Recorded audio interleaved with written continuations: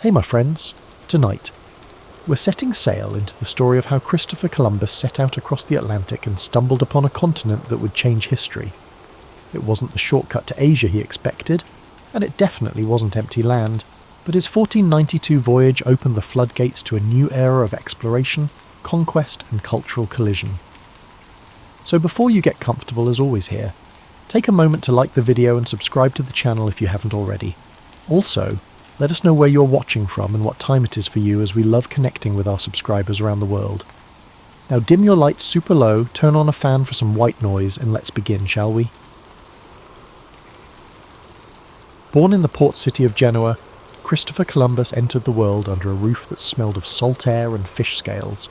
His father, a wool weaver by trade, held lofty aspirations that his son might avoid the repetitive, grinding tasks of carding, spinning and weaving, the bustle of people coming to trade in the harbour, yelling over each other in half a dozen dialects, made an indelible impression on young Christopher.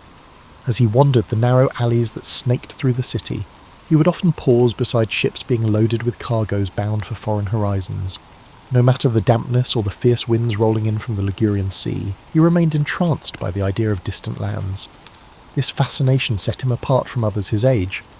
He was far less interested in the local gossip about the new bishop or who would marry into which family. Instead, he chased fleeting rumours about gold-laden shores where people spoke in languages sounding like music. When he was old enough to leave home, Columbus began to sail modestly, short voyages in which he served as a messenger or a humble hand, making sure to note every detail. Once, while aboard a small merchant ship, he encountered a fierce storm that pitched the vessel so violently several men were lost at sea. Yet Columbus persevered, occasionally gripping the rigging and feeling both dread and a certain strange euphoria. He later recalled this episode as the exact moment he realised that fortune favoured risk-takers. The wind stung his face, but he felt alive in a way that overshadowed the fear. At that time, the known world for most Europeans was bracketed by misunderstandings about what lay beyond the horizon. Maps were often imaginative, featuring sea monsters, swirling vortexes, or vast empty spaces labelled terra incognita. Columbus devoured any chart or ragged bit of parchment he could find. In taverns, he listened to old sailors speak of land glimpsed through squalls and thick fog, and not shown on official charts. While some dismissed these tall tales as bar-brawlers' fables, Columbus tucked them away in his mind like precious cargo. He made sure to learn from the best navigational minds available. By day, he subjected himself to the strict discipline of mathematics, angles, distances, how to track the sun and stars. By night, he pored over translations of Ptolemy, or any scraps referencing far-off kingdoms. His curiosity was insatiable, but always tinged with pragmatism.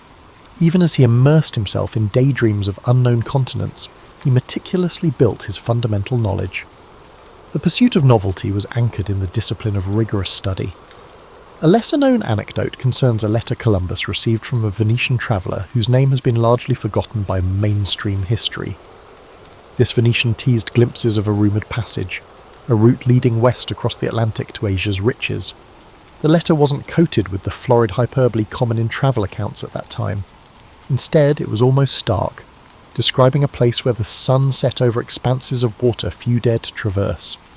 Columbus cherished that letter, convinced it held the kernel of a secret known only to a handful of traders or explorers who lacked the means to follow up on it. The Venetian might never have expected his words to incite one of the most daring voyages of the age. Yet for Columbus, that letter represented a subtle push, a sign that the improbable might be real.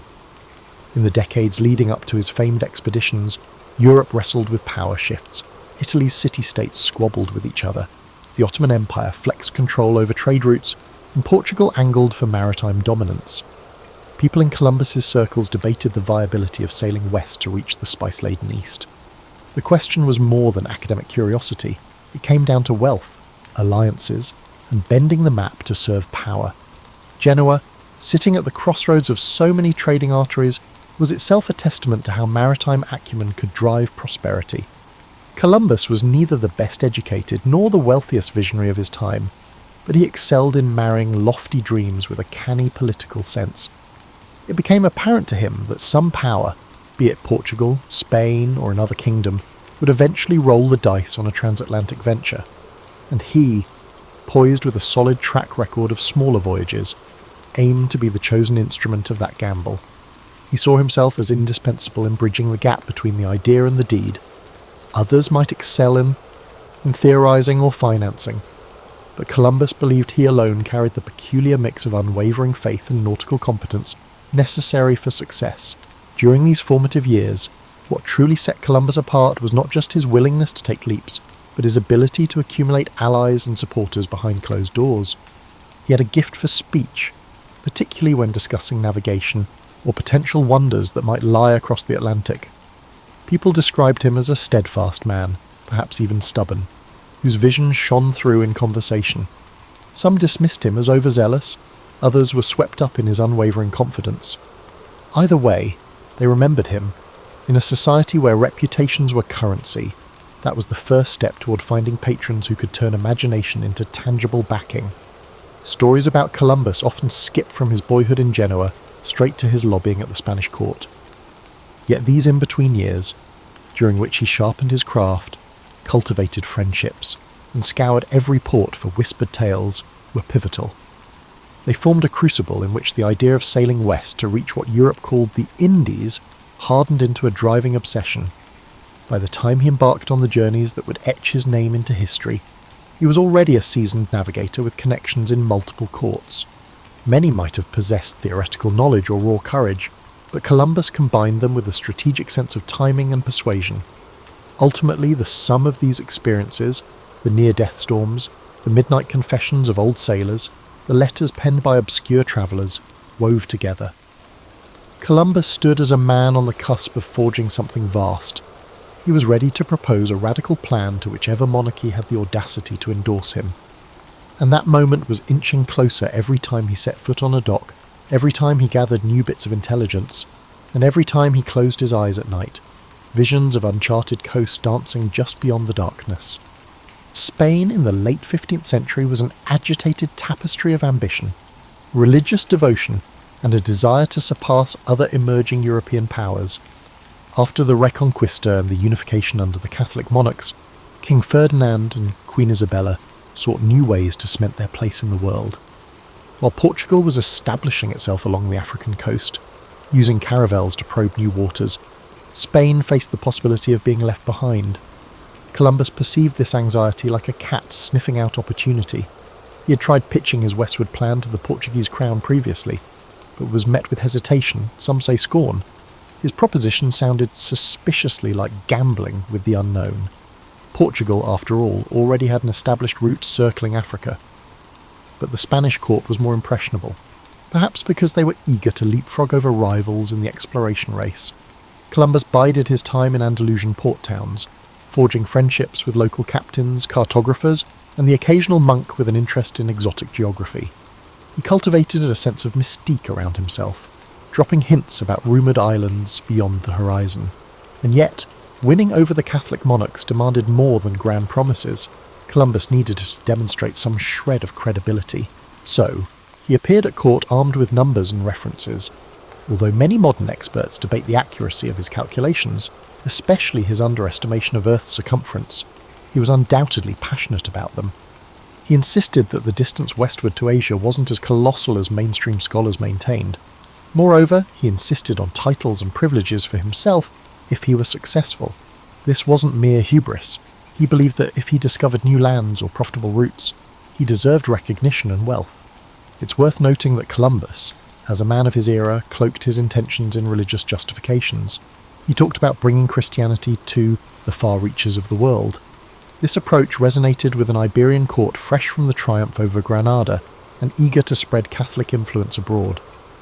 But behind the religious language, there was also a shrewd negotiator who understood that spiritual rhetoric often smoothed the path toward funding. If you could couch your proposed voyage in terms of salvation or the glory of God, you'd find fewer obstacles in the corridors of power. What followed were months, some say years, of haggling. Advisors to the crown debated whether Columbus was an inspired savant or a fool. Traditional geographers scoffed, referencing ancient authorities who argued that the Atlantic was vast, filled with unknown dangers. A few murmured that even if Columbus did find land, it could be an inhospitable wilderness unworthy of the trouble. Columbus, however, radiated a calm sense of certainty. He occasionally flashed a map, though how detailed these charts were remains a mystery. Scholars have speculated for centuries about the source of his unwavering assurance. Some posit hidden documents or secret knowledge gleaned from seafarers who stumbled upon unknown islets. Others assume it was sheer stubbornness, an unshakable conviction that a western sea route must exist. Eventually, the Catholic monarchs took a calculated risk. They granted Columbus the funds for 3 ships, a modest investment from their perspective. The arrangement was that if he found nothing, the loss would be brushed aside by the Spanish treasury, but if he succeeded, Spain would catapult ahead in the scramble for new lands and trading routes. The recollection of Portugal's prosperity from gold and spices weighed heavily on their minds. Nobody wanted to miss out on the next wave of riches. Columbus, exultant with the royal nod, hurried to assemble a crew. People often overlook the question of how Columbus gathered those men. It's true many were from modest backgrounds, with some rumoured to be on the run from the law, hoping to escape their past in the expanse of the ocean. But it wasn't just desperados who signed up. Skilled navigators from Palos, Huelva, and beyond joined, intrigued by the potential for fortune.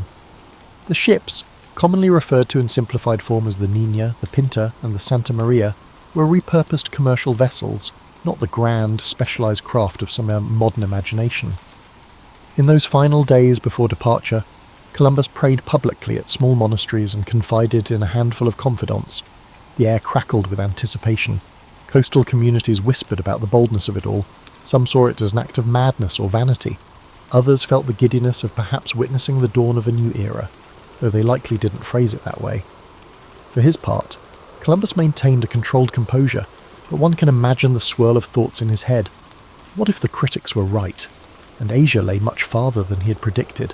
What if the currents were too treacherous, or the men mutinied out of fear? Despite the swirling uncertainty, Columbus pressed on. In the context of the times, caution often yielded smaller gains, while boldness, especially in exploration, could reshape kingdoms and redefine maps. And so, in August of 1492, with the last fleeting gusts of summer wind, he led his ragtag armada out of Palos de la Frontera. Spain's coastline faded behind them under a brilliant sky, and all that remained was the emptiness of the Atlantic. No one aboard those 3 ships fully grasped the magnitude of what they were about to set in motion. Columbus was convinced that on the other side of that endless horizon lay a gateway to Asia. What he actually found would ripple through history in ways neither he nor his patrons could have envisaged. Yet that departure day, so often depicted in simplified paintings, was anything but routine. The tension on deck, the unspoken prayers of the men, the spectre of turning back if storms threatened, it all brewed a potent mix of hope and dread. Columbus, unwavering, stood near the ship's helm, mentally rehearsing his route, likely feeling the weight of his deal with Spain's monarchy on his shoulders. But as a faint breeze pushed them out to open sea, he also might have felt an intoxicating rush of possibility. Sailing into the unknown demanded more than bravado. It demanded an unspoken agreement among the crew that they would trust Columbus's instincts, for better or worse. For weeks, the men heard nothing but the wind snapping the sails and the hull creaking under the pressure of the open sea. Fears of sea monsters and bottomless whirlpools circulated in hushed conversations.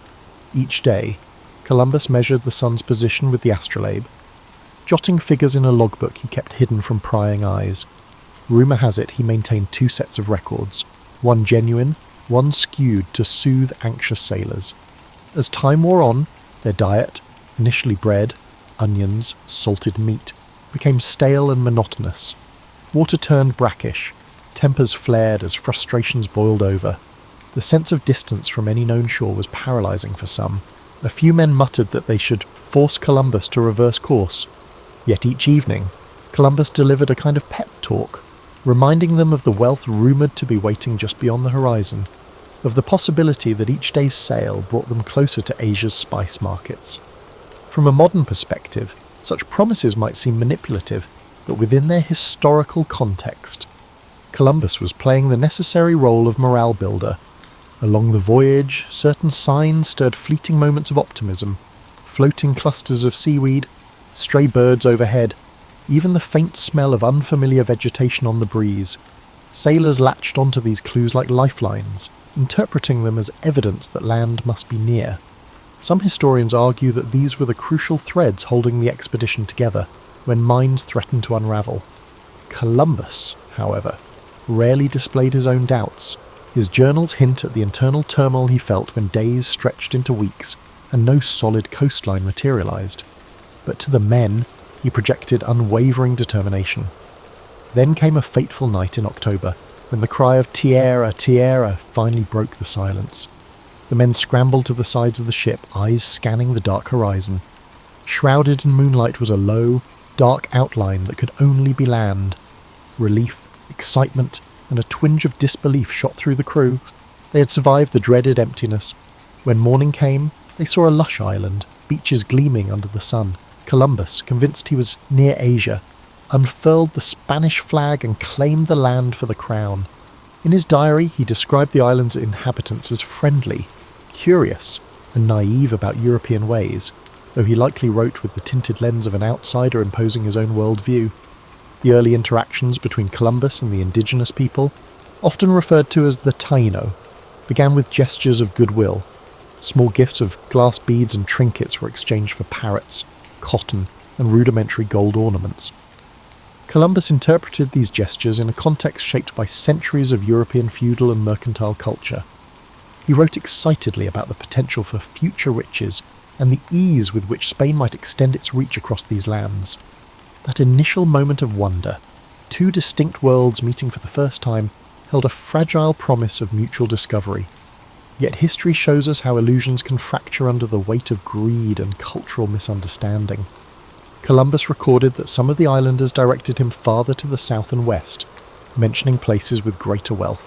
So, he pressed on, navigating among the islands of what we now call the Caribbean. The further he travelled, the more he convinced himself that the Grand Khan's palaces might lie just around the next coastline. He heard stories, interpreted them through his own lens, and wrote letters back to Spain brimming with excitement. However, the land was not the Asia of silks and spices he had imagined. The mistake was largely geographical. The world was far bigger than he had presumed. Unwittingly, Columbus had stumbled upon a separate continent that was new only to Europeans, though not to the millions who already lived there. The seeds of future conflict were sown in these early encounters. The Spanish crown's policy was expansionist, steeped in an ideology of superiority, and Columbus's reports about malleable islanders only fueled the monarch's ambitions. He built a makeshift fort on Hispaniola, leaving some men behind while he returned to Spain with captured islanders as evidence of his discoveries. In modern eyes, that action signals a grim foreshadowing of how the New World's inhabitants would be treated, as curiosities, labour sources, or impediments to colonial aims. But in Columbus's time, such manoeuvres were considered strategic. He wanted to ensure further funding by demonstrating tangible results. Returning with natives, though entirely unethical by contemporary standards, served as proof that he wasn't just spinning tall tales. As he sailed back, Columbus already envisioned subsequent expeditions, likely anticipated wealth, honours, and a permanent place in the aristocracy. He had entered the islands as an emissary of a new empire in the making. Much like a businessman presenting a prototype to investors, he came back with enough evidence to secure additional patronage from Spain. Royal receptions greeted him upon his return, and he responded by describing the islands as paradises brimming with potential for Christian conversion and resource extraction. The tale of first contact is often romanticised, but the reality was more complex and ominous. Suspicion lurked beneath the surface, both from the Spanish who found less gold than rumoured, and from the indigenous peoples who now witnessed the arrival of more foreigners seeking land and labour.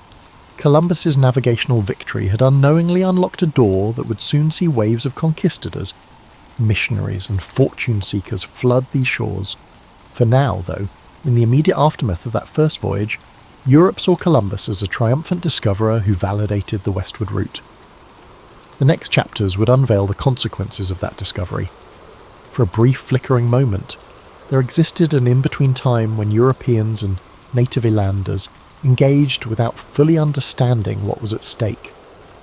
The aura of curiosity pervaded their interactions, but behind the curiosity lay a chasm of cultural difference and the looming possibility of violence.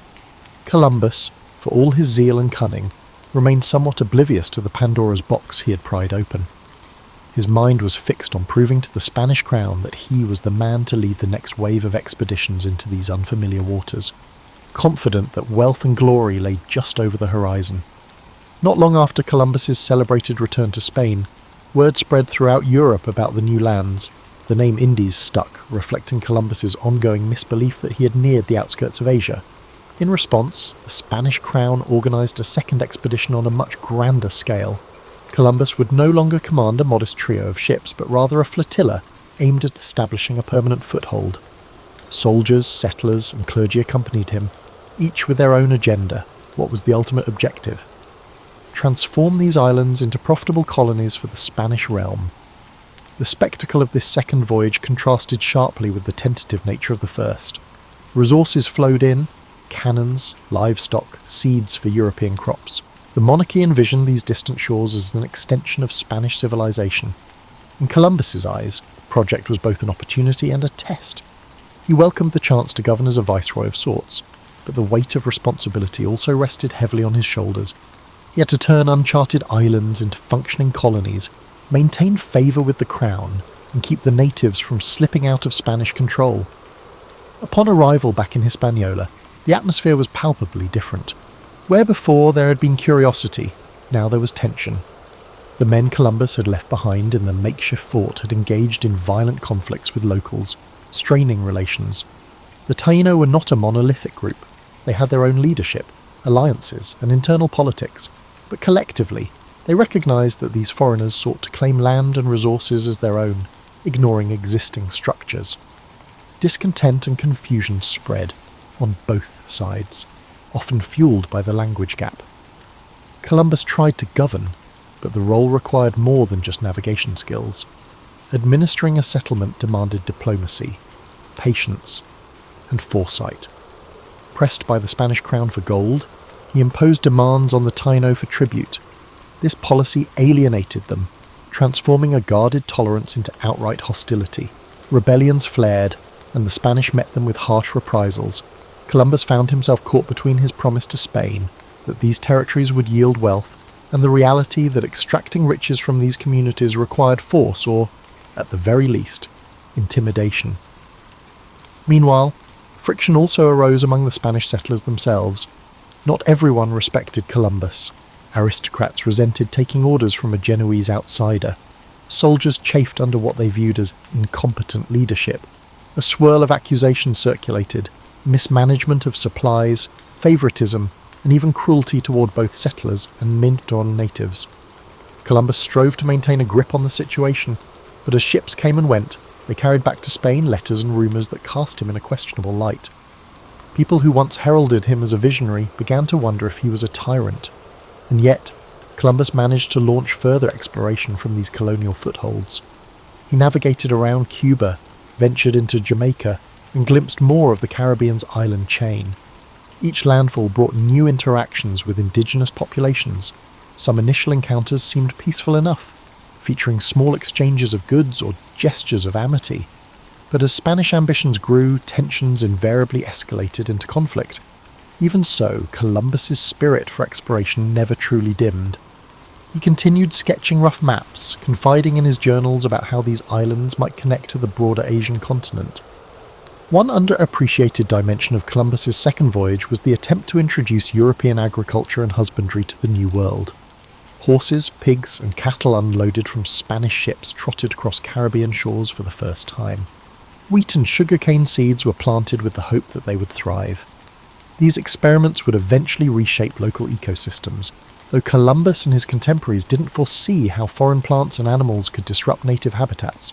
They also didn't foresee the profound demographic collapse that would befall the Taino due to disease, forced labour, and armed confrontation.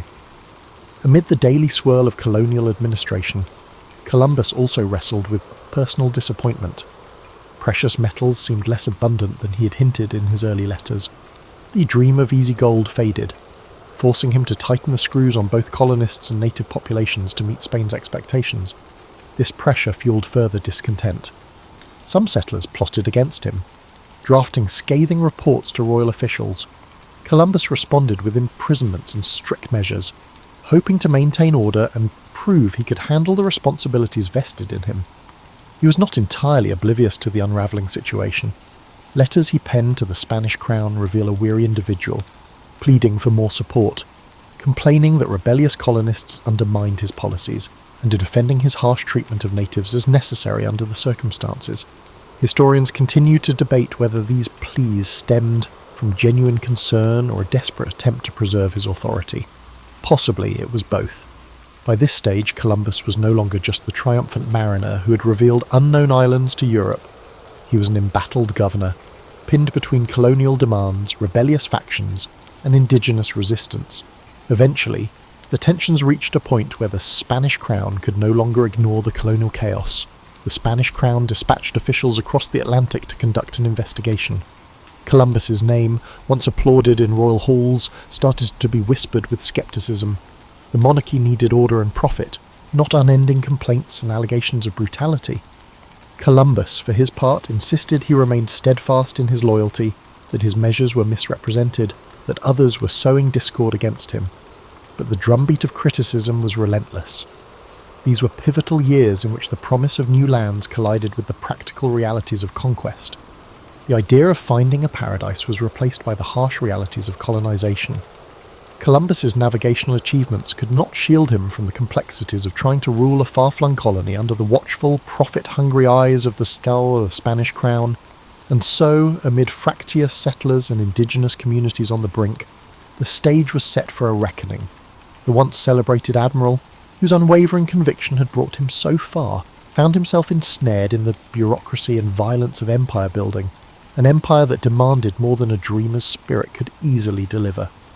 When people talk about Christopher Columbus today, they often reduce him to a single act, that of discovering America. In that narrative, the nuance of his multiple voyages and the complexities of his tenure as a colonial administrator often vanish.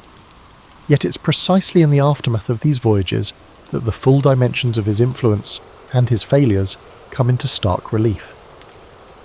As Columbus initiated further journeys, some leading him toward the coasts of Central and South America, he found himself increasingly marginalized by Spanish bureaucracy. This shift manifested most dramatically in the arrival of Francisco de Bobadilla, a royal commissioner tasked with investigating complaints about Columbus's governorship. The new bureaucrat, carrying the weight of royal authority, wasted little time in gathering testimony. Both Spaniards and local islanders recounted episodes of cruelty, nepotism, and questionable decisions. Bobadilla was apparently so appalled that he arrested Columbus and his brothers, sending them back to Spain in chains. Legend has it that Columbus wore his shackles defiantly, even when given the chance to remove them on the ship. He saw them as a symbol of injustice, proof that his loyalty and service were being repaid with humiliation. It was a potent image for someone who once stood triumphant before the same crown that now authorized his imprisonment. The question of guilt remains tangled in historical debate. Some accounts suggest that Columbus, overwhelmed by the labyrinth of colonial politics and the pressure for gold, resorted to extreme measures. Others argue Bobadilla's actions were also politically motivated, using Columbus as a scapegoat to appease the crown's dissatisfaction with the colony's performance. Upon returning to Spain in disgrace, Columbus managed to secure an audience with Queen Isabella. Accounts from the time suggest that he pleaded his case with tears in his eyes, lamenting how he had been treated. The Queen, who once supported him so fervently, was moved enough to release him. However, his authority over the New World territories would never be fully restored. The monarchy recognised his contributions as an explorer, but deemed his administrative methods unacceptable, or at least too fraught with controversy to continue under his leadership. Despite these setbacks, Columbus managed to mount a fourth voyage, albeit with far fewer resources and a more modest mission, to find a passage to the Indian Ocean. He skirted the coasts of Central America, enduring hurricanes, shipwrecks, and near mutinies. This journey carried a distinct sense of desperation.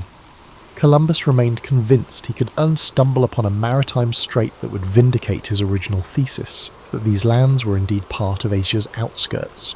He found no such passage, of course, and ended up stranded in Jamaica for a time, relying on the uneasy goodwill of local communities to survive. During that ordeal, Columbus famously exploited his knowledge of an upcoming lunar eclipse to secure provisions from the indigenous people.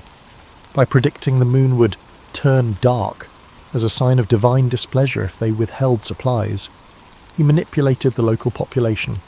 This episode underscores the lengths he would go to maintain authority in precarious circumstances, and it also points to the lopsided power dynamics at play. Even when cut off from Spanish support, Columbus found ways to leverage advanced European knowledge like astronomy for short-term advantage. Eventually he managed to return to Spain in failing health, battered by the years at sea. The illusions that he might still be recognised as the viceroy of a new empire, or that he might uncover the golden cities of Asia, had diminished. Queen Isabella's death in 1504 further eroded his political support. King Ferdinand was far more pragmatic and less inclined to indulge Columbus's petitions for power or wealth.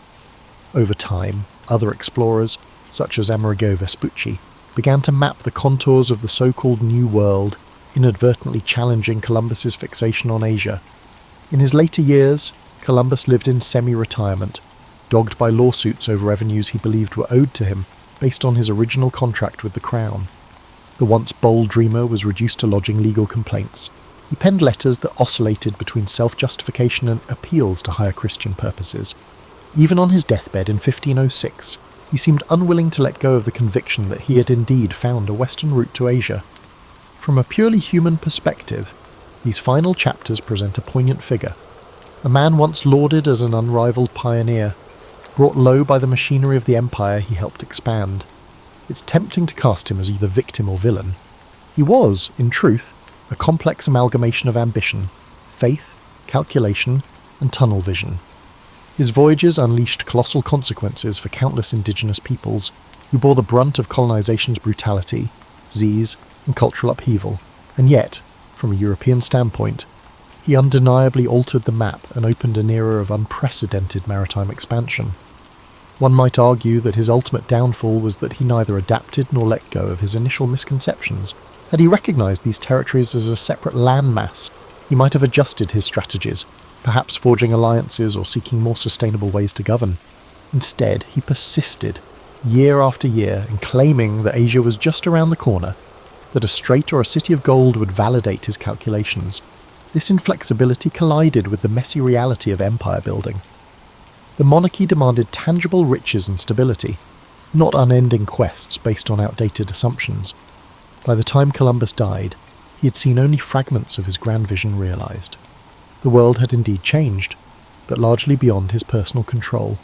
Ships from other European nations would soon arrive, each with their own agendas, as the scramble to exploit the newly unveiled continents gained momentum. Columbus's name would echo through centuries, but his latter days were marked by a troubled sense of having been eclipsed. The shimmering illusions that guided him across unknown waters faded into a legacy far more complicated and far more transformative than even he could have imagined. The ramifications of Columbus's journeys extended far beyond the man himself, unleashing a chain of events that would reshape the globe. With each subsequent ship sailing westward, more European settlers landed on Caribbean shores and, eventually, the mainland. While the Spanish crown extracted gold and silver from mines carved out of the soil, indigenous societies buckled under forced labour and diseases like smallpox, measles and influenza. These illnesses, new to the Western Hemisphere, devastated populations who had no immunity. Communities that had thrived for generations collapsed, their cultural practices disrupted or erased. Within a single generation, the vibrant tapestry of the Taino and other native groups was forever transformed. Some scholars estimate mortality rates well over 70% in certain areas due to epidemics alone. The Spanish approach was typically to establish encomiendas, a system in which settlers were granted control over local communities.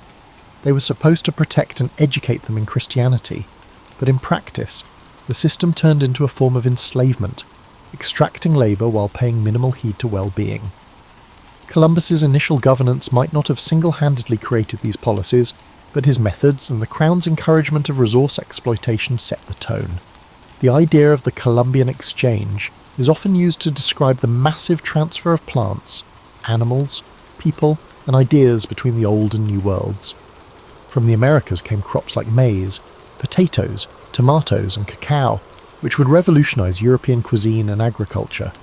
Conversely, Old World animals like horses, cattle, and pigs quickly became fixtures in the Americas, changing landscapes and indigenous livelihoods. This exchange also included the forced migration of African slaves who were brought in to replace decimated local labour forces, grim escalation that Columbus may never have directly orchestrated, but that followed from the colonial blueprint he helped lay out. In a broader sense, Columbus's voyages sparked the European imagination. Portugal, England, France, and the Netherlands soon launched their own missions across the Atlantic. Driven by rumours of riches and unconquered lands, competing claims ignited conflicts over territory, opening a new age of imperial rivalry. The lines on maps were redrawn countless times, each iteration leaving a trail of treaties, wars, and boundary disputes. And so, the impetus that began with Columbus's belief in a westward path to Asia spiralled into a global upheaval that reached far beyond the Caribbean.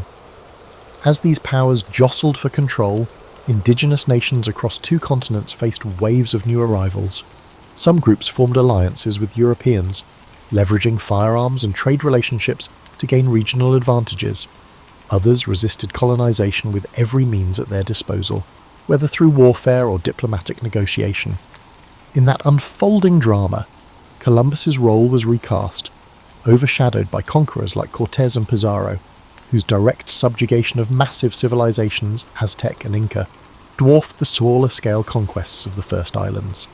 Yet the initial spark, the template for claiming land under royal charters, traced back to Columbus's insistence that these lands belonged to Spain. Over the centuries, his reputation waxed and waned. In Spain, he was intermittently lionized as a national hero, though he was Italian-born. In the emerging United States, Columbus was mythologized as an emblem of pioneering spirit, particularly during the 19th century, when a young nation sought founding myths disconnected from British colonial rule. Monuments sprouted in his name. Poets and chroniclers polished away the unseemly details, painting him as a visionary chosen by fate. But as the modern era approached, historians began to piece together the darker facets, the enslavement of native peoples, the ruthless tactics to extract tribute, and the catastrophic demographic collapse that accompanied European arrival. Within academic circles, Columbus's identity has been dissected with increasing rigour. Was he a brilliant, if flawed, mariner caught in the unstoppable tide of empire? A cunning opportunist who used royal favour to pursue his quest for personal glory? Or a tragic figure who stumbled into a continent he never understood, living long enough to see his illusion crumble? The man's diaries, the letters he exchanged with monarchs, and the records of those who travelled with him reveal contradictions and complexities that defy easy categorization. Social movements in the late 20th and early 21st centuries further heightened scrutiny. Protesters targeted Columbus Day celebrations, calling attention to the brutal legacy of colonization for indigenous peoples. Statues were defaced, public debates raged, and local governments declared alternative holidays like Indigenous Peoples Day. The conversation shifted from glorifying Columbus's navigational triumphs to examining the price others paid for his endeavours. Some people clung to the older narrative, seeing him as an icon of exploration and progress, while others demanded a more candid acknowledgement of the suffering woven into his story. In many ways, Columbus embodies the paradox of exploration, a thirst for new knowledge and wealth, coupled with the violent imposition of power over those encountered. Modern sentiments often try to reduce historical figures to moral absolutes, hero or villain, but people, and particularly those who lived centuries ago, exist in moral shades shaped by the context of their times. Columbus was no exception. He followed the traditions of his society: exploitation, religious zeal, hierarchical rule, while also forging new paths that irrevocably altered the world's trajectory. Reflecting on this, one sees that the significance of Columbus's voyages cannot be understated. Regardless of how one judges his personal character, entire continents were thrust into a new era of connectivity and strife. Commodities, pathogens, and cultural practices mingled in a transoceanic dance, with consequences that continue to unfold. That global transformation can be traced to this determined navigator who, despite incorrect assumptions and an inflexible mindset, was the catalyst for an epical shift. History, for all its tumult and tragedy, hinged on that moment he and his crew sighted land in 1492. With the benefit of hindsight, we might picture Columbus standing at a symbolic crossroads, holding the map of his flawed calculations in one hand and a fervent sense of destiny in the other. To some, he remains an adventurer who proved the feasibility of crossing the Atlantic, bridging worlds that for thousands of years had developed independently. To others, he represents the darkest impulses of colonial ambition, unleashing oppression and subjugation on societies that neither desired nor invited his arrival. Through the prism of 5 centuries, perhaps both views hold merit, intertwined in the complexities of historical momentum. In contemporary times, the story of Columbus resonates differently depending on cultural, educational, and national perspectives. For those whose ancestors hailed from Europe, his voyages might be hailed as the dawn of a new chapter in global affairs, an invitation to expand horizons and share in cultural exchanges. For the descendants of indigenous peoples, it can symbolise the devastating onset of invasion and loss of sovereignty. And for countless African families, Columbus's breakthroughs in navigation would pave the way for a transatlantic slave trade, forcibly uprooting millions from their homelands to labour in plantations across the Americas. If we peel away the mythic layers, we find a man both guided and blinded by the convictions of his era. Columbus believed in a cosmology that insisted Earth's size was smaller than many experts claimed. He also adhered to the conviction that Christianity had a mission to spread to every corner of the globe, by force if persuasion failed. Even as a young boy, haunted by the brine-scented air of Genoa's docks, he likely never pictured how far-reaching the consequences of his ambitions would be. If anything, his early dream was to find a direct route to Asia's wealth, not to become the instigator of a massive reordering of human societies. His navigational prowess remains undeniable. Crossing the Atlantic in those small vessels demanded skill, courage, and an uncanny ability to rally terrified crews. He navigated with rudimentary tools under harsh conditions, forging routes that would later become standard passages for ships of exploration, trade, and conquest. Indeed, the staying power of his story rests partly on the maritime accomplishment itself, proving that a transoceanic crossing could be repeated and systematized. Yet the same willpower that made him persist in the face of skepticism also fueled his unwillingness to abandon his original assertion that he was in Asia. This insistence might appear almost comical, given our modern knowledge, but in his time... And just like that, we have come to the conclusion of our story about how Christopher Columbus founded America and what his life was like. If your mind is still racing, you're familiar with the routine. We have a lot more content for you to choose from if this didn't work, old and new suited for your needs. It's time for me to finish off this tea I was sipping, and read some chapters in my book by this magnificent fireplace. So sleep well, my friends, and as always, good night. Margaret Holloway had always prided herself on being the sort of person who read instruction manuals.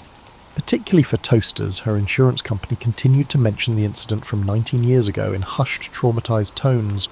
So when she inherited her great-aunt Millicent's peculiar collection of antiques, including what appeared to be a medieval astrolabe made of suspiciously modern materials, she naturally assumed there would be documentation. There wasn't. What there was, tucked behind the device like a guilty afterthought, was a post-it note reading, "Don't touch the blue bits when Mercury is in retrograde. M." Margaret, who possessed both a master's degree in library science and a healthy scepticism toward astrological nonsense, promptly touched the blue bits. It was Tuesday morning. She had already dealt with 3 passive-aggressive emails from her supervisor, and Mercury could frankly retrograde itself into the sun for all she cared. The astrolabe hummed. This was Margaret's first indication that perhaps Great-Aunt Millicent had been more eccentric than previously documented. The second indication was the way her kitchen began folding itself inside out like origami designed by a mathematician having an existential crisis. "Oh, bollocks," and Margaret had said, which were destined to be the last words spoken in her ranch-style home in suburban Ohio for approximately 700 years. The world transformed into a pretzel, infused with cosmic salt, and offered itself to the universe, accompanied by temporal displacement. Margaret found herself lying face down in what smelled suspiciously like a combination of horses, unwashed humans, and regret. When she lifted her head, she discovered she was wearing a brown woolen dress that itched in places she didn't know could itch, and her sensible flats had been replaced by leather things that appeared to have been crafted by someone who had only heard footwear described second-hand. Around her, a medieval village conducted its morning business with the sort of casual chaos that suggested this was perfectly normal Tuesday behaviour. A man chased a pig while shouting what Margaret assumed were medieval profanities. A woman emptied a chamber pot from a second-story window with the practised aim of someone who had clearly done this before. Children played in the dirt with sticks, apparently finding the activity the height of entertainment. Margaret sat up slowly, her librarian instincts immediately cataloguing the historical inconsistencies. The architecture was wrong for any specific period she could identify. The clothing was a mixture of styles spanning roughly 3 centuries. Was the man over there wearing what appeared to be a digital watch? "Is this your first time?" asked a voice behind her. Margaret turned to find a woman in her 50s, wearing robes that managed to look both authentically medieval and suspiciously well-tailored. Her smile was knowing, and her teeth were far too straight for someone living in the pre-dental era. "May I ask for your pardon?" Margaret asked. Then immediately regretted it. In her experience, begging anyone's pardon in an unfamiliar situation typically led to complications. "Time travel," the woman clarified, as if the solution were obvious. "You've got that look. You've recently realised that physics is more of a suggestion than a law. I'm Sister Agatha, formerly Dr. Agnes Whitmore, of the Cambridge Medieval History Department. And you're clearly not from around here, temporally speaking." Margaret stared. "This is impossible." "Oh, honey," Sister Agatha laughed, a sound that carried distinct notes of hysteria carefully controlled through years of practice. "Impossible was last Tuesday. This is just inconvenient. Come on, let's get you oriented before the anachronism police show up." "The what now?" But Sister Agatha was already walking away, her robe swishing with the authority of someone who had learned to navigate both medieval politics and university bureaucracy. Margaret scrambled to follow, her new shoes making sounds like frustrated cats on the cobblestones. As they walked through the village, Margaret noticed more inconsistencies. A blacksmith hammered what looked suspiciously like a smartphone case. A merchant sold authentic medieval remedies from bottles that clearly bore modern safety seals. And everywhere people moved with the particular sort of resigned efficiency that Margaret recognised from her office environment. "Right," Sister Agatha said, stopping outside what appeared to be a tavern with a sign reading, "The Temporal Refugee." "Here's the situation. Welcome to Kronos Commons, the accidental dumping ground for temporal tourists, displaced individuals, and the generally temporally confused. We've got Romans, Victorians, a perplexed gentleman from 1623 who keeps asking about the location of the nearest Starbucks, and last week we acquired a flapper from the 20s who has already revolutionised our cocktail menu." Margaret felt a familiar sensation that she usually associated with faculty meetings, the gradual realisation that she was trapped in something that made no sense but would somehow become her responsibility. "How do I get home?" she asked. Sister Agatha's smile took on the sort of kindness typically reserved for delivering catastrophic news. "Well, that's the question, isn't it? Some people figure it out, others don't. But the good news is, we've developed quite a nice little community here. We've got running water, thanks to a Roman engineer, decent food courtesy of a Victorian chef, and surprisingly progressive social policies implemented by a group of suffragettes who arrived last spring." Margaret looked around at the village with new eyes. It wasn't medieval at all, she realised. It was something entirely new, a place where time had hiccuped, collected its mistakes, and decided to make the best of things. "How long have you been here?" she asked. 5 years is a subjective time. It could be 5 minutes or 5 decades in the real world. Time's a bit wobbly here. Sister Agatha shrugged. "But I've got to say, the research opportunities are unparalleled. Where else can you get primary source material from actual primary sources?" Margaret felt herself beginning to panic, which was unfortunate because panic had never been particularly useful in her experience. "But I have a job, I have a mortgage, I have a cat." "Had," Sister Agatha corrected gently. Past tense is crucial when you're dealing with temporal displacement, but look on the bright side. No more mortgage payments. The Temporal Refugee turned out to be precisely what it sounded like. A tavern for people who had accidentally fallen through the cracks in time and were making the best of it with varying degrees of success. The proprietor was a cheerful woman named Gladys, who claimed to be from 1943 and had arrived during the Blitz expecting to find an air raid shelter. Instead, she'd found herself the accidental mayor of history's most confused municipality.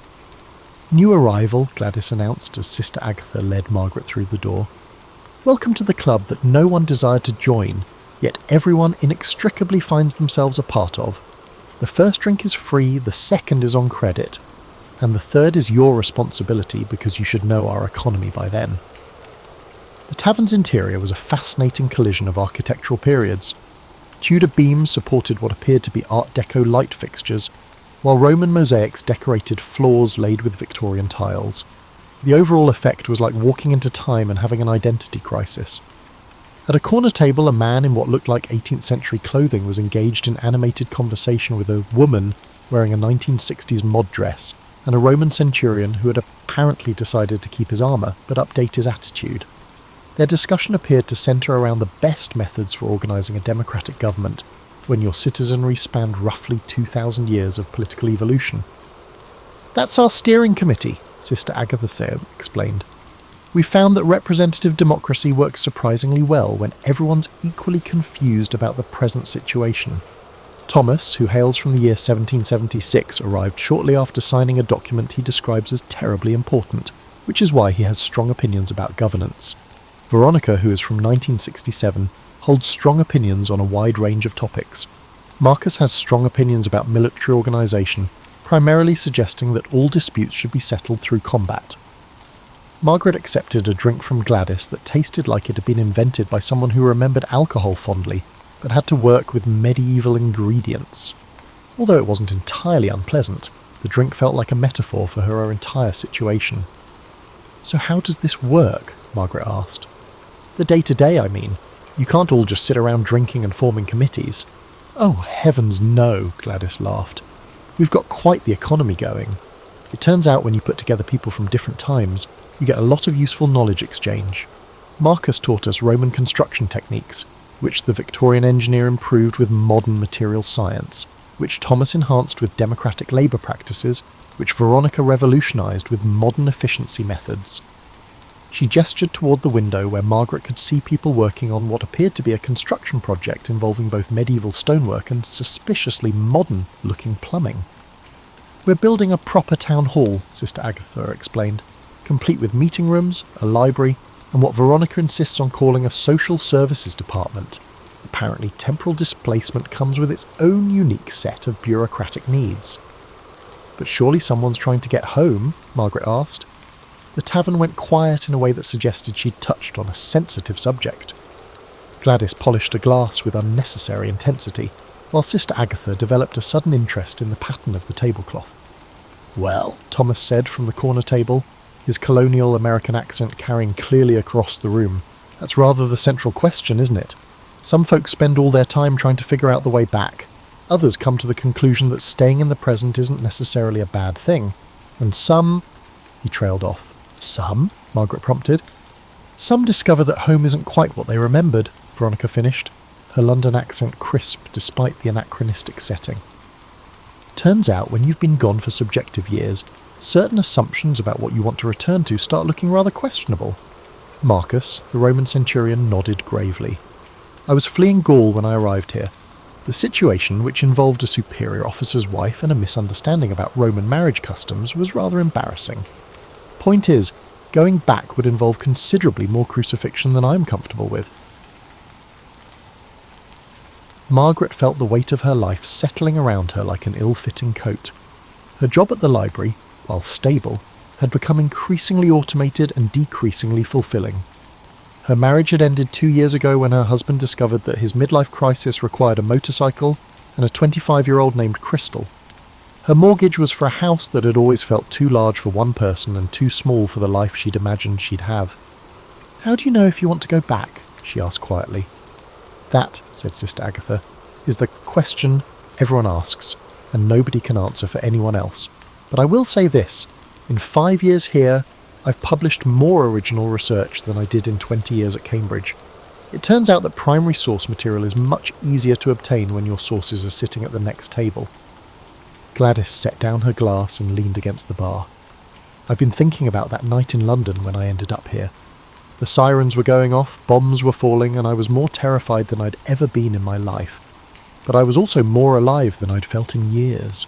3 years had passed since my husband's death. My children had grown and left, and I was merely existing. You need me here. I'm building something." "But don't you miss it?" Margaret asked. "Your real life?" "This is my real life," Gladys said simply. "The other one was just what happened before I started living." The tavern door abruptly opened, suggesting either extreme urgency or poor door maintenance. A young man stumbled in wearing clothes that looked like a confused merger between medieval peasant wear and what Margaret was beginning to recognise as the standard-issue temporal refugee uniform. "Emergency committee meeting," he announced breathlessly. "We've got anachronism police incoming, and they're asking about unauthorised timeline modifications." The tavern erupted into organised chaos. Thomas immediately began drafting what he called emergency protocols for democratic crisis management.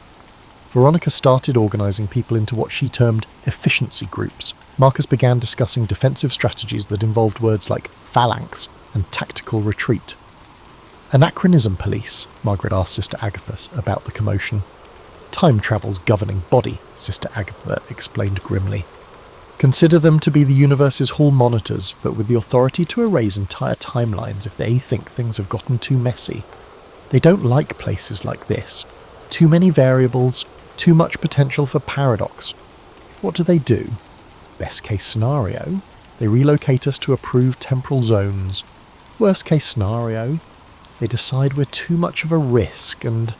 Sister Agatha made a gesture that could be interpreted as either poof or obliteration. Margaret felt that familiar librarian instinct kicking in, the one that appeared whenever someone threatened to reorganise her carefully maintained systems without consulting her first. It was the same feeling she got when patrons tried to return books to the wrong shelves, or when her supervisor suggested improving efficiency through methods that would clearly make everything worse. "Right," she said, surprising herself with her decisiveness. "What actions are necessary?" The emergency committee meeting took place in what Gladys optimistically called the community centre, which was actually the tavern with the tables pushed together and everyone trying to look official, although half of them were drinking ale at 10 in the morning.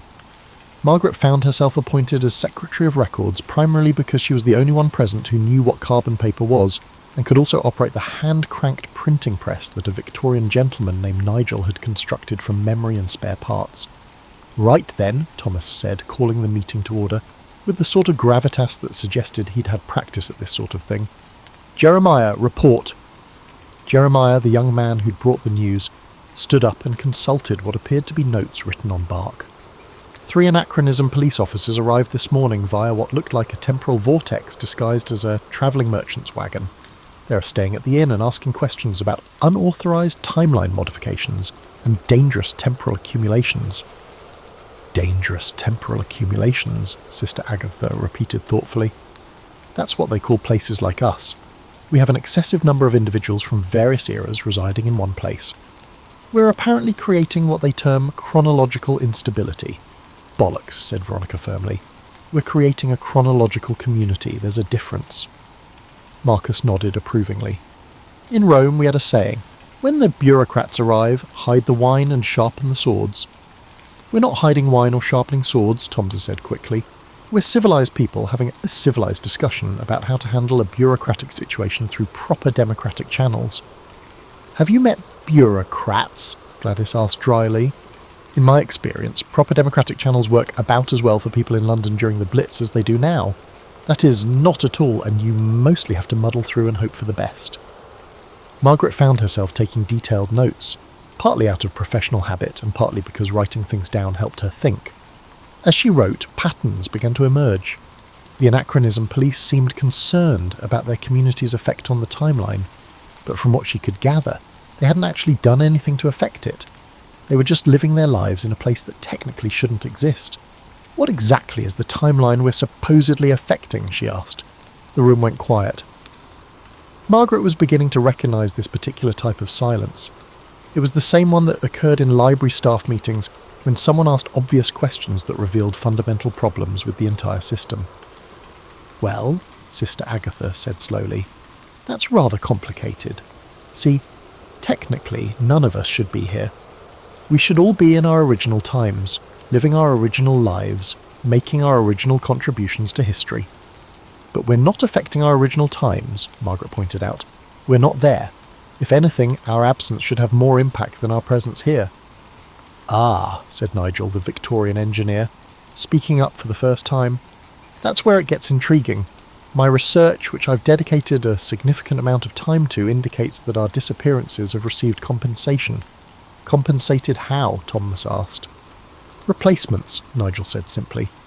"The timeline has generated substitute versions of us to fill the gaps we left behind. My wife believes I died in a factory accident.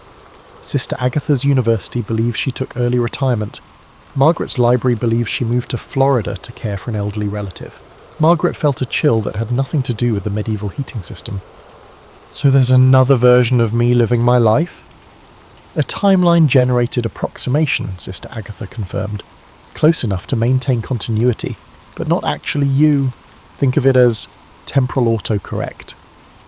"That's deeply unsettling," Margaret said. "Welcome to time travel," Gladys said cheerfully. "Nothing about it makes sense, and the more you think about it, the more you realise that sense was always overrated anyway." The meeting continued for another hour, with various committee members proposing solutions that ranged from diplomatic negotiation, Thomas, to strategic misdirection, Veronica, to trial by combat, Marcus predictably. Margaret found herself thinking about the other version of herself living in her house, doing her job, and presumably feeding her cat. Was that version of her fulfilled? Was she living the life Margaret had been too afraid to lead? "I propose," she said, interrupting a discussion about the proper protocol for addressing temporal law enforcement, "that we find out what the anachronism police actually want before we decide how to respond to them." "Revolutionary thinking," Veronica said approvingly. "Gather intelligence before forming strategy. I like her." "It's called reconnaissance," Marcus added. "Basic military procedure." "It's called common sense," Gladys said. "But I suppose that's revolutionary enough in most situations." Thomas nodded thoughtfully. "Margaret raises an excellent point. We've been assuming they want to shut us down or relocate us, but perhaps their concerns are more specific. Jeremiah, what exactly were they asking about?" Jeremiah consulted his bark notes again. They wanted to know about unauthorized historical documentation, anachronistic technological development, and unsanctioned temporal education programs. Margaret felt her librarian instincts tingling. Those are very specific concerns, not general timeline protection, specific activities. "Sister Agatha's been writing papers about medieval life based on direct observation," Nigel said slowly. "I've been developing hybrid technologies using knowledge from multiple times, and we've all been sharing knowledge across historical boundaries." "We've been learning from each other," Margaret said, "and apparently that's what they're worried about." The room fell silent again, but this time it was the thoughtful silence of people realising they were in more trouble than they'd initially understood, but also possibly more right than they'd dared to hope. "So," Thomas said finally, "we're not just temporal refugees, we're temporal revolutionaries." "Accidental temporal revolutionaries," or Sister Agatha corrected. "The best kind," Veronica said with satisfaction. "Nobody expects the accidental revolutionaries." Margaret looked around the room at her fellow temporal misfits and felt something she hadn't experienced in years. The sense that she was precisely where she was supposed to be, doing exactly what she was supposed to do. She appeared to be tasked with challenging the fundamental principles of temporal law enforcement by radically establishing a functional community. "Right then," she said, surprising herself again with her decisiveness. "Let's go talk to these anachronism police and find out exactly what kind of revolution we're accidentally leading." Based on her experience with various forms of bureaucratic authority, Margaret expected the anachronism police to be polite, efficient, and firmly convinced that their approach was the only logical one. They had taken up residence in the village's only inn, which was run by a cheerful woman from the 14th century who had adapted to her unusual clientele by developing what she called a flexible approach to customer service. The three officers were sitting in the inn's common room when Margaret's diplomatic delegation arrived. Thomas had insisted on formal protocols, Veronica had insisted on strategic positioning, and Marcus had insisted on bringing weapons, ceremonial purposes only, he'd assured them, while checking the edge on his gladius. Margaret had insisted on bringing tea service because, in her experience, any difficult conversation went better with proper refreshments. The lead officer was a woman who introduced herself as Inspector Kronos, which Margaret suspected was either an assumed name or evidence that the Anachronism Police had a department devoted entirely to ironic nomenclature. She was wearing what appeared to be a uniform designed by someone who had been told to create timeless professional attire and had interpreted the term as a boring grey suit that could plausibly exist in any century. "Thank you for meeting with us," Inspector Kronos said as Margaret arranged the tea service on the inn's largest table. "We appreciate your cooperation in this matter."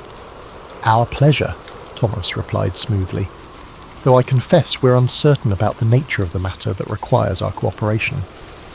Inspector Kronos consulted a tablet that definitely hadn't existed in any time period Margaret could identify. "You're aware that this settlement exists in violation of several temporal accords?" "We weren't aware there were temporal accords," Sister Agatha said mildly. "Perhaps you could enlighten us?" Margaret poured tea while listening to Inspector Kronos explain the complex legal framework that apparently governed time travel. According to the temporal accords, unauthorized time travel was prohibited, temporal settlements were forbidden, and cross-temporal knowledge sharing was considered a Class 3 chronological offence punishable by timeline rehabilitation. "Timeline rehabilitation sounds ominous," Veronica observed. "It's a humane process," Inspector Kronos assured her. "We simply relocate individuals to appropriate temporal zones where they can live productive lives without disrupting historical continuity." "Separate us, you mean," Margaret said, offering the sugar cubes. "Send us back to our original times, whether we want to go or not." "The personal preferences of temporally displaced persons are secondary to the stability of the timeline," Inspector Kronos replied, accepting her tea with the sort of politeness that suggested she'd been trained in diplomatic protocols but found them tedious.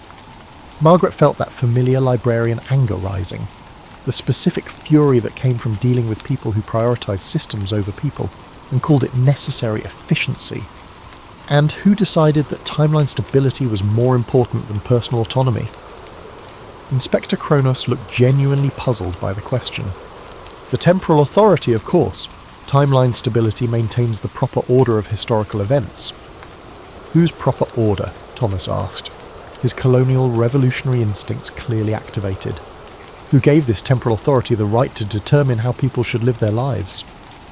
"The authority derives from temporal law, which exists to prevent paradoxes and maintain historical accuracy," Inspector Kronos explained patiently, as if speaking to children who couldn't understand basic concepts. "Historical accuracy according to whom?" Sister Agatha asked.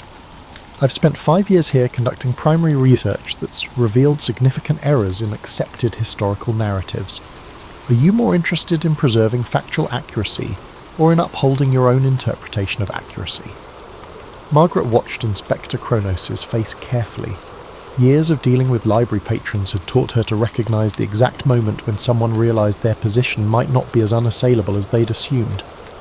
Inspector Kronos was having that moment right now. "Your research is part of the problem," one of the other officers said, speaking for the first time. "You're creating unauthorised historical documentation that could alter scholarly understanding of past events." "You mean it could improve scholarly understanding," Margaret said sweetly, refilling his teacup. "Isn't that what research is supposed to do?" "Not when it disrupts established historical consensus," the officer replied. "Established historical consensus has been wrong before," Veronica pointed out. "I should know. I lived through the 60s, and the established historical consensus about that decade is almost entirely bollocks." Margaret could see that this conversation was heading toward the sort of philosophical impasse that typically resulted in either violence or very long meetings. In her experience, violence was messier, but often more efficient than meetings. However, both typically ended with someone feeling aggrieved and nothing actually resolved. "Inspector Kronos," she said, interrupting what appeared to be the beginning of a lecture about the importance of historical stability. "May I ask you a personal question?" Inspector Kronos looked wary. "I suppose. When did you last have a vacation?" The question clearly wasn't what Inspector Kronos had expected. That's not relevant to this investigation." "Humour me," Margaret said, employing the same tone she used with particularly stubborn library patrons. "When did you last take time off from work?" "Temporal authority agents don't take vacations," Inspector Kronos said stiffly. "We have important work to do." "Everyone needs time off," Margaret said gently. "Otherwise work becomes the only thing that gives life meaning, and that's not healthy for anyone. Trust me, I speak from experience." She gestured around the inn's common room. where the afternoon light was streaming through windows that had been designed by someone from the 18th century, built by someone from ancient Rome, and decorated by someone from the 1960s. The result was chaotic, but somehow harmonious, like a visual representation of their entire community. "This place works," she said. "We have people from a dozen different times living together, sharing knowledge, building something new. We're not disrupting the timeline. We're creating something the timeline never had before. Something beautiful." "Unauthorized beauty is still unauthorized," Inspector Kronos said, but her voice lacked conviction. "According to the temporal accords, yes," Margaret agreed. "But have you considered that the temporal accords might be wrong?" The silence that followed was different from the previous uncomfortable silences. This silence was the result of someone who had blindly followed the rules for years, suddenly forced to question their logic.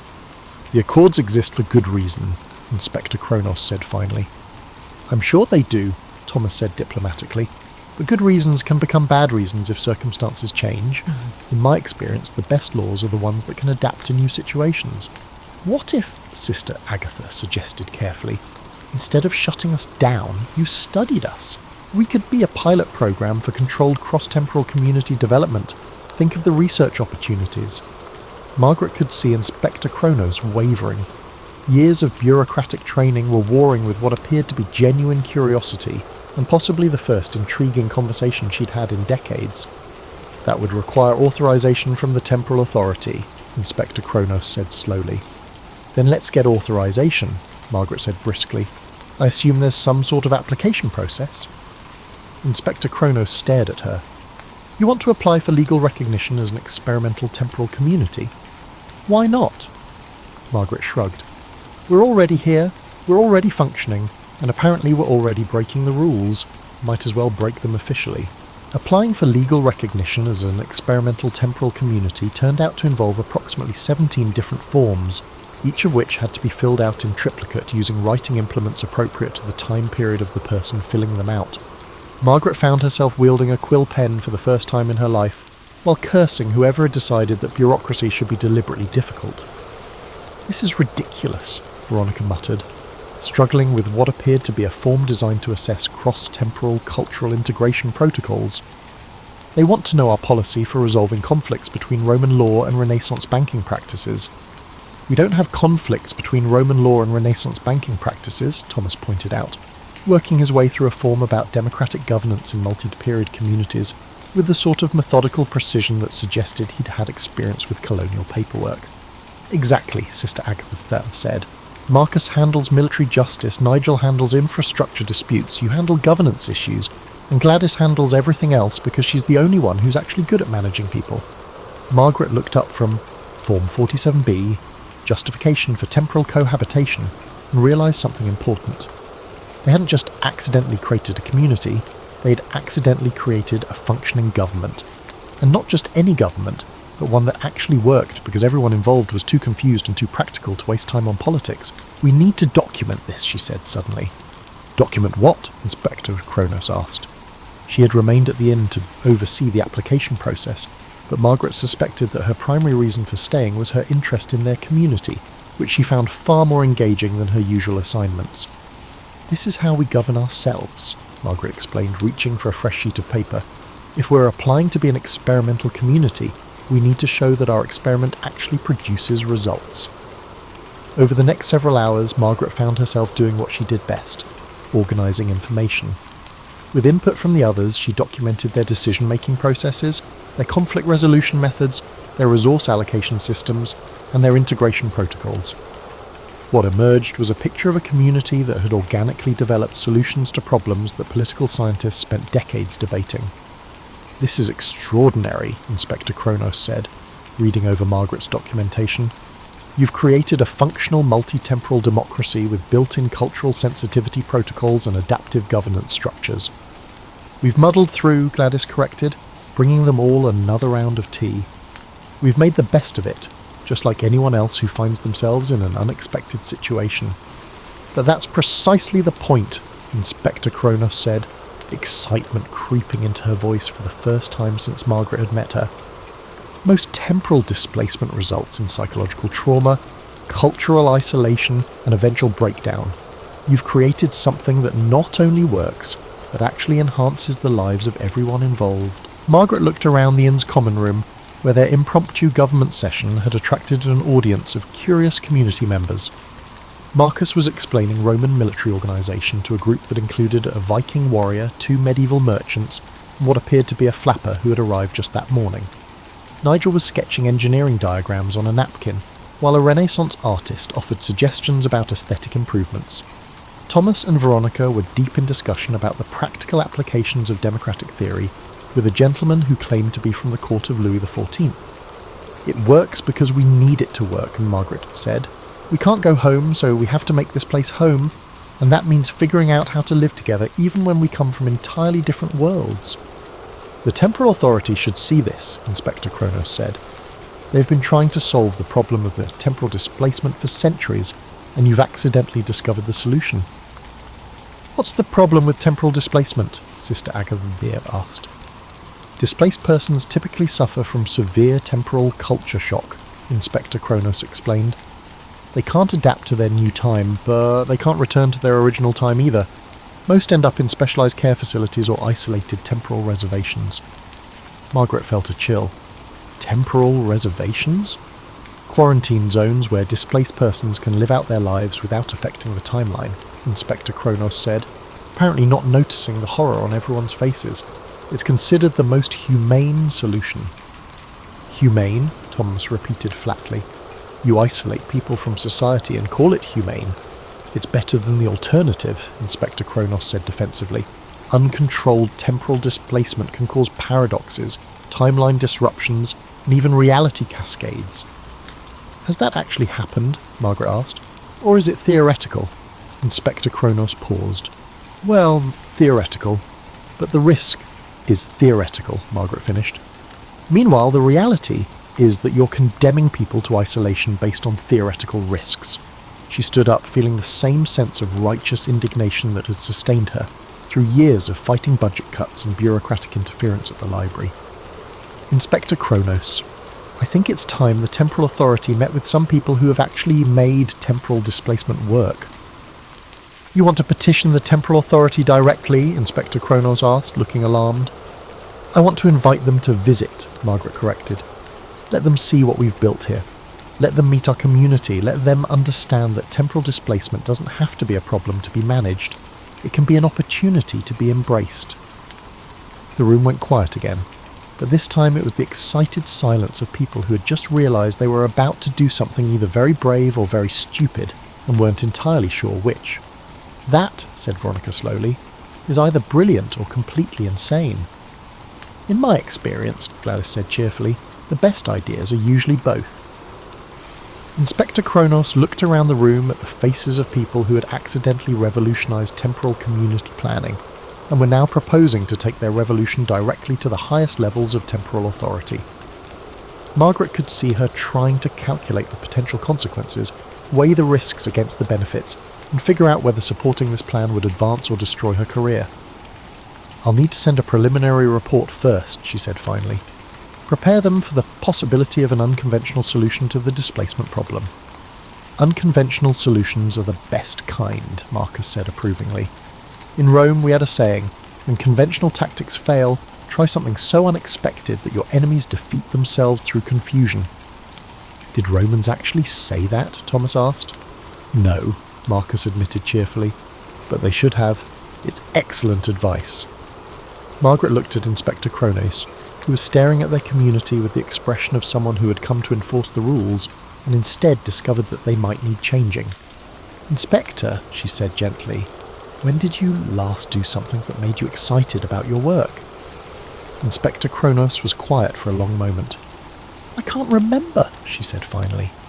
"Then maybe it's time to try something new," Margaret suggested. "Maybe it's time to help us show the temporal authority that some problems are actually opportunities in disguise." The temporal authority's response to Inspector Kronos' preliminary report arrived 3 days later in the form of what appeared to be a medieval messenger who rode a horse that moved slightly too smoothly and cast no shadow. The message itself was written on parchment that looked authentic but felt like high-quality printer paper, and the ink had the peculiar property of remaining wet until someone read it, at which point it dried instantly.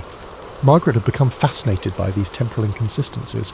Everything about the temporal authority seemed designed to look period appropriate while functioning with modern efficiency, as if they couldn't decide whether they wanted to blend in with history or transcend it entirely. "They're sending a delegation," Inspector Kronos announced, reading the message aloud to the assembled community. "Senior Inspector Paradox, Inspector Causality, and Director Temporal will arrive tomorrow to assess the viability of Kronos Commons as an experimental temporal community." "Director Temporal?" Sister Agatha asked. "That's either a critical person or someone with a deeply unfortunate name." "Both, probably," Veronica said. "In my experience, the most important bureaucrats always have the most ridiculous titles." Margaret felt the familiar flutter of anxiety that preceded any important inspection, whether it was library auditors, health department officials, or, apparently, temporal law enforcement. But underneath the anxiety was something else. Excitement. For the first time in years, she was part of something that mattered, something worth fighting for. "Right then," she said, standing up with the sort of decisiveness that surprised everyone, including herself. "We have one day to prepare for the most important visitors this community has ever received. I suggest we show them exactly what we've accomplished here." The next 24 hours passed in a blur of organised chaos that would have made any event planner weep with either admiration or despair. Gladys organised a feast that showcased culinary techniques from 12 different times. Nigel provided the entire village with a comprehensive overview of infrastructure improvements, highlighting the innovations that emerged from the fusion of Roman engineering, Victorian precision, and modern material science. Thomas prepared a presentation on their governance structure that managed to be both academically rigorous and practically applicable. Margaret found herself coordinating the entire effort, which felt remarkably similar to organising the library's annual fundraising gala, except with more times involved and significantly higher stakes. She discovered that her years of managing library events had prepared her surprisingly well for managing temporal diplomacy. The delegation arrived precisely at noon, stepping out of what appeared to be a travelling merchant's wagon that definitely hadn't been there moments before. Director Temporal turned out to be a woman who looked like she could have been anywhere between 30 and 300 years old, wearing robes that managed to suggest both medieval authority and modern professionalism. Senior Inspector Paradox was a tall man with the sort of precisely groomed appearance that suggested he took temporal regulations very seriously indeed. Inspector Causality was younger, with the eager expression of someone who had recently been promoted and was determined to prove worthy of the position. "Welcome to Kronos Commons," Margaret said, stepping forward with the sort of confidence usually reserved for dealing with particularly difficult library board members. "We're honoured by your visit." Director Temporal looked around the village square, where the community had assembled to greet their visitors. Her expression was carefully neutral, but Margaret caught her pausing to study the architectural innovations, the way people from different times were naturally interacting, and the general atmosphere of purposeful activity. Inspector Kronos has submitted a preliminary report suggesting that this community represents a viable alternative to traditional temporal displacement protocols, Director Temporal said. "We're here to assess the accuracy of that assessment." "We'd be delighted to show you around," Thomas said, stepping forward with colonial diplomatic charm. "Perhaps we could begin with our governance centre." What followed was the most unusual tour Margaret had ever participated in. They showed the delegation their democratic decision-making processes, their conflict resolution methods, their resource allocation system, and their integration protocols. At each stop, community members demonstrated not just how their systems worked, but why they worked. The key insight, Sister Agatha explained as they stood in what had become their informal research centre, is that temporal displacement doesn't have to mean cultural isolation. When you put people from different times together, they don't just adapt to each other, they enhance each other. She gestured to a wall covered with research notes, engineering diagrams, artistic collaborations, and what appeared to be a detailed analysis of democratic theory, written in 4 different languages by authors from 4 different centuries. "We're not just preserving historical knowledge," she continued. "We're creating new knowledge by combining historical perspectives in ways that have never been possible before." Inspector Causality was taking in emailed notes, while Senior Inspector Paradox maintained an expression of professional scepticism. Director Temporal, however, was studying the research wall with the sort of intense focus that suggested she was seeing something she hadn't expected. "This is unprecedented," she said finally. Cross-temporal knowledge synthesis on this scale. The implications are extraordinary. The implications are what we live with every day, Gladys said cheerfully, appearing with a tray of refreshments that somehow managed to appeal to taste preferences from across the centuries. Turns out when you stop worrying about the implications and start focusing on the practicalities, most problems solve themselves. The tour continued through the afternoon, with the delegation observing everything from Marcus's conflict resolution sessions, which involved more shouting than Margaret was comfortable with but seemed to work, to Nigel's engineering workshops, which had produced innovations that probably shouldn't have been possible with available materials. However, Margaret was aware that the evening feast would determine the success or failure of their argument. As the community gathered around tables that had been built by combining Roman construction techniques with Victorian craftsmanship and modern ergonomic principles, she watched the delegation observe something that couldn't be documented or measured: the simple fact that their community was genuinely happy. "I have a question," Director Temporal said as the meal wound down. "What happens when someone wants to leave?" The question lingered in the air, akin to an uncomfortable truth that everyone had been evading. Margaret felt her stomach clench because this was the one aspect of their community they hadn't fully addressed. "Well," Thomas said slowly, "that's rather complicated. We haven't actually figured out how to leave, even if someone wanted to." "But would you?" Inspector Causiletti asked. "Want to leave, I mean? If you could." Margaret looked around the table at faces that had become more familiar to her than her family. These people had become her colleagues, her friends, her chosen community in a way that her old life had never provided. "I think," she said carefully, "that's the wrong question. The right question is, would we want to go back to the lives we were living before we came here?" "And the answer to that question?" Director Temporal asked. Margaret smiled. "Ask me tomorrow." The temporal authority's decision came in the form of an official proclamation that somehow managed to be both bureaucratically precise and genuinely revolutionary.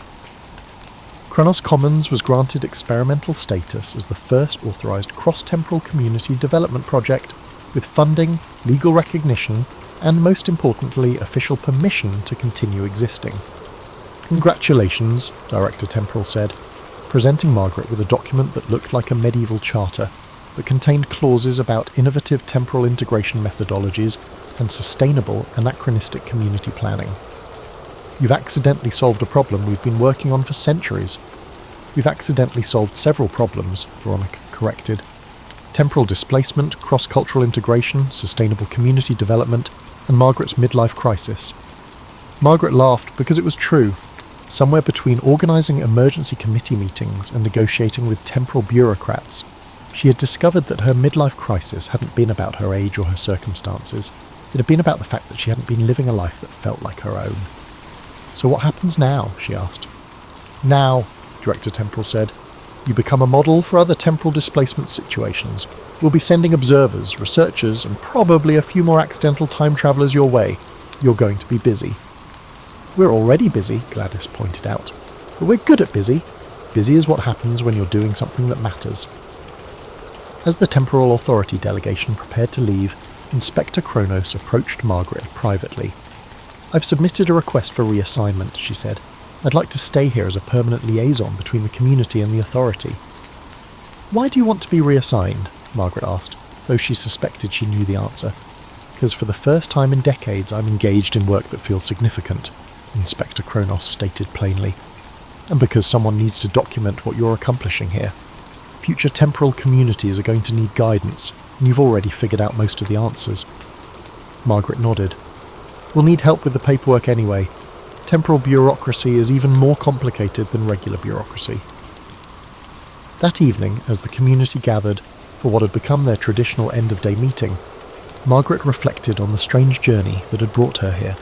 6 months ago she had been living a life that felt too small, too predictable, and too much like settling for less than she deserved. Now she was helping to pioneer a new form of human community that existed outside normal time and space. "Any regrets?" Sister Agatha asked, settling into the chair beside her. Margaret considered the question seriously. Did she miss her old life? Did she miss her house, her job, her routine? Or did she miss the person she had been when those things had felt like enough? "I miss my cat," she said finally. "Cats are adaptable. If he could see me now, he'd probably approve. He always thought I was capable of more than I believed." Cats are excellent judges of character, Thomas agreed. They see potential that humans often miss. Speaking of potential, Veronica said, what do we want to be when we grow up? Now that we're officially experimental, we get to decide what we're experimenting with. The question sparked the sort of enthusiastic discussion that Margaret had learned to associate with her new community. Ideas flew around the room like butterflies, establishing a university for cross-temporal studies, developing sustainable technologies that combine knowledge from multiple time periods, creating artistic collaborations that had never been possible before, and writing the definitive guides to temporal community planning. We could change how people think about time itself, Nigel suggested. Demonstrate that past, present and future aren't separate things. They're different perspectives on the same human experience. We could revolutionise historical research, Sister Agatha added. Imagine what we could learn if historians could actually talk to the people they study. We could perfect democracy, or, Thomas said with the enthusiasm of someone who had spent centuries thinking about political theory. Test different approaches with people who have lived under different systems. We could just keep being ourselves and see what happens, Gladys said pragmatically. In my experience, the best revolutions are the ones that happen naturally, because people are living the lives they want to live. Margaret listened to the conversation swirl around her and felt something she had never experienced before, complete certainty that she was precisely where she belonged, doing exactly what she was meant to do, with exactly the people she was meant to do it with. I have a proposal, she said, and the room quieted to listen. What if we stop defining ourselves and just become who we want to be? We're not just a temporal community or an experimental project or an accidental revolution. We're people who found each other across time and space and decided to build something beautiful together. That, said Marcus approvingly, is the sort of proposal that wins wars. Are we at war? Inspector Causality asked, looking alarmed. We're at war with the idea that people have to accept the lives they're given instead of creating the lives they want, Margaret said. We're at war with the notion that different is dangerous instead of wonderful. The belief that the future must mirror the past, simply because it's the norm, is what we're fighting against. Revolutionary wars are the best kind, Veronica said with satisfaction, especially when you win them by accident. As the meeting wound down and people began drifting back to their homes that had been built by combining architectural knowledge from across the centuries, decorated with art created through cross-temporal collaboration, and filled with the sort of contentment that came from living in a community where everyone belonged, Margaret stepped outside to look up at stars that had witnessed all of human history. Tomorrow would bring new challenges, new visitors, and new opportunities to prove that their accidental experiment in temporal community building could work on a larger scale. There would be more paperwork, more bureaucracy, and more negotiations with authorities who still weren't entirely convinced that rules were meant to be broken. But tonight, Margaret was simply a woman who had accidentally time-travelled into the best life she'd never imagined living, surrounded by friends she had never expected to make, working on projects that mattered in ways she was still discovering. She thought about the other version of herself, living in her old house, working at her old job, probably wondering why life felt so unsatisfying. Margaret had been awaiting approval to pursue her desired life. This Margaret had learned that sometimes the best thing you can do is stop waiting for permission and start creating the life you deserve. The stars looked exactly the same as they had in her time, which somehow made everything else feel possible. Time was more flexible than anyone had imagined, community was more important than anyone had realised, and revolution could happen accidentally, when people simply decided to treat each other with kindness and respect across the barriers that were supposed to divide them. Margaret smiled and went inside to help Gladys plan tomorrow's menu, because even accidental revolutionaries had to eat, and someone needed to coordinate the logistics of changing the world one shared meal at a time. After all, she was still a librarian at heart, and librarians understood that the most important revolutions were the ones that happened quietly, one person at a time, through the simple act of helping people find exactly what they were looking for, even when they hadn't known they were looking for it.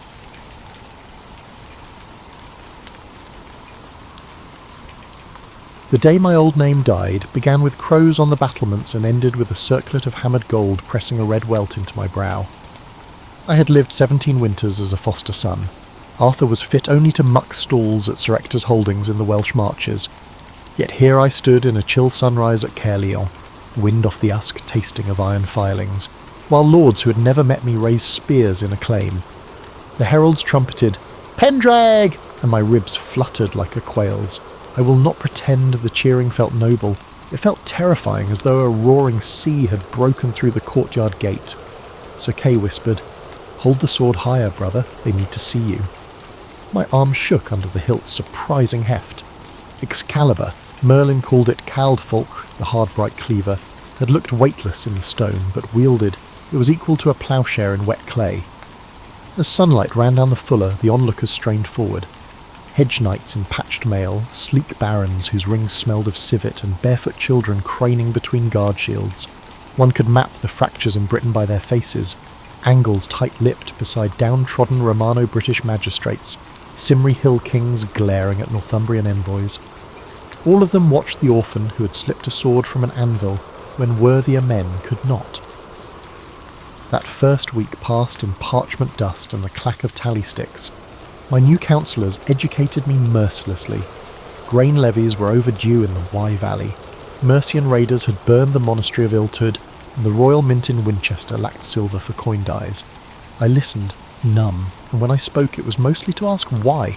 Why did a salt tax vary between counties? Why did we tithe fish to Rome when Rome was ashes? Each reason produced new corridors of ignorance for me to explore in secret. Night brought no truce. Merlin, maddeningly serene, met me in the candlelit library of the old Roman basilica. He smelled of peat smoke and elderflower wine.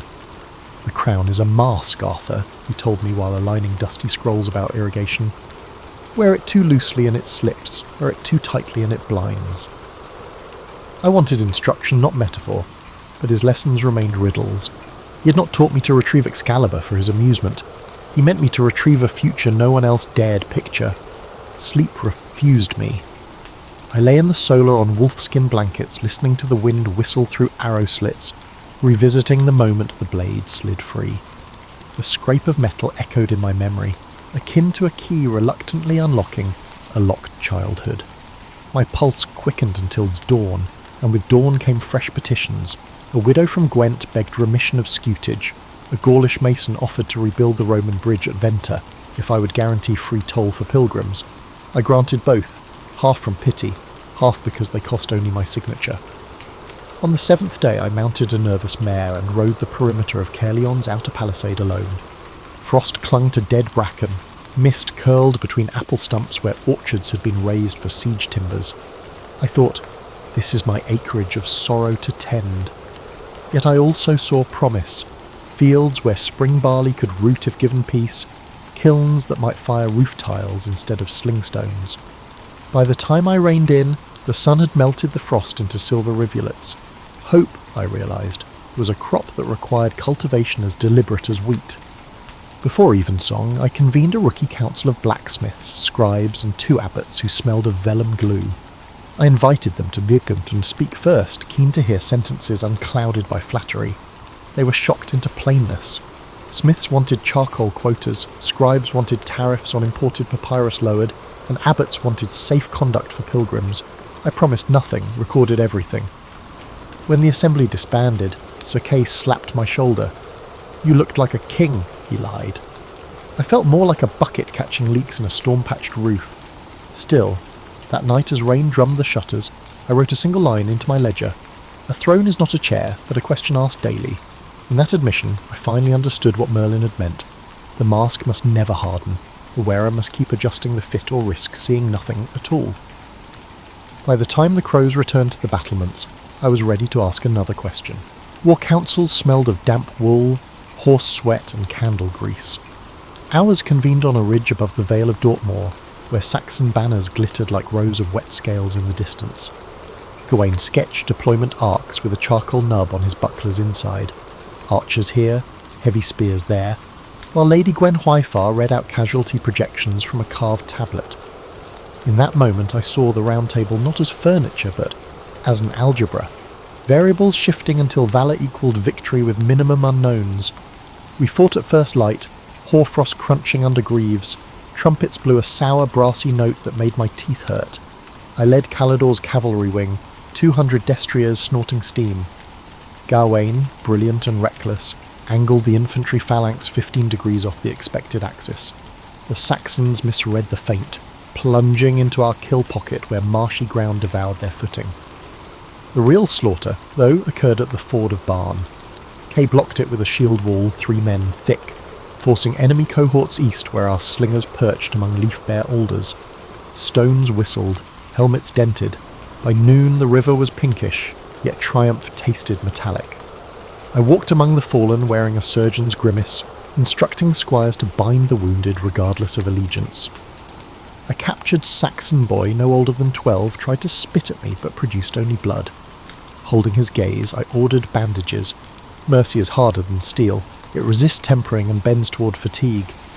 My captain muttered I was naive. I reminded them that a terrorized enemy often regroups in the dark while a respected one hesitates before recrossing the border. Afterward, we quartered in a half-ruined Roman amphitheatre nearby. The curved seating became crude barracks. Rain filtered through collapsed vaults, pooling in the arena where gladiators once bled under imperial applause. I addressed the fighters from the old emperor's box. What we win in fear we lose in seasons to come. Rule by respect, and we plant hedges no sword can shear. Some nodded, some scoffed, but the words lodged like seeds. The campaign dragged into winter. We learned to move on frozen ground, sledging supplies on ox-drawn travois. My gauntlets cracked from the cold. The smell of pine pitch replaced blossom in my memory. On Solstice Eve, snow swirling like ghost feathers, I found Merlin alone by a ruined milestone reciting a fragment of Virgil about husbandry. Even empires, he murmured, begin as fences to keep goats from eating winter wheat. I laughed despite fatigue. He never preached, he implied. By spring peace chatter reached us from Saxon envoys. I drafted terms on scraped sheepskin, a boundary set at the limestone ridge, hostages exchanged but treated as honoured guests, and intermarriage encouraged to weld bloodlines. Gawain bristled, wanting a punitive march. Gwen Hwyfar, ever pragmatic, pointed out we lacked surplus grain to feed conquered households. The council split until I invoked the fording scene, how our mercy had softened Saxon resolve. Reluctantly they consented. Signing the treaty took place in a smoky timber hall north of the new border. Both sides brought bards to witness. I clasped forearms with Eldred, a war-cautious alderman whose beard reeked of mead. He muttered, "Your sword could have drunk deeper." I replied, "But your grandchildren will sip cider in orchards we did not burn." His belly laugh rattled roof beams. Alliances sometimes germinate in unexpected soil. In the months after, the Vale of Dortmore greened under truce. I requisitioned stonemasons to repair weirs, reopened Roman causeways and established a bilingual toll house where erstwhile enemies haggled over salt weight using standardised counterstones. Commerce often clinches what diplomacy initiates. Seeing Saxon traders bow to Cymry clerks over tariff receipts thrilled me as much as any martial cheer. Privately I wrestled nightmares, blood-slick reeds, dying boys with accents I barely understood, and my crown dipped in gore. Gwen Hwyfar found me pacing ramparts and urged prayer. I preferred ledgers. I tallied war costs, lost ploughshares, orphan stipends, and forced the numbers to speak. They said moderation was cheaper than triumph. They never lied. One damp morning, while Oliver the quartermaster complained about dwindling pitch reserves, a courier arrived bearing a wreath of river reeds from Ildred, to the king who waters peace. I pinned it in the council chamber above our campaign map. Some mocked the rustic token, others touched it like a relic. For me, it represented both a reminder that swords end battles and a recognition that agreements end wars. Thus, my second year of kingship closed not with the coronation feast, but with an accounting ledger and a wreath made by a former foe. I slept soundly that night for the first time since lifting the blade. Camelot was never marble. It was coarse sandstone sweating lichen, scaffolds creaking like old knees. Yet visitors entering its magnificent hall felt something rare, a geometry of fellowship. Round tables, contrary to gossip, are terrible for hierarchy and perfect for candour. My smiths forged a 30-seat monster from oak and riveted iron bands. It smelled of resin and rain on the day we slid it into place. The crack it made across the flagstones felt like a knell tolling for privilege. Within a month, debates at that board ranged from maritime tariffs to whether owls could predict frost. Sir Bedivere cited Alder Ring thickness charts. Dame Rhiannon cross-checked shipping dockets from Cornish ports. Laughter flared, daggers flashed into tabletops for emphasis, but each voice found equal purchase. I learned to moderate like a choirmaster, coaxing melody from an opinion. Court politics, I discovered, is less duel than duet. Themes offered, harmonies tested, discord resolved or embraced as counterpoint. Social experiments, however, breed social consequences. My barons grumbled that Franklin farmers now supped alongside them during harvest councils. One sneered that peasants stank of manure. I replied sweetly, "So does the earth we all depend upon." The retort earned silent respect and silent enemies. Soon, anonymous leaflets with still tacky ink accused me of hobnobbing with swineherds while I neglected noble bloodlines. I left the pamphlets tacked to gateposts. Nothing defangs slander like daylight. Domestic alliances formed in subtler currents.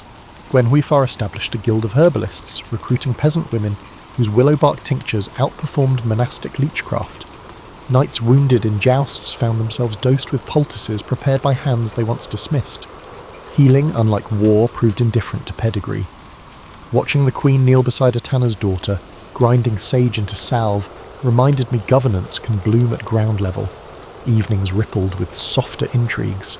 Minstrels sang Breton lays, jugglers tossed iron apples, Lancelot, bright as dawn on new steel, led sparring exhibitions that drew appreciative gasps. My admiration for him was a delicate balance. I felt pride in having a fierce comrade, but also unease at the way Gwen Huifar's eyes shone like moonlight when Lancelot bowed. I told myself trust is stronger than jealousy. My heart argued otherwise in sleepless whispers. I commissioned a scriptorium, hiring Greek copyists formerly marooned in Exeter by piracy. They illuminated legal codices with celadon inks, rendering statutes almost luminous. Literacy rates crept upward, as stewards demanded to read decrees rather than memorise them. When a reeve from Devon petitioned for the right to cite code in a land dispute and won, the cheers in the hall outshone any tournament roar. Words became both weapons and shields, and every child who learned to etch letters into wax inherited a small amount of power. Religion, that restless fox, prowled our henhouse. Rome's emissaries urged higher tithes. Druids insisted the spring equinox remain a feast day. My compromise, dual calendars, The offerings did not fully satisfy either sect, but they helped to prevent riots. Unity, I learned, is not homogeneity. It is the artful overlap of dissimilar circles. Merlin called it interlaced sovereignty, like Celtic knotwork where strands meet, part, and meet again without severing. Still, friction sparked. When a knight struck a serf for stepping on his cloak, I hauled the offender before the round table and fined him triple the annual grain tribute he collected. Outrage roared among old families. Peasants toasted in cider lofts. Justice, though blind, is rarely silent. Between crises I sought quiet with Gwen Huifar in the orchard courtyard, where our first apple crop dangled. She confessed fear, of plague, invasion, and her childlessness. I confessed fear of a kingdom buoyed by my charisma rather than structural strength. Charisma dies, she said. So do kings. We resolved to embed redundancies. Delegate treasury to 3 co-stewards, rotate militia captains quarterly, and copy archive scrolls in triplicate. We decided to govern by scaffolding, not by personality. One amber dusk, troubadours rehearsed a ballad calling me Rex Quondam, Rex Futurus, the once and future king. The phrase sent a cold shiver along my spine. Legends petrify living men into symbols. Symbols risk shattering under inquiry. I walked out before they could finish, and spent the night in the smithy helping sharpen scythes for harvest volunteers. Sparks bit my sleeves, iron rang in my bones. Real kingship, I reminded myself, smelled not of incense but of hot metal and tough questions. As autumn fog muffled Camelot, I watched ravens pinwheel over parapets. Their calls sounded like quarrels from a distance, like counsel at close range. I listened for patterns, hoping that amidst the cause and counsel squabbles, I could still discern the rhythm of the realm, chaotic, diverse and vibrant. Love, when braided with rulership, frays at stress points. I learned the truth the night Gwen Huifar failed to return from Vespers. Lantern in hand, I combed the cloisters until dawn, finding only footprints and stone-cold beeswax. She reappeared at sunrise, cloak damp, claiming prayer had carried her beyond time. I believed her until a squire whispered of Lancelot's horse seen tethered near the aqueduct ruins. Jealousy can outpace any charger. That morning I presided over petitions with iron politeness, but parchment edges shredded under my grip. Rumours possess a multifaceted nature. A spilled cup in the refectory became proof of an adulterous pact. A misfiled stable roster mutated into clandestine rendezvous. I addressed none directly, hoping discretion might starve speculation. Instead, it fattened.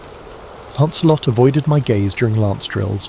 Gwenhwyfar busied herself in the herb garden, eyes rimmed red. Merlin, sensing fracture, suggested a pilgrimage to St. Albans for conjugal renewal. I nearly laughed. Miracles of the sacred spring would not mend brittle trust. War interrupted scandal. Pictish raids harried our northern garrisons, forcing a muster at Hadrian's broken wall. In frigid drizzle I marched alongside Lancelot, sharing campfire silence as men sharpened seax blades. On the eve of engagement, he finally spoke. "My loyalty is yours," he whispered, his voice as raw as peat smoke. I wished he had said affection or even desire, words that might name the shadow between us. Instead, loyalty, that slippery coin, rolled into darkness. Battle against the Picts proved brutal but brief. Their skirmishers scattered after our heavy horse flanked them through misty birch copses. The victory did not alleviate my emotions. On return I found Gwenhwyfar pale and fevered. She had miscarried, a secret child I'd never known she carried. Grief welded us strangely. We wept together beneath quilts while rain scratched the shutters like quills scripting tragedy. Suspicion for a while drowned beneath shared loss. Court, however, has no patience for the private mourning. Accusers soon hissed that the lost babe bore not Pendragon blood but Lancelot's. In fury I convened a closed tribunal, Gawain, Morgan and Dame Rhiannon as adjudicators. Evidence proved vaporous, testimony coloured by envy. The panel dismissed charges, yet acquittal cannot erase insinuation. Lancelot requested leave for solitary penance. Gwenhwyfar prayed daily in the chapel's darkest niche. A hairline crack in the kingdom's foundation spread like frost under paint. Politics sensed weakness. Mordred, my nephew fostered at court, began cultivating malcontents, dispossessed barons and debt-burdened merchants. His rhetoric skewered my egalitarian reforms. Arthur feeds peasants but starves chivalry. Listening from behind a tapestry, I recognised hunger in his tone, not for justice but for my throne. Betrayal by blood weighed heavier than adultery's rumour. Yet I hesitated. Public reprimand might martyr him. I sought Merlin's counsel at midnight under a sky brazed by aurora. He traced constellations in the frost on the parapet. "A king must prune to save the orchard," he said, "but not all blossoms you sever are weeds." His riddles, once charming, now exhausted me. I snapped, speak plainly." He touched my shoulder, weightless, pitying. "Find the true root," he answered, "or rot will claim trunk and fruit alike."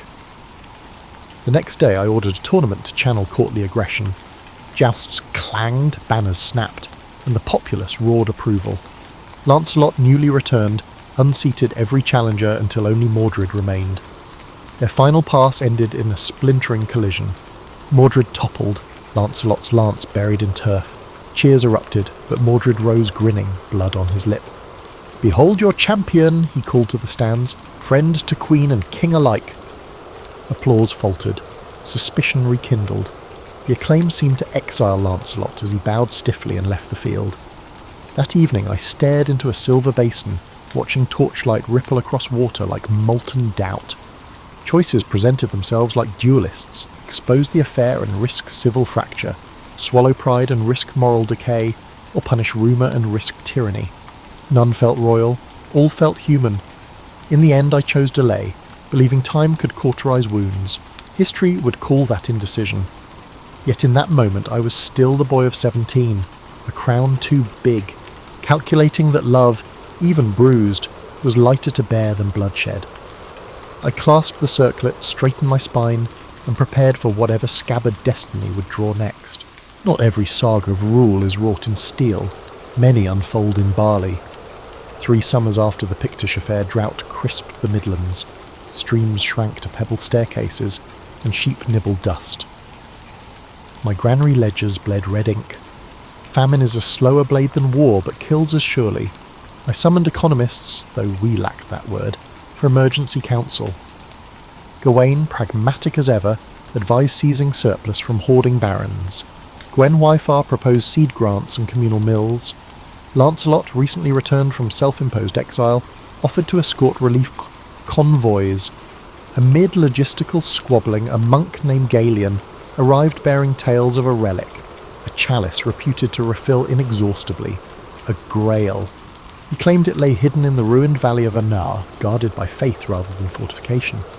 Hungry people, overhearing, seized upon myth, the way parched lips cling to dream water. Soon pilgrims clogged crossroads, abandoning ploughs and plumb lines to search holy gullies. Grain yields plummeted further. I recognised danger. Scarcity breeds credulity. Credulity begets chaos. Yet I also recognised narrative power. Merlin once said stories are scaffolds humans climb to reach outcomes reason alone cannot fetch. So I sanctioned an exploratory quest, not to chase miracles but to restore focus. Lancelot would lead, Galen would guide, I would underwrite supplies. Behind closed doors I told them, return with truth, not talisman. Truth sells dearer in famine. They departed in midsummer while I remained to wrestle spreadsheets of oats versus population. I dispatched riders to confiscate hoards at cost plus 10%, a fair premium. Barons balked, K enforced, wagons rolled. At night I walked incognito through village alehouses, listening to whispers. Some cursed me as a grain thief. Others blessed me for flatbread still warm in ash ovens. Approval, I learned, is never unanimous.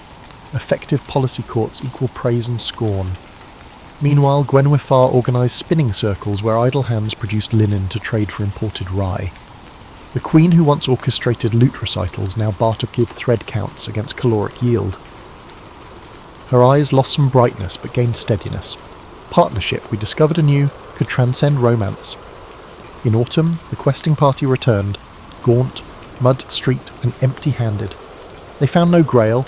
Instead, they discovered a collapsed monastery library where architectural fragments indicated that Roman aqueduct channels had rerouted spring water underground. Galen wept. His faith cracked. Lancelot knelt. A slab of marble etched with Latin, reading Aqueducta vivificat, drawn water brings life, was proffered before me. We found an engineering marvel, he murmured, not a miracle. I hugged him publicly, declaring the inscription a holy message directing us to practical salvation. We mobilised masons to rehabilitate those subterranean channels. When water surfaced again in frost-stiff fields, Galen proclaimed it sign enough. Pilgrims returned to ploughs. Barley germinated in resurrected soil. Famine abated not by chalice but by limestone, leverage and labour. Still, bards sang of a grail uncovered. Hope prefers cup imagery to culverts. I let the myth stand. If people sleep easier, believing Providence favoured them, let them dream. The grain crisis taught me economics is theology wrapped in numbers. To feed bodies, we must first feed belief that tomorrow's loaf exists. Without that trust, coin hoards vault upward like drawbridges, cutting off circulation. The Round Table issued the first bread depository notes. Parchment chits guaranteeing a fixed ration redeemable in any county granary. Some scholars called it proto-currency. Peasants called it Arthur's word. In either tongue, famine loosened its grip. During the harvest festival, I addressed the gathered throng beneath bundled sheaves stacked like copper obelisks. The grail we sought, I said, proved to be the will to work together. Sceptical grunts mixed with cheers, but I sensed a new tone in the crowd, a spark of civic confidence. Legends may spark action, yet outcomes are rooted in the tangible. My realm learned that year how infrastructure can masquerade as a miracle if narrated properly. When the revels subsided, Gwen Wyfar and I walked the orchard path under lanterns. We spoke no word of Lancelot or miscarriage, only of next year's seed strains and the colour of dawn on ripening grain.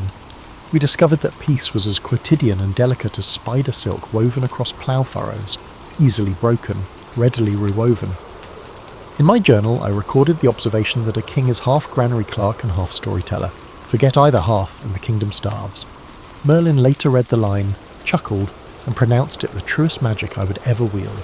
Prosperity irritates complacent adversaries. 5 winters after the drought, Norse longships knifed into 7 estuaries, disgorging warriors armoured in bear pelts. Their raids threatened our trade arteries. I mobilised a coalition. Cymri slingers, Anglian bowmen, and Saxon auxiliaries bound by the old Dortmund Treaty. Even Mordred, aging into statesman-like gravity, pledged spearmen. Our muster at Dyffryn Clwyd was the largest Britain had seen in generations. On the eve of battle, a red storm birthed thunderhead anvils that blotted out stars. Superstitious murmurs surged. I convened the army around beacon fires and spoke not of divine mandate but of shared markets, shared marriages, and shared bread. Who here eats grain milled beyond his parish? Hands rose.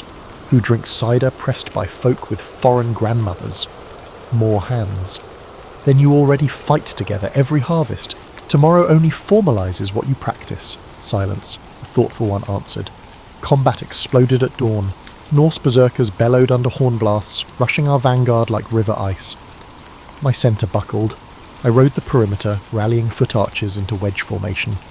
Bedivere redirected reserves through willow scrub to flank their shield wall. The rain slicked the helms and the clay sucked the boots. I witnessed death up close, a flute-voiced page skewered through lungs, a Pictish mercenary slipping on entrails, and a priest clutching a splintered crucifix like a cudgel. War's indiscriminate appetite never altered. Mid-melee, I locked eyes with the Norse Jarl, a giant crowned by a raven helm. He charged, axe screeching against my shield, driving me backwards until Excalibur caught the haft and sheared it. Sparks showered, his helm skewed, exposing startled blue irises. Before I could finish, a Saxon ally intercepted with a spear thrust. The Jarl fell. Victory pivoted in that flicker, a coalition's blade saving a king who once viewed Saxons only as foemen. Irony tastes metallic indeed. By dusk, the surviving enemies fled toward the surf, leaving behind a silence filled with death. Our dead lay interlaced, no regard for ethnicity, just stillness. I ordered a shared burial mound, no segregation by tribe, and inscribed a lintel. They sowed defence, we reap tomorrow.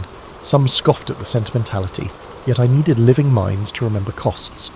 That night, huddled under rain-patched canvas, I felt an old wound near my ribs throb like a metronome. Gwen Hwyfar sat beside me, her hand steadying the poultice. We said little, understanding conversation would garnish exhaustion with regret. Out beyond tent walls, bards tuned lyres to weave victory into oral tapestry before grief cooled.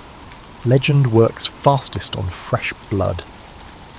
Mordred approached at dawn, helmet under arm, expression unreadable. He congratulated me, yet something in his posture, too straight, too silent, troubled me. Rumour later whispered he coveted the admiration my battlefield survival commanded. I made a mental note. Watch the nephew whose smile revealed more teeth than warmth. We returned to Camelot trailing wagons of wounded. Cheers greeted us, but eyes quickly flicked to casualty carts. Triumphs age rapidly when widows count absences. I declared a fortnight of mourning before any celebration, and the court accepted this decision. However, merchants were concerned about the potential loss of revenue. In council, we moved to fortify estuary beacons, create river patrols, and negotiate neutrality pacts with Danish settlements. Strategy matured, not conquer but discourage. The kingdom's fabric, now densely woven, discouraged single-thread repairs. Weeks later, Merlin, gaunt, cough-ridden, visited my solar. He traced campaign maps with a shaking finger, pronouncing the realm near its zenith. I asked, "What follows zenith?" He answered, "Shadow, unless vigilance burns like a second dawn." He then placed a raven feather on my desk. "Ravens remember kindness but feast on complacency," he said, departing before I framed a response. I stared long at that feather. Had complacency already nested in my council? Mordred's stiff congratulations replayed. Gwen Hwyfar's lingering sadness remained unresolved. Lancelot's loyalty persisted yet felt fragile. Victory, paradoxically, highlighted the fractures that success had only partially sealed. Victory, similar to forged steel, is hard yet susceptible to hidden cracks caused by the quenching process. Still, I slept that night, content that the realm endured. On the window ledge, the raven feather quivered in the breeze. I dreamt I planted it in soil, and it sprouted into a black-leaved tree casting complicated shade. When I woke, dawn pulled gold on the horizon, indifferent yet generous. The kingdom breathed for now. Peace unravelled 3 years later, not by foreign sail, but by domestic ambition. Mordred, bolstered by disaffected nobles and whispers of my failing vigour, declared the realm should move from sentimental roundness to firm straight lines. His manifestos, crisp vellum, gold ink, decried my tolerance as weakness and my mixed counsels as corruption of lineage. Older knights shrugged, younger captains listened. Momentum tilts kingdoms. I confronted Mordred in the council hall. The air smelled of damp rushes and old tallow. He argued succession law, claiming Pendragon blood entitled him to regency, while I convalesced from battle fatigue. My anger sharpened my voice, leading me to label him as an oathbreaker. Yet I hesitated to order an arrest. Family and precedent tangled my judgment. That hesitation granted him nightfall to abscond north with 300 lancers, the treasury's reserve gold, and a captive, Gwen Hwyfar. The pursuit culminated at Camlan's mist-shrouded plain. The rain fell heavily. Our armies formed up under a slate sky, transforming the round table ideal into a geometric horror. Before the charge I attempted parley. I offered exile and a stipend in Armorica. Mordred laughed, calling me a relic. We clashed. Battle consumed vision and hearing until only pulse remained. I found Mordred amid briar thickets, red plumes soaked. Words failed. Swords spoke. His style mirrored mine, tempered by resentment.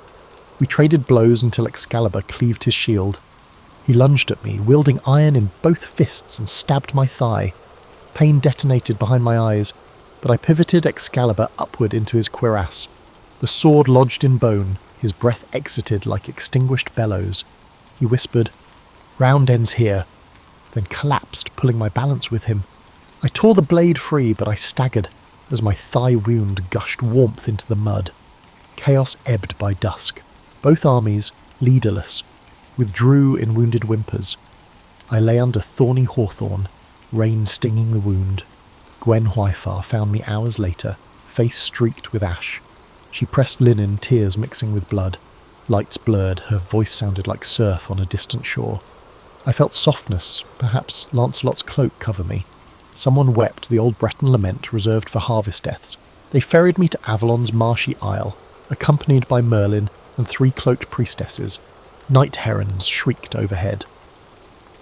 In a reed-roofed hospice I hovered between sleep and echo. Merlin murmured, "Kings do not die, they redistribute into stories." I wanted to ask about grain reserves and treaty renewal, mundane legacies, but speech faltered. Gwen Hwyfar squeezed my hand, the first uncomplicated gesture in years. At dawn's haze I instructed Bedivere to return Excalibur to the lake. Twice he balked, unwilling to discard legend. The third time he hurled the blade into the mist. A silver arm, they say, rose to claim it. I never witnessed it, yet I believe some objects deserve mythic custody once human hands exhaust them. Breath thinned. I recalled frost on my first crown morning, the wreath of reeds from Eldred, the grain vouchers, children scribbling letters, Saxon traders bowing at toll houses, Gwen Hwyfar's herb guild, and Lancelot's spear snapping on Mordred's shield. None of it is perfect, but all of it is real. I hoped history would keep at least fragments intact. As the skylight brightened, I released Gwen Hwyfar's fingers. She kissed my temple, murmuring forgiveness neither of us fully understood. Merlin whispered the final riddle. The once and future king. Not a promise of bodily return, but a warning that any generation may need to wear responsibility anew. I exhaled, tasting apple blossom carried on a salt breeze. When consciousness lifted, I saw not gates of paradise, but a vast round table of faceless figures debating drought relief and treaty clauses. I smiled. Work continues. The vision receded. Silence arrived. Coda, chronicle of the Ledger King monks who recorded the Camlan ruin, would later puzzle over the scarcity of gold loot. Gwen Hwyfar had secretly donated treasury bars to rebuild the hamlets that had been displaced. Lancelot vanished into hermitage, copying agricultural treatises for posterity. The Round Table burned in a later siege, yet charcoal shards discovered centuries later bore scratches of early property law. Legends took shape in other places, transforming my identity into a romantic ideal. That is acceptable. Let songbirds have the shiny fragments while archivists hold the ledgers. If you, ambitious reader, seek guidance from my experiences, consider this. Kingship, parenting, project management, marriage, and citizenship all require a similar approach. Knees unlocked, centre of gravity forward, one question always ahead. What does the next dawn require? Ask it each morning, crown or no crown. Then lift whatever sword, ledger or ladle the work demands, and remember grain sometimes matters more than grails.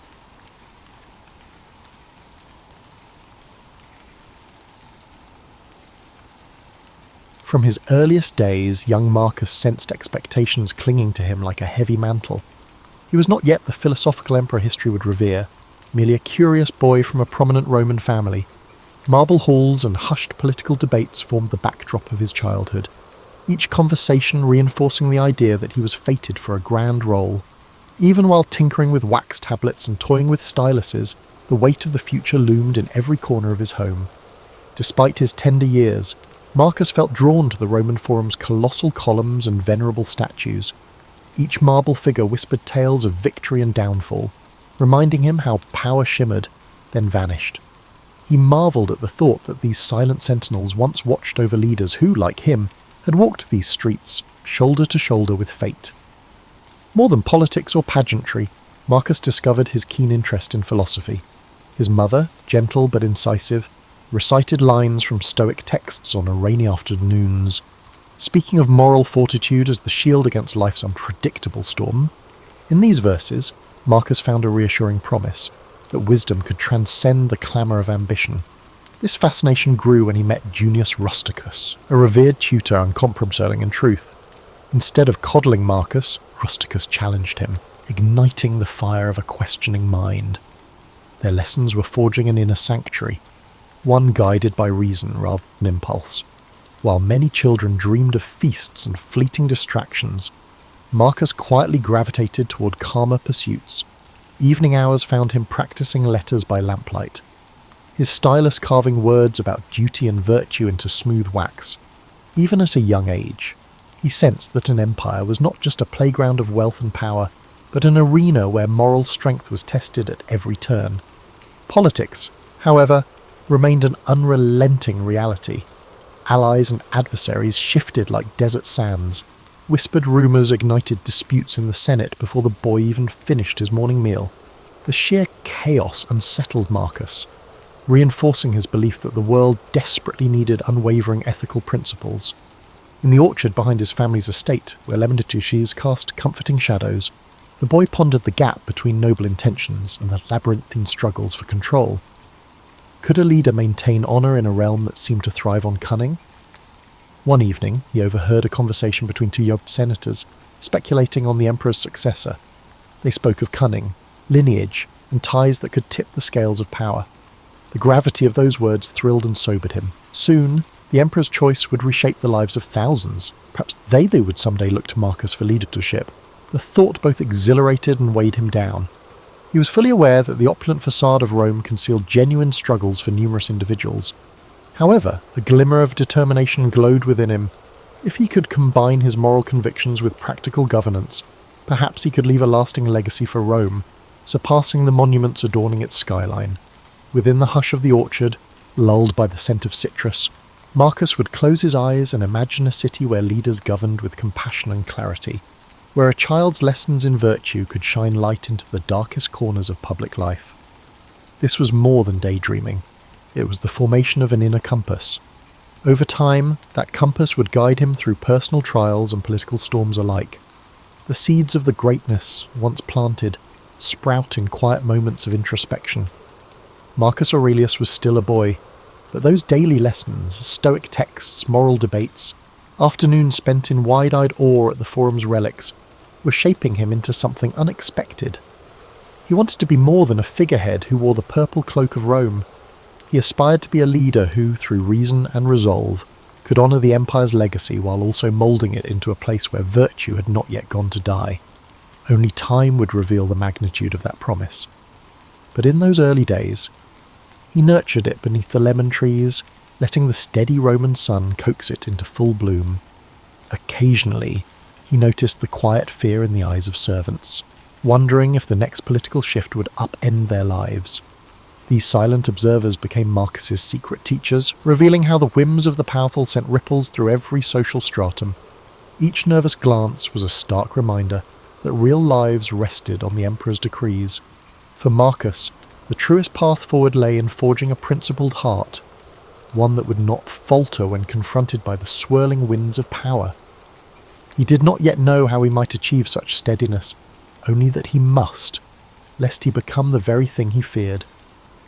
The turning point came when Emperor Hadrian, aging and burdened by illness, cast his gaze upon the empire's future. In doing so, he settled upon Antoninus Pius as his immediate successor, but insisted that Antoninus adopt young Marcus alongside Lucius Verus. For Marcus, this was no mere ceremonial shift. Suddenly, every gesture was scrutinized, every uttered word weighed for hints of potential. However, while he felt destiny's grip tighten around him, he also discovered unexpected warmth in Antoninus, the man he would learn to call father. Antoninus Pius was neither a flamboyant conqueror nor a voracious politician. His nature leaned toward the steady and the dutiful. He managed affairs of state with consistent practicality, doing so in a manner that contrasted sharply with the tempestuous reigns Rome had witnessed before. Gradually, Marcus realized that the empire did not always hunger for breathtaking exploits. It sometimes needed the comforting hand of stability, and from Antoninus, he absorbed a set of quiet lessons, among them the value of patience, the virtue of measured decision-making, and the simple power of reliability. But not everyone supported this new arrangement. Some in the Senate murmured that Marcus was too young, too reflective, too predisposed toward philosophy to handle imperial responsibilities. They questioned whether the boy who spent hours with Stoic scrolls and moral treatises could ever become the commanding presence they believed Rome required. In response, Marcus met these doubts not with anger, but with a focused determination. If he was untested in governance, then he would devote himself even more deeply to studying its intricacies. He devoured treatises on law, pored over military histories, and conversed late into the night with advisors who had navigated the labyrinth of Roman politics. The more he learned, the more he recognized that governance was not a place for rash tempers or inflexible dogmas. Indeed, it demanded both compassion and detachment, an ability to stand firm for justice, while also understanding the fragility of human ambition. His bond with Lucius Verus added a twist to this evolving chapter. Lucius was his co-heir, a young man prone to revelry and spectacle, far less studious than Marcus but undeniably charismatic. The two could not have been more different. Yet they were tied together by destiny's decree. Even so, Marcus found that their differences enriched his perspective. Through Lucius, he glimpsed the appeal of festivity and lived experience, worlds that felt distant to his contemplative soul. He did not begrudge Lucius his extravagances, but he pledged to maintain a certain balance, steering clear of the pitfalls of mindless indulgence. Under Antoninus's watchful guidance, Marcus began attending meetings where Roman officials debated issues of provincial taxes and infrastructure. At first, he was a silent observer. He listened intently, noting how rhetorical skill could sway opinions, how alliances formed and dissolved. Gradually, Antoninus entrusted him with minor tasks, drafting letters to distant governors, reviewing small legal disputes, or overseeing the maintenance of an aqueduct. Despite the seemingly mundane details, each assignment revealed the hidden threads that held Rome together. An enlightening moment arrived when an official from a far-flung province complained about an unpaid legion. Though it seemed a trivial matter, an administrative oversight, it threatened the morale of hundreds of soldiers, men tasked with safeguarding Roman borders. Marcus tackled the crisis with empathy, ensuring funds were dispatched promptly and carefully, offering a few thoughtful words of gratitude for the troops' service. The gesture, though modest, resonated widely. Rumours spread of the young heir who was genuinely concerned for the well-being of people he had never met. For the first time, Marcus sensed that his inclination toward moral philosophy might, in fact, hold a practical value in the arena of power.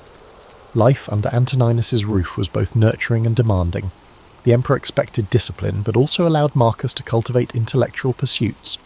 Debates with learned scholars and philosophers became as common as talk of grain shipments from Egypt. In these discussions, Marcus refined his belief that leadership was not about personal glory, it was about serving a greater whole. He saw in Antoninus a man who laboured daily for the good of Rome, not because it was glorious, but because it was right. Still, there were moments of doubt. The ghosts of the previous emperors, men such as Domitian and Nero, cast long shadows. Marcus knew well that absolute authority could corrupt a weak soul. Late at night, when Roman lamps flickered, he wrestled with questions that few dared to ask aloud. How could one wield power without compromising virtue? Was it possible to harmonise the Stoic ideals he revered with the demands of realpolitik? The path ahead was a precarious one, lined with expectations both from the Senate and the people. Yet each day, in small but significant ways, Marcus was learning that an emperor's duty was not just to conquer, but to care, not simply to command, but to comprehend.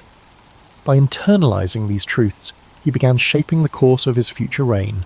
More importantly, he was becoming the steward of an empire that, under his guiding hand, might just find the soul it had long been missing.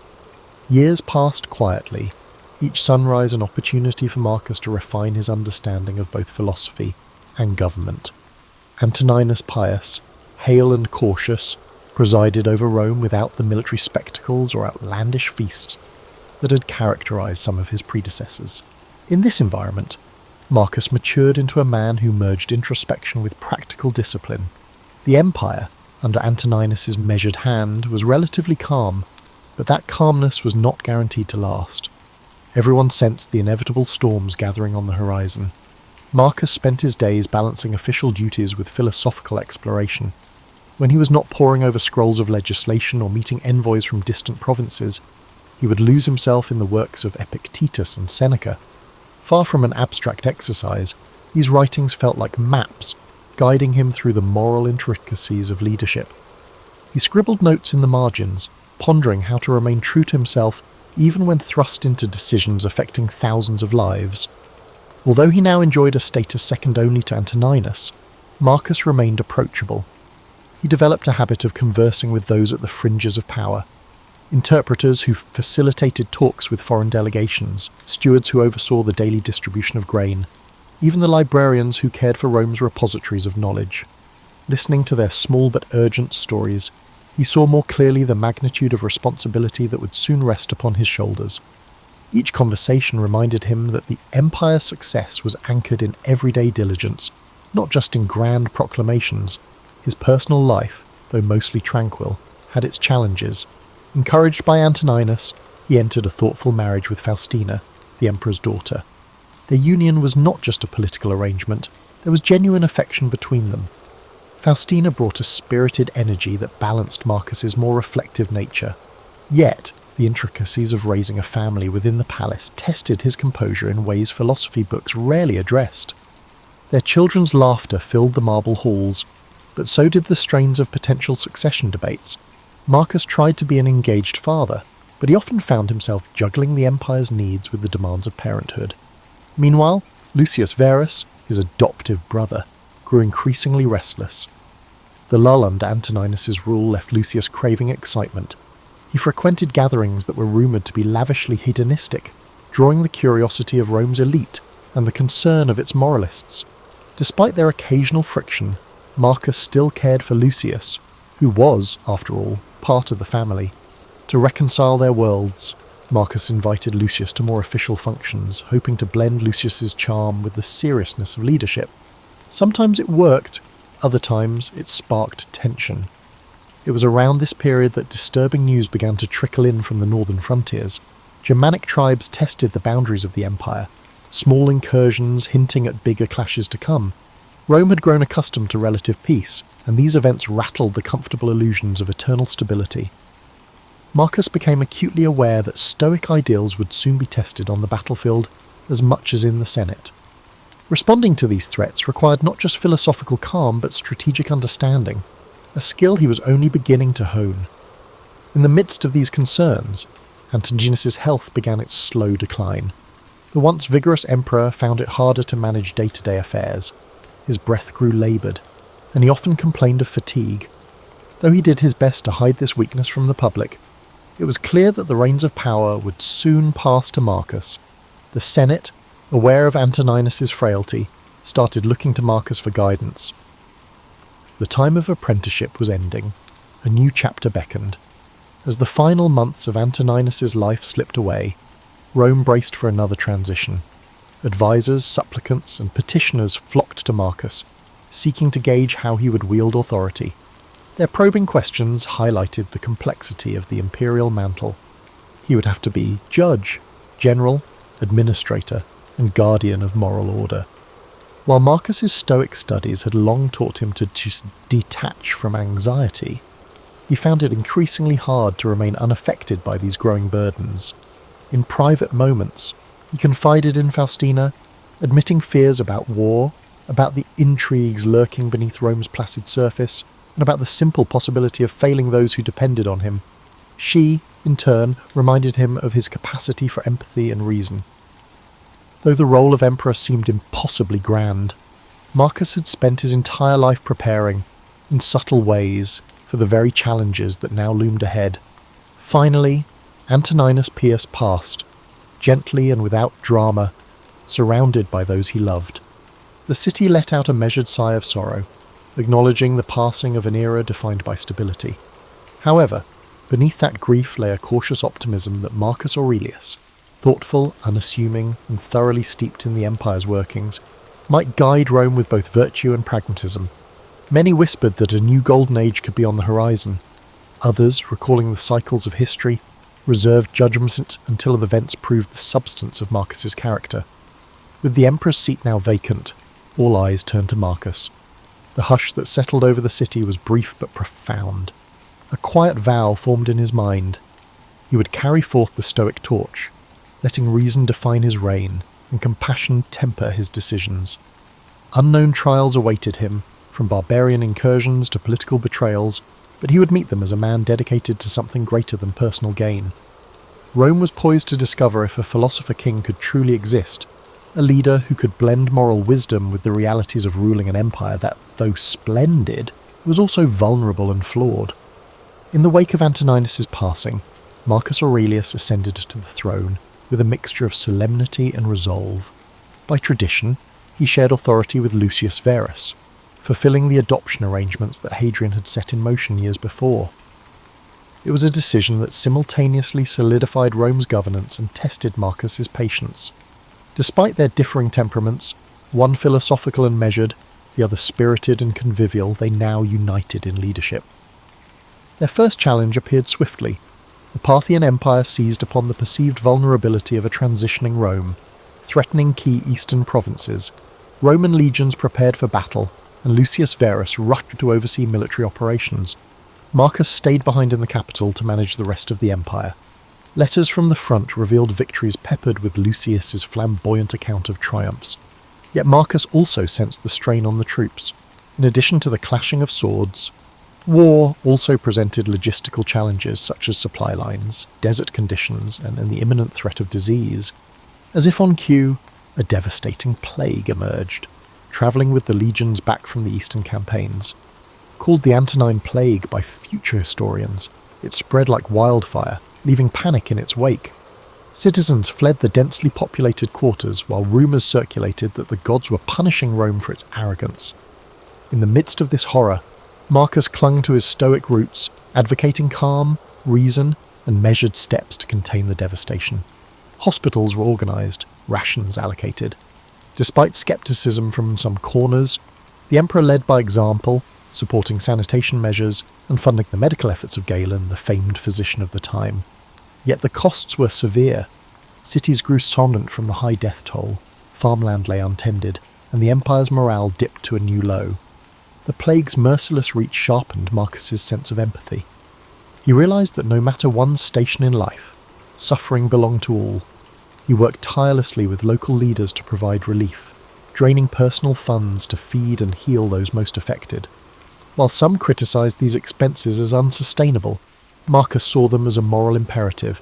An emperor, he believed, was beholden to the welfare of his subjects, not the other way around. Over time, the plague receded, though the scars it left on Rome, both physical and psychological, would linger for years. The war front also stabilised under Lucius's oversight. enabling the generals to secure treaties. Eventually, Lucius returned to the capital, bringing with him ornate spoils of victory. Yet Marcus noticed a new gravity in his brother's demeanour. The conflict and subsequent plague seemed to have tempered Lucius's thirst for diversions, at least for a while. For the time being, they presented a cohesive front, but the Empire had little time for respite. Almost as soon as the eastern threat subsided, word arrived of renewed aggressions along the Danube. Germanic tribes, emboldened by Rome's vulnerabilities, pushed southward. This new confrontation demanded a robust military response. Rome prepared legions to defend its territory, and Marcus himself resolved to lead them. Though it was not typical for a philosopher to don military garb, he understood that a hands-on approach would galvanize soldiers and reassure a fearful populace. Packing up his scrolls and leaving behind the marble halls of the palace, Marcus journeyed north. Stationed in military camps, he observed firsthand the stark realities of war. There were no polite Senate debates here, only the raw tension of men preparing for battle. Surrounded by tents and the clang of metal, he composed sections of what would later be known as his Meditations, journaling thoughts on duty, mortality, and the interplay between fate and free will. This writing served as a kind of mental fortress, shielding him from the cynicism and despair that often accompanied the brutality of war. In these harsh environs, Marcus discovered a facet of leadership seldom addressed in philosophical texts, the delicate balance between mercy and force. When tribunes asked how to handle captured enemy combatants or how to deal with the defiant provinces, Marcus weighed each decision with painstaking care. He believed that any punishment must be morally justified, not simply enacted for vengeance or as a show of might. Yet he also knew Rome had to maintain its authority, or risk inviting further rebellions. Back in Rome, Faustina managed the household and represented the imperial family in public ceremonies. She wrote supportive letters to Marcus, sharing updates about domestic affairs. Their bond, forged in quieter times, proved resilient through these challenges. Despite the stress of separation, they found solace in one another's determination to keep Rome functioning and hopeful. Night after night, Marcus read letters from the capital, reflecting on how ephemeral life could be, how swiftly fortunes changed. He reminded himself that an emperor's responsibility was to act as a steward, not a despot, and that each decision would reverberate through the empire long after he was gone. And so he pressed on, consulting with generals, negotiating with tribal leaders, and continuing to record his private reflections about human nature. As war raged, the empire watched with a mixture of dread and admiration. Here was a ruler who seemed less concerned with personal glory and more intent on preserving Rome's values and stability. Veteran soldiers, once sceptical of a philosopher-emperor, fought with a renewed fervour, encouraged by his willingness to share their burdens. In those windswept camps along the Danube, Marcus Aurelius began shaping a legacy unlike any other, one rooted in the conviction that wisdom and compassion, far from being weaknesses, were the empire's strongest defence. The savage winters on the Danubian frontier tested Rome's legions in ways few had anticipated. Snow whipped through the encampments, layering tents in white drifts. Horses whinnied at the bitter chill, and the men huddled around makeshift fires. Marcus Aurelius, never one to shield himself from hardship, felt the sting of frozen air each morning. For all the stoic counsel he'd absorbed, he still found it an unrelenting challenge to rise at dawn and address the concerns of his commanders. Yet the deeper the cold bit into his bones, the more he recognised that resolve was forged through shared trials. Messages arrived from Rome, some filled with trivialities of court life, others warning that the imperial treasury was dwindling under the twin demands of plague recovery and war expenses. Food prices rose, merchants hoarded grain, and unrest simmered in urban districts. In response, Marcus intensified efforts to maintain supply lines, ensuring that shipments of grain and other essentials could reach both the front line and the capital. It was a delicate balance, requiring deals with regional governors and the occasional stern reminder of imperial authority. Amid the logistics and strategizing, he found an unlikely companion in Claudius Pompeianus, a seasoned general known for his sharp wit. While Pompeianus thrived on military prowess, he was also open to philosophical musings. Many evenings, the two men would talk over steaming bowls of spelt porridge about the nature of fate and whether a just war could exist. These conversations, though brief, allowed Marcus moments of intellectual clarity. He saw in Pompeianus a fellow seeker, albeit one who channeled his convictions into martial discipline rather than written reflection. Though the war's burden weighed heavily, Marcus's popularity among the soldiers soared. In him, they saw not an aloof imperial figure but a leader who endured the same bitter chill, the same muddy camps, the same threat of sudden attack. During battle preparations, Marcus took care to visit injured soldiers, offering words of encouragement. His presence among them became a reassuring symbol that Rome's emperor understood sacrifice not from a gilded distance, but through personal experience. Yet the frontier's dangers were manifold. Rumours circulated of potential betrayal among allied tribes, an infiltration by spies working for the Germanic chieftains. Skirmishes erupted unexpectedly. Sometimes a wave of arrows would descend at night, leaving the camp reeling. Through it all, Marcus refused to let paranoia corrode his judgment. He tightened security, yes, but also dispatched diplomats to negotiate terms. If a measure of peace could be attained through reason rather than bloodshed, he was determined to find it. Back in Rome, Faustina managed the empire's public face as best she could. She visited temples, performed ritual offerings, and listened to the appeals of citizens who sought the emperor's ear. Though many admired her resilience, whispers of court intrigue continued to swirl. Some criticised Faustina for her independent demeanour, while others, eager for influence, tried to align themselves with her. She navigated these politics deftly, sending regular dispatches to Marcus so he was never uninformed. Letters also arrived from Lucius Verus, who split his time between the capital and lesser conflicts simmering in other territories. His initial flamboyance had softened, replaced by a pragmatic acceptance of imperial duty. Together, albeit from a distance, Marcus and Lucius worked to present a united front. They knew Rome's foes would seize upon any sign of discord. As the war stretched on, Marcus felt the strain in every facet of his life. He was the philosopher emperor, yet he frequently ordered troop movements that ended in bloodshed. At night, when the cold wind rattled the tent flaps, he wrestled with guilt. He reminded himself that stoicism was not about denying emotion, but understanding it. Power, he realised, did not give him the luxury of clean hands. Leaders often had to act in ways that chafed against their deeper ideals. Still, there were small mercies, brief truces brokered, a day of sunshine to melt the ice, a messenger bringing news that a troubled province had stabilised. In these fleeting moments, Marcus remembered why he had taken up this struggle in the first place, to safeguard a realm that, for all its imperfections, still held the potential for virtue. If Rome could remain strong yet morally grounded, the seeds of a more enlightened society might one day take root. Victory was not guaranteed, nor was an end to the constant trials. The barbarian tribes fought with desperation, determined to carve out territories in the empire's weakening landscape. But Marcus pressed on, forging alliances and marshalling legionary forces, always mindful that true victory would involve reconciliation as much as military success. His body bore the signs of fatigue, and a creeping illness sometimes left him feverish, but he maintained the outward composure expected of an emperor. As the harshest winter months receded, there glimmered the faint promise of progress. More tribes showed willingness to negotiate, to accept treaties that allowed them limited settlement in exchange for peace. Though some Roman senators were outraged by the concessions, Marcus stood firm. He believed that clinging to old illusions of absolute dominion would only compound the cycle of violence. Compassion, guided by chivalrous reason, was his guiding star even in the theatre of war.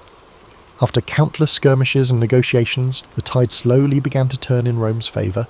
Marcus Aurelius, weathered and weary, found himself overseeing a series of settlements that cautiously stabilised the Danubian frontier.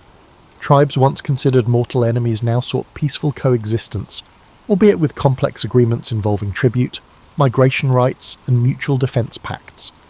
Some senators bemoaned the dilution of Roman purity, but Marcus saw a different future, a broader, more interconnected empire that could adapt and thrive. His determination to incorporate foreign peoples instead of vanquishing them outraged traditionalists.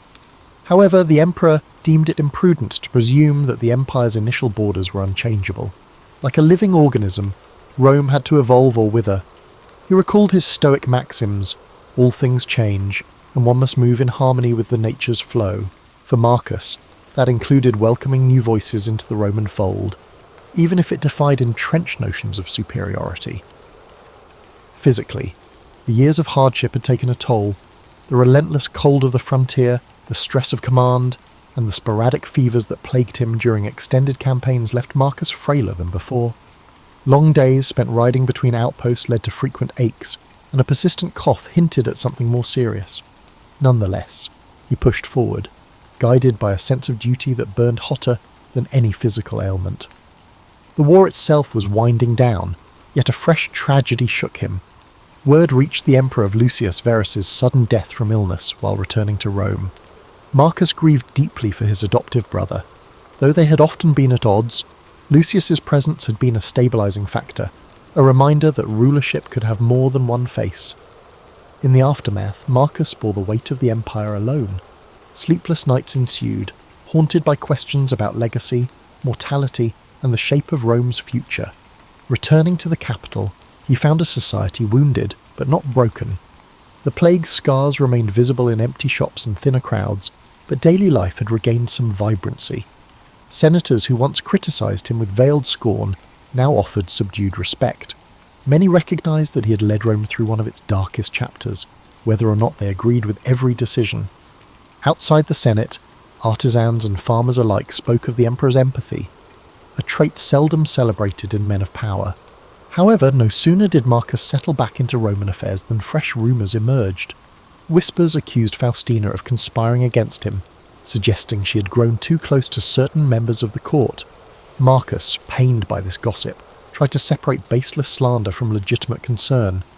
He had learned from his years of governance that rumours often sprang from envy or manipulation. Still, the seeds of doubt were difficult to eradicate entirely. Faustina dismissed the accusations, and Marcus, trusting her loyalty, did not pursue them further. In these uneasy times, he also grappled with fatherly worries. His son, Commodus, was approaching manhood, eager to mould him into a successor who could uphold Rome's evolving ideals. Marcus introduced him to generals, legal experts, and philosophers. Yet Commodus seemed indifferent to the stoic virtues that had guided his father. He exhibited flashes of arrogance, a taste for spectacle, and a hunger for the luxuries of court life. Marcus prayed that exposure to genuine responsibility would temper those impulses, but he could not silence the disquiet that churned within him. Amid political intrigues and paternal anxieties, Marcus returned to his writings, adding new pages to the philosophical journal he kept close at hand. These reflections, composed in the hush of dawn or by lamplight late at night, served as a compass when external chaos threatened to overwhelm him. Quietly, he reaffirmed that temperance, justice, courage, and wisdom remained the pillars upon which a life of purpose was built. If he could not enforce these virtues on an empire, let alone on his child, he could at least embody them. Determined to leave Rome stronger than he found it, Marcus embarked on a series of legal and social reforms. He wanted to streamline bureaucratic processes, ensure that provincial governors were held accountable, and provide stable infrastructure for a population still reeling from war and disease.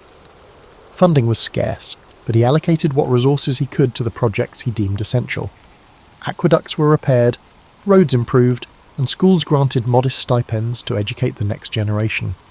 Critics warned that such benevolence bordered on naivete, yet Marcus viewed these steps as vital investments in a more resilient Rome. Even in the hush of progress, he was not blind to the undercurrent of discontent. Powerful families plotted behind closed doors, believing that an emperor preoccupied with moral philosophy could be outmaneuvered. Soldiers, once loyal, grew restless in peacetime. The empire's old ghosts never fully vanished. Marcus braced himself for the next upheaval, aware that stability was always an interlude, never a permanent state.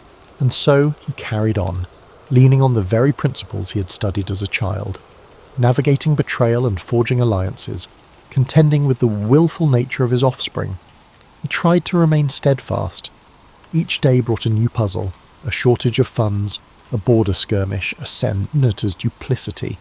Yet through it all, Marcus Aurelius refused to relinquish his core belief that reason and compassion might still illuminate the darkest corridors of power. Time was a patient sculptor, etching its lines deeper into Marcus's features. Though he still attended to official duties with unwavering diligence, his health faltered. That persistent cough worsened, and his nights grew more restless.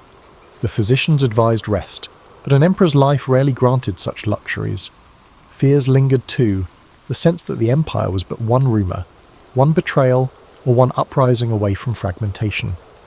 Marcus stood at the centre, exerting every effort to maintain unity through the combined power of rational governance and moral conviction. In the final campaigns against resurgent Germanic tribes, Marcus once again took to the field. Age had not diminished his resolve. From camp to camp, he travelled with a small retinue, offering encouragement to battle-weary troops.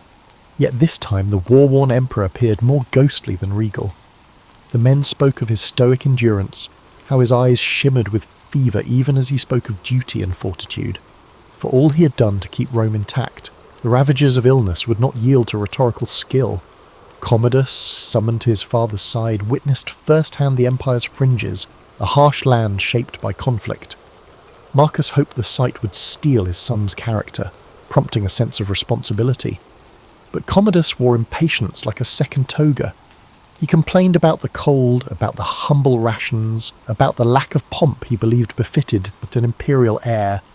Marcus inwardly grieved, knowing the path ahead might splinter beneath Commodus's restless feet. Yet he also recognised that no father could impose virtue on a reluctant child. In quieter moments, Marcus confided in Claudius Pompeianus, who had remained a steadfast advisor. The emperor spoke of the contradictions inherent in rulership, how an aspiring philosopher must enforce harsh discipline to maintain the empire's cohesion. Pompeianus offered practical wisdom, while Marcus responded with meditative reflections. Their conversations formed a final tapestry of friendship, weaving threads of pragmatism and introspection together in the twilight of Marcus's reign. Eventually, the news spread that the emperor had taken gravely ill. Camp physicians tried every remedy they knew, from herbal concoctions to prayers at makeshift altars, but the decline accelerated.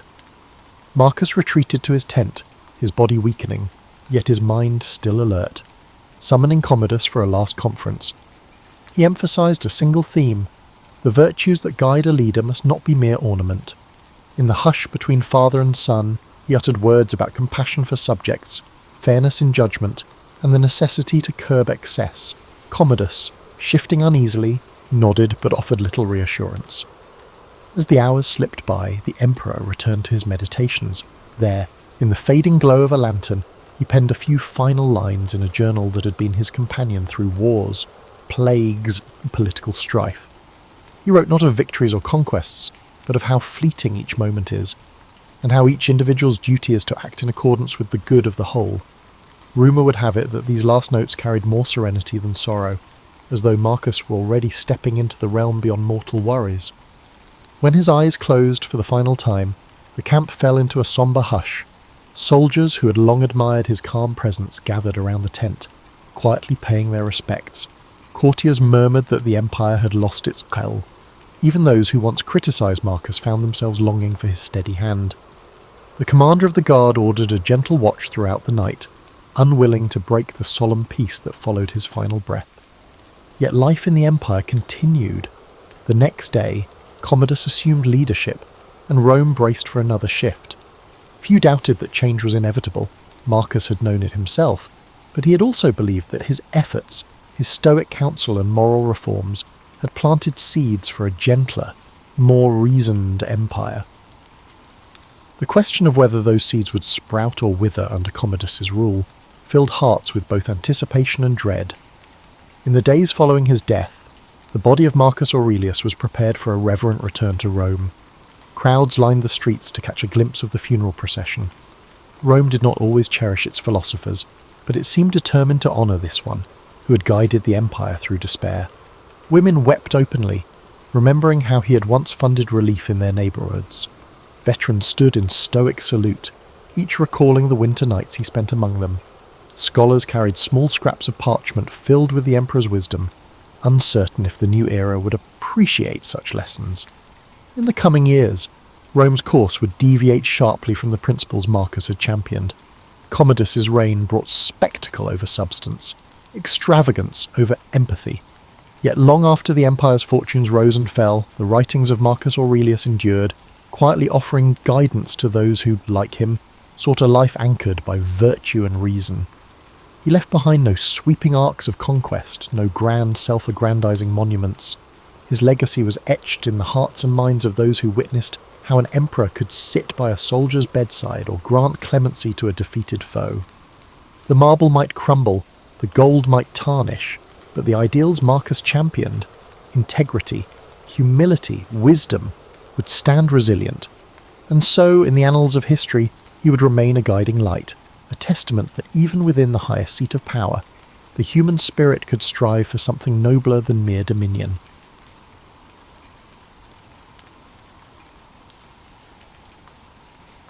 The Second Gulf War, sometimes known as the 2003 Iraq War, did not start immediately. Its origins were intertwined in the aftermath of the First Gulf War, post 9/11's fears, and the legacy of United Nations sanctions that had weighed hard on Iraqi culture.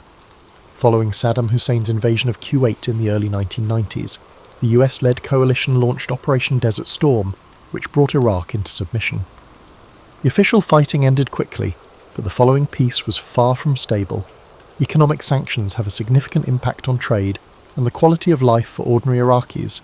Meanwhile, reports circulated that Saddam's regime possessed elusive weapons of mass devastation, WMDs, raising Western concerns. Throughout the 1990s, UN weapons inspectors combed Iraqi locations for chemical, biological, and nuclear programs. Occasionally, they found fragments, but most of the time, their efforts were halted. The inspections were hampered by cat-and-mouse tactics. UN teams accused Iraq of concealing evidence, while Baghdad said the West tried to undermine Iraqi sovereignty.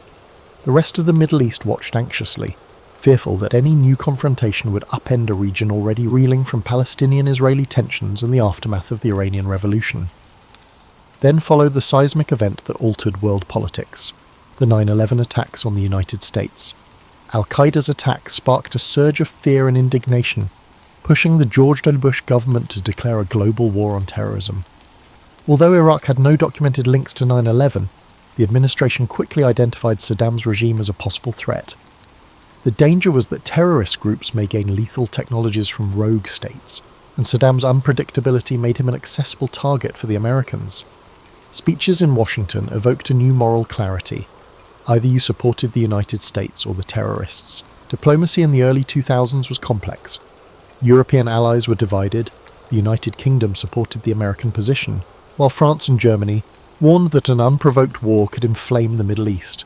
In the United Nations Security Council, US officials claimed Iraq was violating numerous resolutions, notably those pertaining to WMD programs.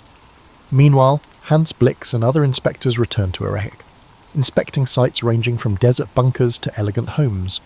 They issued cautious reports, stating that they had yet to locate conclusive evidence of WMDs and were uncertain. However, the White House and Downing Street insisted that Saddam had perfected evasion methods, citing previously contested intelligence on the chemical and biological stocks. Public opinion around the world was sharply divided. In America, memories of 9/11 were still fresh. A sizable proportion of citizens supported the administration's attitude, believing that neutralizing any threats was critical. Others questioned the intelligence, pushing for stronger evidence. The largest anti-war protests since Vietnam erupted in global capitals, London, Rome, Sydney, and elsewhere, where protesters criticized the march as a war of choice. Skeptics demanded definitive evidence, apprehensive about a replay of previous tragedies where erroneous or fabricated data ignited hostilities. Iraqis, meanwhile, braced for the worst. After 12 years of grinding sanctions and periodic bombing campaigns in the so-called no-fly zones, many people were pessimistic. International journalists who visited Baghdad described a strange mix of defiance and fatalism. State-run media broadcast propaganda about Iraq's resilience, while ordinary citizens speculated about escaping or storing supplies. Saddam's administration bragged of a mother of all battles, but behind the scenes, fissures formed in Iraq's once powerful military machinery. Some generals suspected that a second conflict with the United States, particularly one that could result in a full-fledged invasion, would be disastrous. The Bush administration and its closest allies, particularly Britain under Prime Minister Tony Blair, secretly established a timeline. They maintained that Saddam had ignored international demands for more than a decade. The United Nations debated a new resolution explicitly authorizing action. prompting the United States and the United Kingdom to argue that previous resolutions gave adequate legal backing. Countries such as Poland and Australia joined the coalition, while others resisted. The last countdown began. From mid-2002 until early 2003, rhetorical intensity skyrocketed. The expression coalition of the willing became popular, referring to countries that agreed to cooperate with the United States. Officials at the Pentagon devised comprehensive plans for shock and awe, a technique designed to overwhelm Iraqi defences with overwhelming aerial bombardment and rapid ground attacks. Meanwhile, anti-war movements organised protests and demonstrations. ISIS set up human shields in Baghdad, while US Marines practiced manoeuvres in the sweltering Kuwaiti desert. The drumbeat of war grew louder, reverberating across dinner tables, television channels, and diplomatic hallways around the world. In that tense atmosphere, the last spark was poised to ignite. The first salvo of the US-led invasion lit up the skies over Baghdad on March 20th, 2003. Hundreds of cruise missiles and precision bombs were dropped on important government buildings, communication centres, and military locations, putting the shock and awe concept into practice. Western journalists locked up in city hotels aired live photos of the nocturnal assault, which featured tracer fire shooting across the horizon and ominous rumbles as bombs hit their targets. Many observers remembered the spectacle of the 1991 Desert Storm campaign, but its aftermath felt grander and more final. The goal was no longer only to liberate Kuwait, but to overthrow Saddam Hussein completely. Within hours, coalition ground forces had crossed the Kuwaiti border into southern Iraq. American and British columns, led by tanks and motorised infantry, moved quickly through desert terrain. Some Iraqi battalions collapsed without a fight, while isolated pockets of resistance set up intermittent fortifications around vital towns. The coalition's technological advantage was stark. Computerised command systems, improved night vision equipment, and precision air support outperformed the outdated Soviet-era munitions on which many Iraqi soldiers relied. Observers were amazed at the rapidity with which the US Army's 3rd Infantry Division advanced north. Despite the blitzkrieg, mayhem ensued in unexpected places. In southern cities such as Basra, irregular forces loyal to Saddam staged ambushes. The embedded media, reporters accompanying military units, captured scenes of joy from residents pleased to see Saddam's grasp loosen. Others, however, remained wary, unsure whether the invaders were liberators or occupiers. Some Iraqi conscripts surrendered at the first opportunity, while others fought hard out of loyalty or fear of retaliation. The desert, meanwhile, provided no obvious refuge, with dust storms reducing vision to a few metres. Days into the campaign, the seizure of the southern oil fields became a priority. Coalition strategists intended to keep them intact to avoid environmental calamities such as the 1991 oil well fires. At the same time, they intended to save Iraq's oil infrastructure for the post-Saddam era. Civilians nearby were concerned about collateral damage, as pipelines and refineries studded the area. Sporadic fires sprang out when retreating Iraqi forces ignited installations, but the coalition was able to prevent widespread devastation. Baghdad, for its part, remained under aerial siege. State television carried Saddam's belligerent comments, while rumours circulated that he was on the run or sheltering in underground bunkers. Iraqi soldiers established defence lines on the outskirts of the capital, but coalition gunfire overshadowed the full might of Saddam's elite formations, the Republican Guard. Meanwhile, propaganda pamphlets showered down from coalition aircraft, pushing Iraqi troops to surrender. Some took notice, but others persisted in harassing ambushes with small weapons and rocket-propelled grenades. The international reaction was scattered. Some states condemned the invasion as illegitimate without a new United Nations mandate, and global protests erupted, dwarfing even pre-war rallies. However, the White House felt that Saddam's regime posed a global threat. British Prime Minister Tony Blair reiterated that reasoning, betting his political future on the war's outcome and the eventual finding of banned weapons. Critics requested verification of the WMD stockpiles that had been key to the war's premise, but none has emerged. Coalition leaders emphasised that the search would take time. Morale on the coalition's front lines was uneven. Many soldiers believed they were rescuing Iraq from tyranny, while others were concerned about the confusing intelligence assertions. Combat pressures increased. Friendly fire occurrences, particularly among Allied forces, exacerbated catastrophe. There have been reports of journalists being killed or wounded, raising concerns about the delicate balance between media access and operational security. Meanwhile, embedded reporters provided unfiltered footage of advanced surgical attacks and civilian losses, shocking viewers around the world. As March progressed into April, the struggle for Baghdad neared. Coalition convoys avoided smaller cities to maintain pace toward the capital, leaving Iraqi fighting strongholds behind. The rumour in the corridors of power was that if Baghdad fell, Saddam's authority would dissolve quickly, revealing the elusive WMD stores. Some in Washington expected Iraqis to greet the coalition with roses. However, a few experienced analysts cautioned that overthrowing a dictatorship was easier than stabilising a broken nation. They cited ethnic divisions, long-suppressed religious tensions, and the possibility that Saddam's fall could unleash pandemonium. For now, the primary attention was on the capital, which served as Saddam's administrative headquarters. Coalition troops positioned themselves on Baghdad's outskirts, conducting probing raids into neighbourhoods. Iraqi defenders reacted with mortar and small arms fire, but the difference in technology and coordination proved fatal for the regime's conventional forces. Saddam's television appearances became less regular, prompting speculation that he had left or was dead. Still, the final push into Baghdad's core was expected to be historic, marking the end of an era and the beginning of new territory. By early April 2003, coalition forces had ringed Baghdad and launched quick raids that tested Iraqi defenders' commitment. US armoured vehicles rumbled down main thoroughfares, facing occasional resistance from Republican Guard remnants and armed militias. The approach was based on exhibiting overwhelming superiority, a show of power intended to destabilise Saddam Hussein's command. Journalists embedded with frontline troops transmitted spectacular footage of tanks rolling past major landmarks, while loudspeakers implored Iraqi soldiers to lay down their weapons. On April 9th, photographs emerged of Iraqi civilians toppling a Saddam statue in Baghdad's Firdos Square, which sparked global curiosity. Western media repeatedly aired the footage, presenting it as a symbolic end to the tyranny. Some Baghdadis did celebrate the invasion, ripping down portraits of the tyrant, but the mood was not uniformly positive. Many people, unsure what the new power vacuum meant, remained indoors, closing stores and waiting to see if the foreign tanks would stay. The city's infrastructure teetered beneath the weight of war. Water systems faltered, electrical networks flickered, and looters raided government buildings. The coalition faced disarray due to the lack of a defined framework for rapid governance. The former system had disintegrated unexpectedly quickly, leaving no transitional authority. Ministries were raided for furniture, data, and even rare artifacts.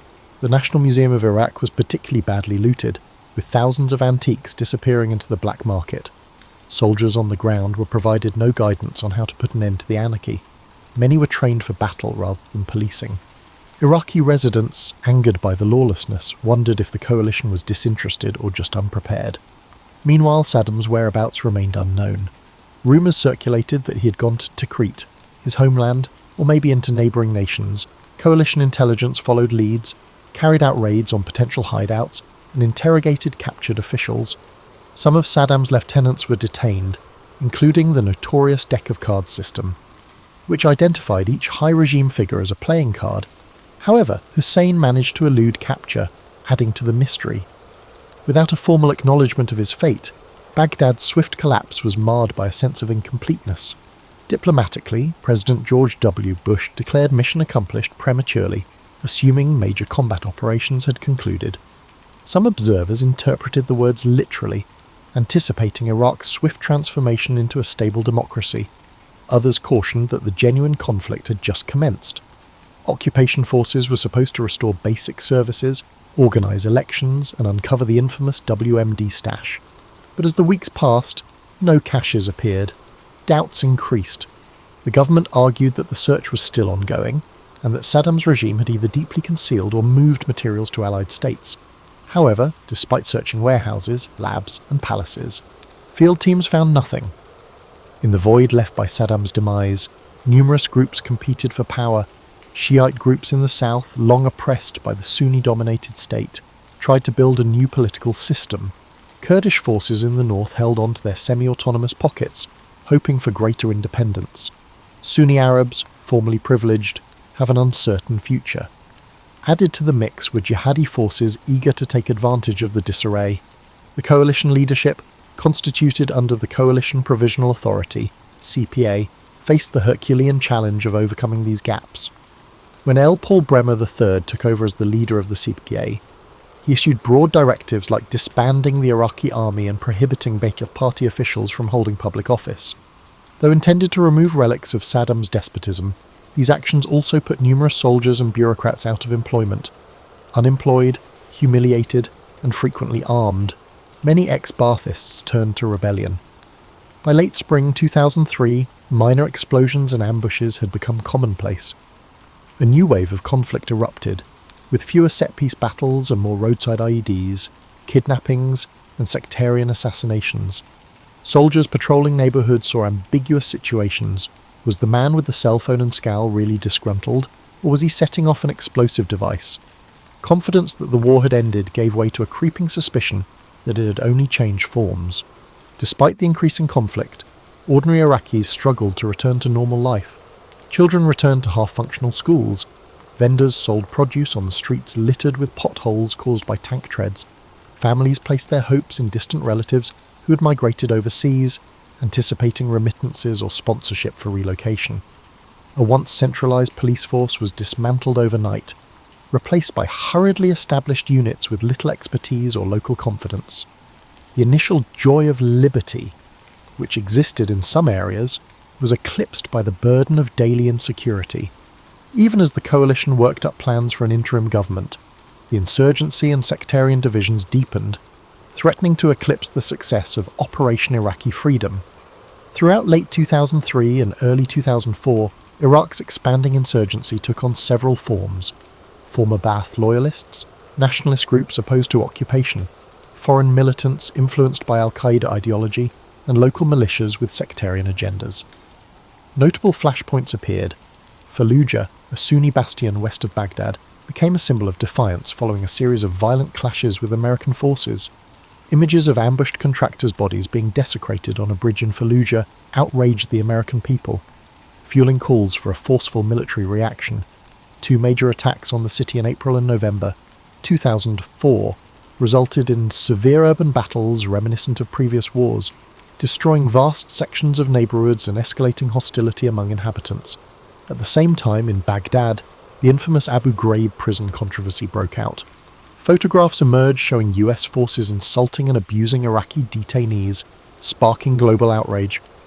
Many Iraqis, who were already dubious of the occupation's objectives, saw these photographs as confirmation of their darkest worries about Western disrespect for human decency.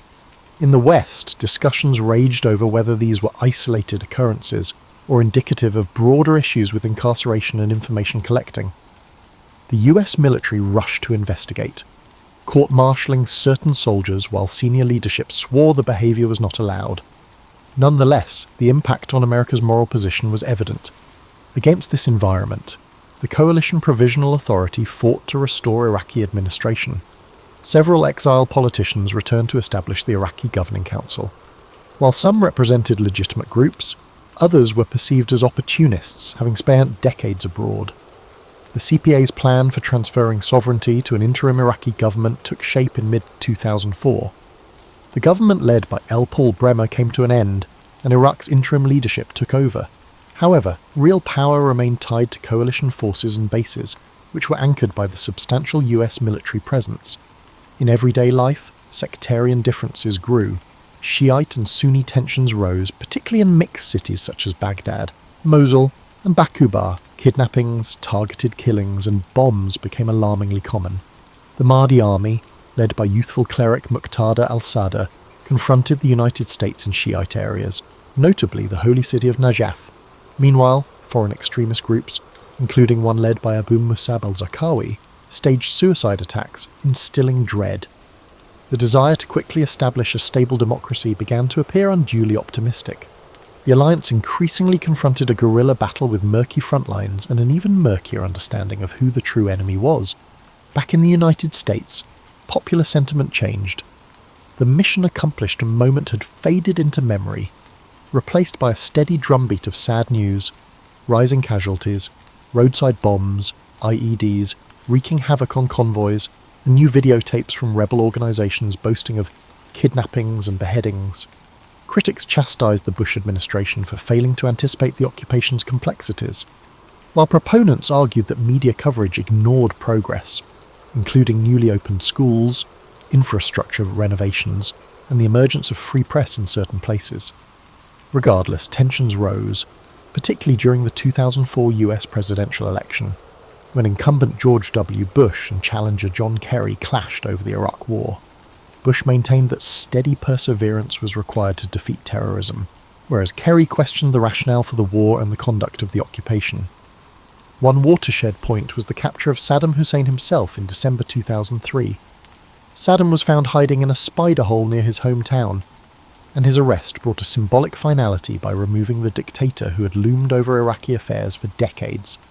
The alliance hailed it as proof of success, yet the insurgency persisted, no longer relying on Saddam's personal leadership. The Iraqi judiciary tried him in a difficult case intended to provide Iraqis with a sense of justice after decades of brutality under Ba'athist rule. Even that high-profile event did little to stop daily violence. For many militants, the conflict had devolved into a struggle against foreign occupation or a new battleground for extremist ideology. Despite the gloom, little pockets of hope appeared. Some communities discovered municipal governments that worked efficiently with coalition soldiers to rebuild roads, reopen marketplaces, and restore a sense of normalcy. Women activists in specific locations have developed networks to advocate for political representation in the following elections. International non-governmental organisations, NGOs, arrived with humanitarian supplies, providing basic medical treatment and training programs. However, each step forward felt risky, as bomb blasts could strike anywhere, from a packed cafe to the courtyard of a Shia mosque at prayer time. By the end of 2004, the term quagmire had crept into discussion, alluding to comparisons with past conflicts in which a swift victory devolved into a lengthy battle. Military units returned home, replaced by new troops who inherited neighbourhoods seething with resentment or dread.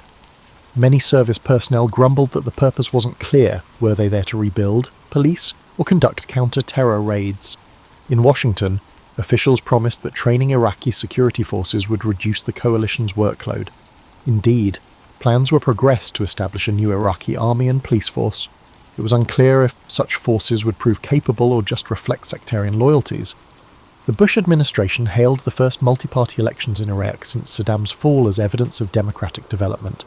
Despite concerns of rebel attacks, millions of Iraqis lined up at polling places, soaking their fingers in purple ink to prevent repeat voting. The photographs of proud voters, some dressed in traditional clothing, brought a rare moment of hope. However, the vote was fragmented along ethnic and sectarian lines.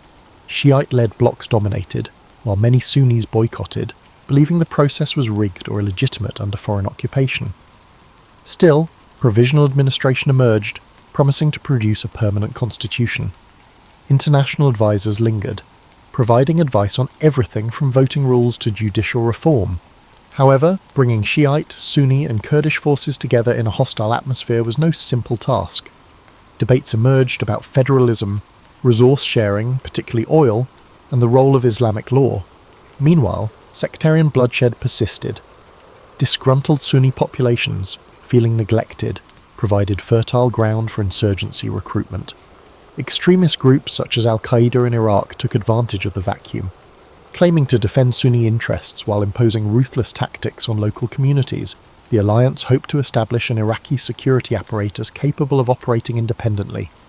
Training camps produced police and army recruits, while militias infiltrated the ranks. On occasion, newly formed troops broke under pressure, dropping weapons during firefights. In certain locations, police stations were more influenced by local tribal leaders or sectarian militias than by the central government. Coalition commanders recognized that they were dealing with a multifaceted conflict.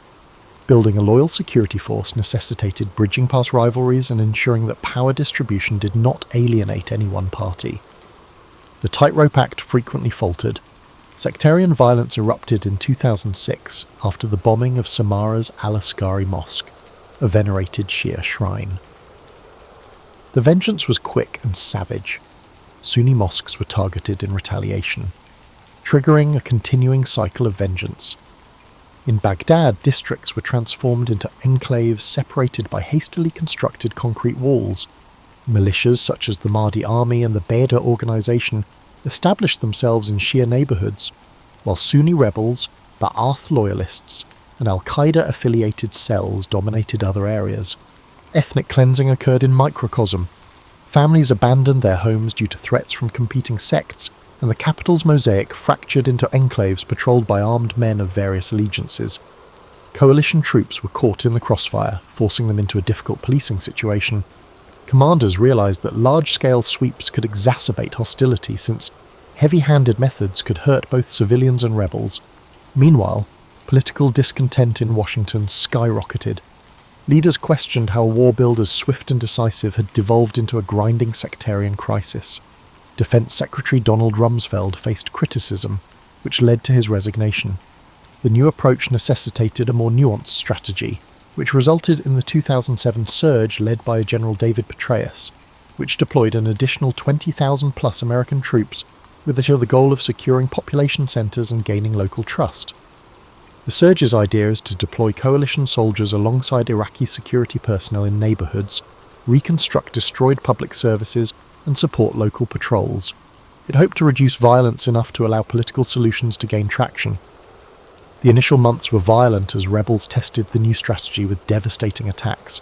However, by late 2007, sectarian killings had decreased, thanks in part to the awakening councils in Sunni districts, when tribal elders rebelled against al-Qaeda's violence and embraced US backing. This collaboration lowered tensions in particular areas, but opponents claimed it only stalled lines of conflict, leaving larger grievances unresolved. In the midst of these developments, Prime Minister Nouri al-Maliki led the Iraqi government by balancing Shia, Sunni, and Kurdish political alliances. The consequences were mixed. Corruption claims plagued ministries, critical services such as power and clean water lagged behind demand, and sporadic bombs reminded everyone of the fragile state of order. However, some signs of normalcy emerged. Coffee shops opened, families went to parks, and shopkeepers in Baghdad's key markets began to see customers again. Diplomats from many countries took cautious moves to reopen embassies. Back home in the United States, war fatigue was obvious. Allies like Britain curtailed their participation, leaving the US contingent as the mainstay. Eager to reallocate resources, Washington's officials insisted that if Iraqis could preserve relative stability, a phased pullout might be possible. Meanwhile, the WMD issue, which had sparked the conflict, had been completely abandoned. No significant stockpiles had ever been located. The official narrative shifted to emphasize promoting democracy and liberation from oppression. Opponents said that nation-building was an afterthought added after no prohibited weapons surfaced. By the end of 2008, the US and Iraqi governments had reached a Status of Forces Agreement, SOFA, which outlined a timeline for coalition withdrawal and clarified the legal foundation for foreign forces. Observers saw it as a tentative move towards sovereignty. Nonetheless, pockets of bloodshed persisted. No one felt the war had actually ended. Iraq's future remained uncertain amid sectarian feuds, Islamist infiltration, and unstable administration. The year 2009 marked a significant shift in the course of the Second Gulf War. When Barack Obama took office in the United States, he inherited a war that had claimed thousands of lives and cost billions of dollars. Obama, who campaigned on promises to end the conflict, ordered a gradual withdrawal of American troops. The surge had reduced sectarian bloodshed, but isolated explosions continued to jolt markets and government buildings. Iraqi security forces, while larger in number, were inconsistent in quality and allegiance. Nonetheless, the White House and Baghdad leadership pressed on with the plan to place complete responsibility on Iraqi shoulders. By 2010, the coalition's presence had shrunk dramatically, with US personnel primarily focused on training, advising, and supporting Iraqi troops in specific tasks. The final American combat unit left in August 2010, symbolically ending Operation Iraqi Freedom. However, a group of advise and assist individuals remained.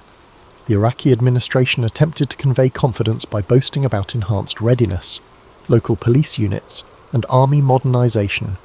Observers on the ground, however, warned that progress remained fragile. Tribal rivalries in the countryside persisted, as did underlying tensions between Baghdad's central authority and the Kurdish north over oil wealth and territorial aspirations. The final US forces left Iraq in December 2011, as scheduled by the SOFA. The West shifted its focus to other challenges, including European economic crises, the Arab Spring, and relations with Iran. Meanwhile, in Iraq, Prime Minister al-Maliki adopted a more centralised power approach, which alienated certain Sunni leaders. Demonstrations began to spread in Sunni-majority areas, driven by frustrations about political marginalisation and alleged government overreach. Former militants, who had been placated by US brokered accords, felt abandoned or harassed. Unemployed youth, upset by a lack of economic opportunities, became susceptible to extreme preaching once more. Then came the development of the Islamic State of Iraq and the Levant, ISIL or ISIS. ISIS sprang from the remains of al-Qaeda in Iraq, capitalising on the instability of the Syrian civil war to seize territory on both sides of the border. In 2014, ISIS fighters stormed into northern Iraq, conquering Mosul with astonishing speed. Iraqi army battalions, hollowed out by corruption and low morale, abandoned their posts. Extremists gained access to armoured vehicles and weapons designed for national defence. Chaos scenes reminiscent of 2003 resurfaced, but this time the threat was not a foreign invasion, but a radical Islamist organisation declaring a caliphate. Many commentators cited the chaotic aftermath of the Second Gulf War as the foundation for such a nightmare, with central rule never completely entrenched and local militias often overshadowing official authority. ISIS encountered little resistance from Sunni tribes that despised the Baghdad-led government. The impetus for US re-involvement mounted, resulting in bombings and a new coalition operation to help Iraqi and Kurdish forces recapture occupied territory. The 2003 invasion cast a long shadow into a new decade, demonstrating that the initial conflict's aftershocks had yet to be resolved. In Iraq, new political figures rose to prominence. Haider al-Abadi succeeded al-Maliki.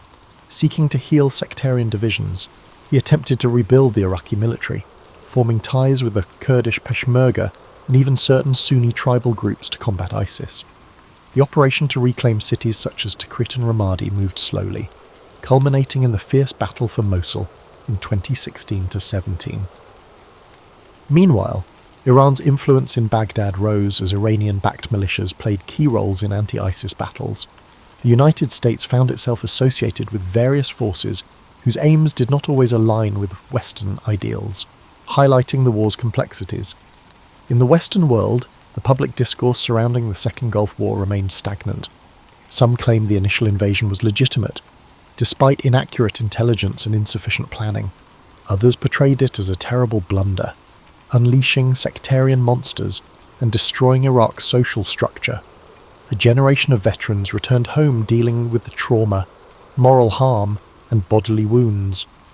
Their accounts influenced new literature, film, and policy discussions about how America handles foreign operations. Politicians from all parties used the Iraq experience to either caution or support future military decisions.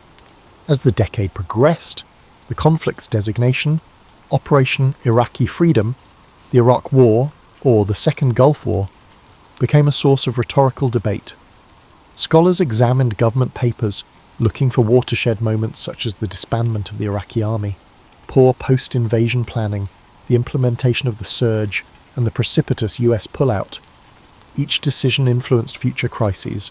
Meanwhile, ordinary Iraqis, having survived dictatorship, invasion, civil war, and ISIS horror, faced the challenge of restoring normalcy.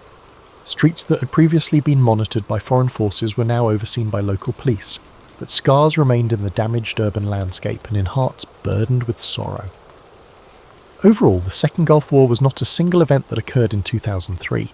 Its aftershocks lasted decades, tying together global politics, the emergence of violent extremism, and the sad cost of leaving critical nation-building parts unfinished.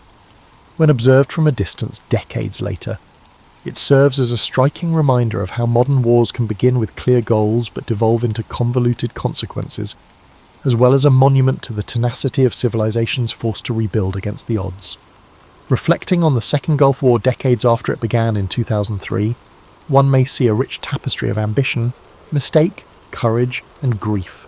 Its origin was based on the post-9/11 mindset, which combined worries of global terrorism with long-standing tensions between Saddam Hussein's administration and the international community.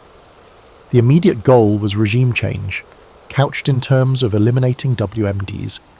Ironically, the war's true impact was less about unearthing hidden stores of chemical or biological weapons, and more about the difficulty of rebuilding a society unmoored from decades of authoritarian leadership. Many veterans of the conflict remember the initial assault as a miracle of military strategy, culminating in Baghdad's swift capture. However, they also describe how the enthusiasm faded as it became evident that removing Saddam would not guarantee a stable democracy. Instead, overlapping insurgencies, widespread corruption, and deep sectarian grudges transformed the occupation into a lengthy quagmire. For soldiers on the ground, it was less about broad strategies and more about building connections with people, diffusing roadside bombs, and determining friend from foe in a sea of misinformation. Iraqi residents, too, carried various stories, ranging from the promise of overthrowing a detested ruler to the horror of street fighting and kidnappings to the tiredness of ongoing blackouts and water shortages. Some families applauded the coalition for deposing a tyrant who had committed widespread brutality against Kurds, Shiites, and political opponents. Others said that foreign forces were insensitive to Iraqi traditions, and that Western-style administration structures overlooked Iraq's social and ethnic diversity. A generation of young people grew up in ruins, their childhood dominated by curfews, the crackle of gunfire at night, and the hum of drones overhead. Internationally, the battle reshaped global alliances and sparked fierce debate. Allies such as Britain experienced internal divisions. Tony Blair's steadfast backing for the invasion shattered his party's unity and harmed his career. France and Germany, who opposed the war, felt justified when no WMD evidence emerged, but their stance sparked resentment among US hawks. Across the Middle East, the conflict fueled anti-Western sentiments in some areas, while others silently celebrated Saddam's demise. That ambivalence continued throughout the 2010s, when the United States faced fresh Middle Eastern concerns, ranging from the Arab Spring to the rise of ISIS. Each new situation seemed to be a footnote to the Second Gulf War's unsolved tensions. In scholarship, a diversity of viewpoints evolved. Some military historians focused on the initial shock and awe campaign, examining how it affected modern concepts of rapid, high-tech warfare. Others researched the insurgency phase, gaining insights into asymmetrical conflict that future counterinsurgency doctrine would attempt to address. Political scientists examined the tumultuous transitional period, using the war as a cautionary tale. Eliminating a dictatorship is only the first step. Establishing governance in a divided land necessitates extensive, culturally informed planning. The failure of improvised governance in 2003 to 2004 became a case study for failed post-conflict stability. Economically, the conflict had far-reaching consequences. Oil prices fluctuated, and billions were spent on reconstruction projects, some of which were mismanaged or fraudulent. Private security firms such as Blackwater became household names, with the HARE Act sparking debate over the commercialization of warfare. Meanwhile, rebuilding Iraq's devastated infrastructure took years. Roads, bridges, hospitals, and power plants all required extensive repairs. The ongoing turmoil hampered foreign investment, restricting job opportunities for Iraqi youngsters. Only in a few enclaves, particularly in the Kurdish region, did real growth and stability appear to be sustainable, thanks to a combination of local governance and smart relationships. In terms of accountability, attempts to hold parties responsible for intelligence failures or human rights violations were intermittent. The legacy of Abu Ghraib remains an indelible stain, overshadowing efforts to portray the war as a moral battle against despotism. War crimes claims against insurgent organisations and sectarian militias were much more savage, albeit they rarely resulted in formal legal consequences. The conflict's complexity, with various actors and fluctuating alliances, rendered clean narrative arcs difficult. Finally, the Second Gulf War demonstrated how modern warfare can begin with widespread national support before devolving into a confusing, multi-layered battle with no abrupt or unambiguous conclusion. By the time American forces withdrew, the character of the fight had shifted so dramatically that it appeared to be an entirely different war than the one that began in March 2003. Historians look back on it as a cautionary tale in early 21st century history, influencing how governments assess intervention, militaries prepare for nation building, and society deals with the psychological toll of prolonged conflict. The war's legacy lives on in the tensions that continue to shape Iraq's political landscape, as well as in the diaspora of Iraqis who have sought safety abroad. It serves as a harsh reminder that even the most powerful invasions can upend old orders without quickly establishing new ones, demonstrating the messy, far-reaching effects of a single, momentous choice to send in the troops.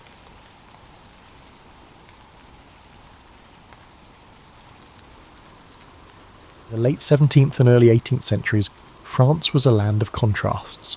By candlelight in a grand chateau's garden, a curious noblewoman listens as a witty philosopher describes the stars above. He explains that those stars are suns like our own, each perhaps circled by the worlds of their own, a radical idea in an age when questioning the heavens could be dangerous. The scene could be lifted from Bernard de Fontenelle's Conversations on the Plurality of Worlds, 1686, a clever book where a lady and a scientist stroll nightly under the sky discussing Copernicus's sun-centered universe. Fontenelle's charming prose made the latest scientific discoveries accessible to the layperson, planting seeds of curiosity, even as Louis XIV's strict rule cast long shadows.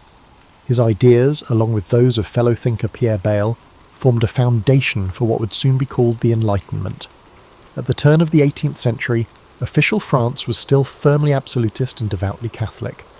Louis XIV, the Sun King, had revoked the Edict of Nantes in 1685, driving Protestants like Bailey into exile. Yet even as the king insisted on religious unity, dissenting ideas quietly took root. In his safe haven abroad, Bayle wrote a sceptical historical and critical dictionary, 1697, that poked holes in dogma and advocated tolerance.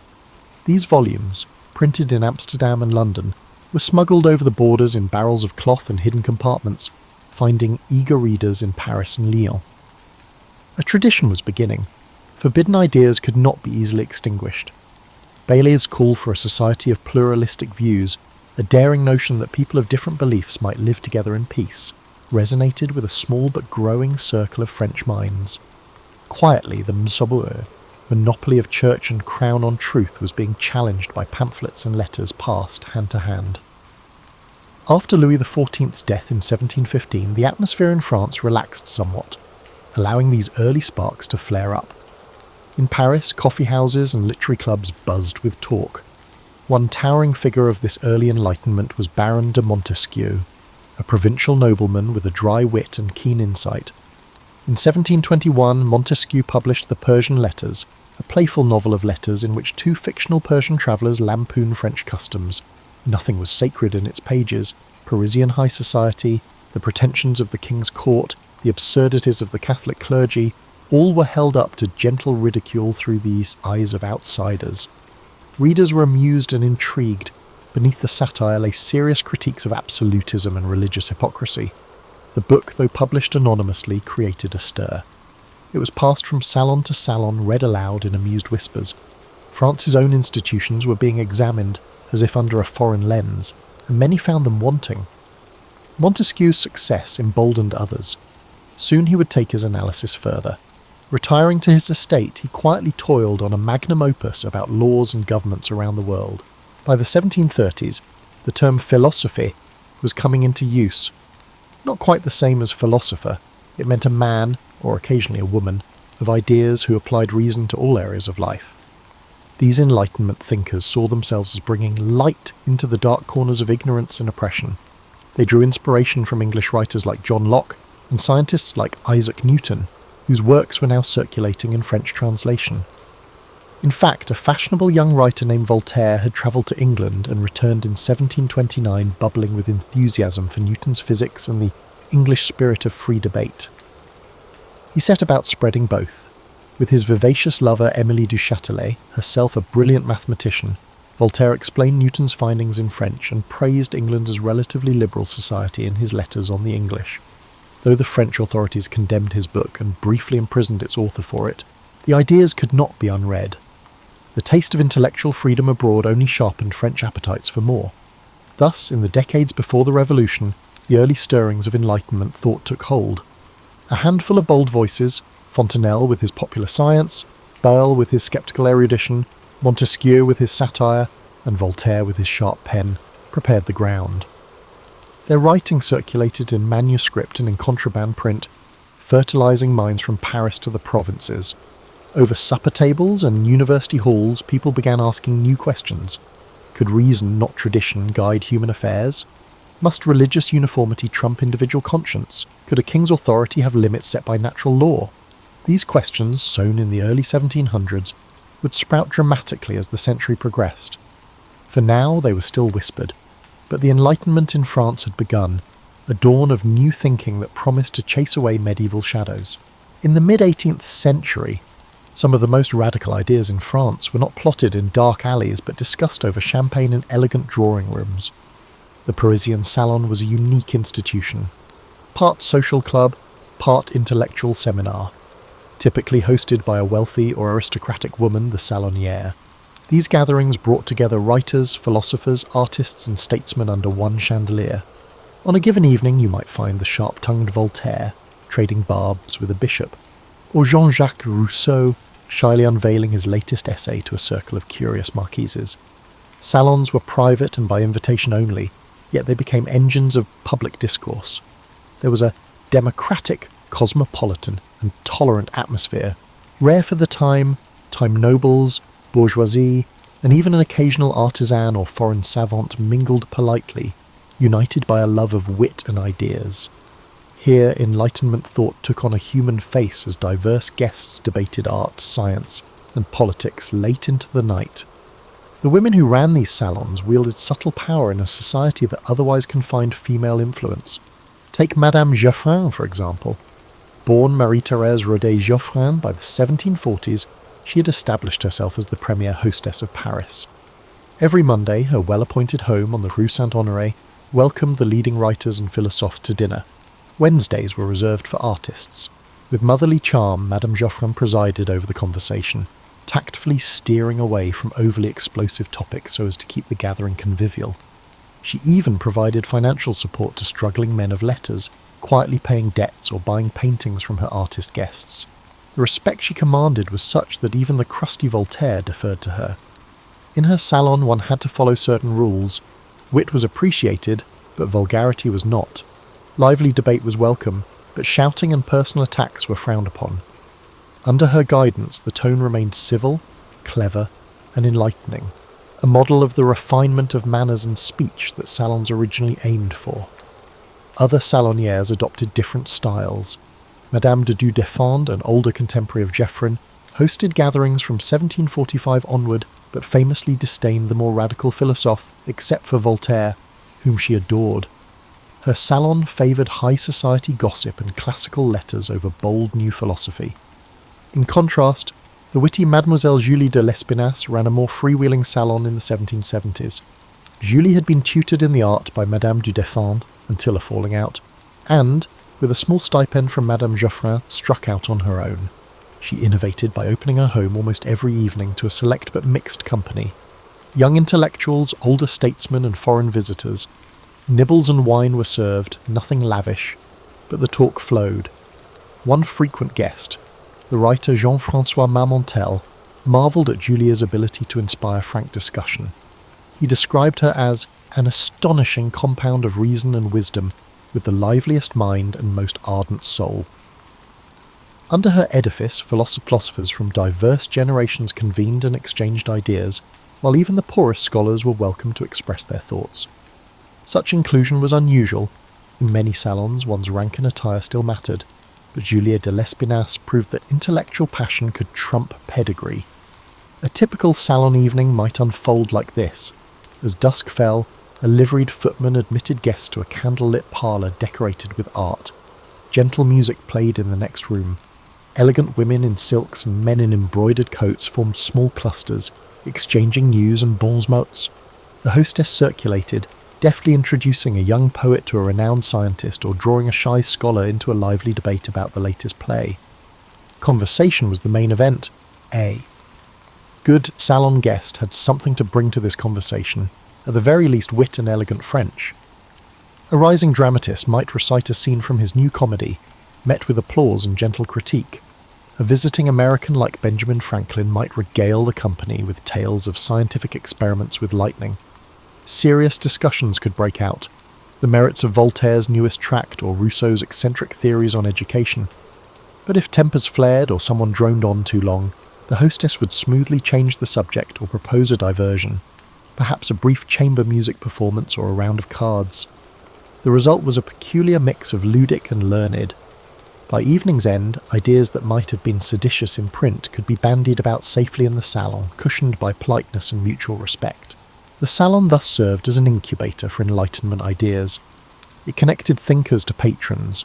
Many an author found a publisher or a financier through salon contacts. It allowed women a rare opportunity to engage in intellectual life, albeit as conveners rather than professors, with notable exceptions like Emily du Châtelet, who, though not a salonière, proved women could match men in science. Salons also helped erode class barriers, if only slightly. Some hostesses prided themselves on gathering a potpourri of talents regardless of noble birth. There were limits, of course. Peasants and labourers did not stroll into these parlours. The salons primarily catered to the elite, who were open to new talent and ideas, not just those inherited from their lineage. In these candlelit rooms, the public sphere had a private cradle. Before newspapers could freely criticise the king or church, and before any elected assembly existed in France, the salons were training grounds for reasoned debate. They fostered what one historian later called the Republic of Letters, a community of minds that transcended social ranks and national borders. Foreigners like the Scottish historian David Hume or the Italian economist Cesare Beccaria were feted at Paris salons when they visited. In turn, French philosophers built networks of correspondence with thinkers abroad. The cosmopolitan chatter in Madame Geoffrin's salon had echoes in London, Geneva or Berlin as ideas spread. By the 1770s and 1780s, even as economic troubles and political conflict loomed in France, one could still find on any given evening a salon in full swing, a microcosm of an ideal Enlightenment society, where conversation flowed freely, differences were bridged by civility, and a new rational France was imagined in talk long before it existed in fact. By the middle of the 18th century, the written word in France was undergoing an explosive proliferation. In bustling Parisian print shops and in secret presses hidden in attics or across the border, printers churned out mountains of paper, books, pamphlets, journals, broadsides. An insatiable reading public had arisen, hungry for everything from scandalous verse to serious treatises on philosophy. The statistics tell part of the story. By the 1780s, literacy had risen markedly. Roughly half of French men and a quarter of women could read, almost double the rates from a century earlier. More people reading meant more demand for reading material. Where the state or the church tried to censor or limit that material, enterprising publishers found ways to supply it regardless.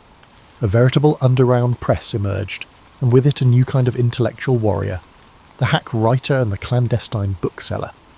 Together they would spread Enlightenment ideas to every corner of France, even as authorities scrambled to stem the tide. Officially, the French crown maintained strict censorship. All books were supposed to be approved by royal censors and carry the censor's name. Hundreds of titles were outright banned. The Catholic Church, through the Sorbonne faculty and the infamous Index Librorum Prohibitorum, Index of Prohibited Books, also condemned works deemed heretical or immoral. Punishments for illegal printing could be severe: fines, imprisonment, even the gallows for repeat offenders. But by the 1770s, enforcement was increasingly like plugging holes in a sieve. The appetite for new ideas was too strong and the profits to be made from satisfying it too tempting. Smugglers carried forbidden books into France by the crate, stashing them in false-bottom wagons, or floating them down rivers at night. It was said that in some frontier towns, nearly every customs officer could be bribed. Meanwhile, within France, pirate printers secretly duplicated popular works without permission. One way or another, what was officially banned often ended up widely read. A few examples illustrate the cat-and-mouse game of publishing. In 1759, the monumental project of the Encyclopédie, the great encyclopedia of sciences, arts, and trades edited by Denis Diderot, was banned by King Louis XV after the first 7 volumes, under pressure from church authorities who found its articles too impious. But Diderot did not abandon it.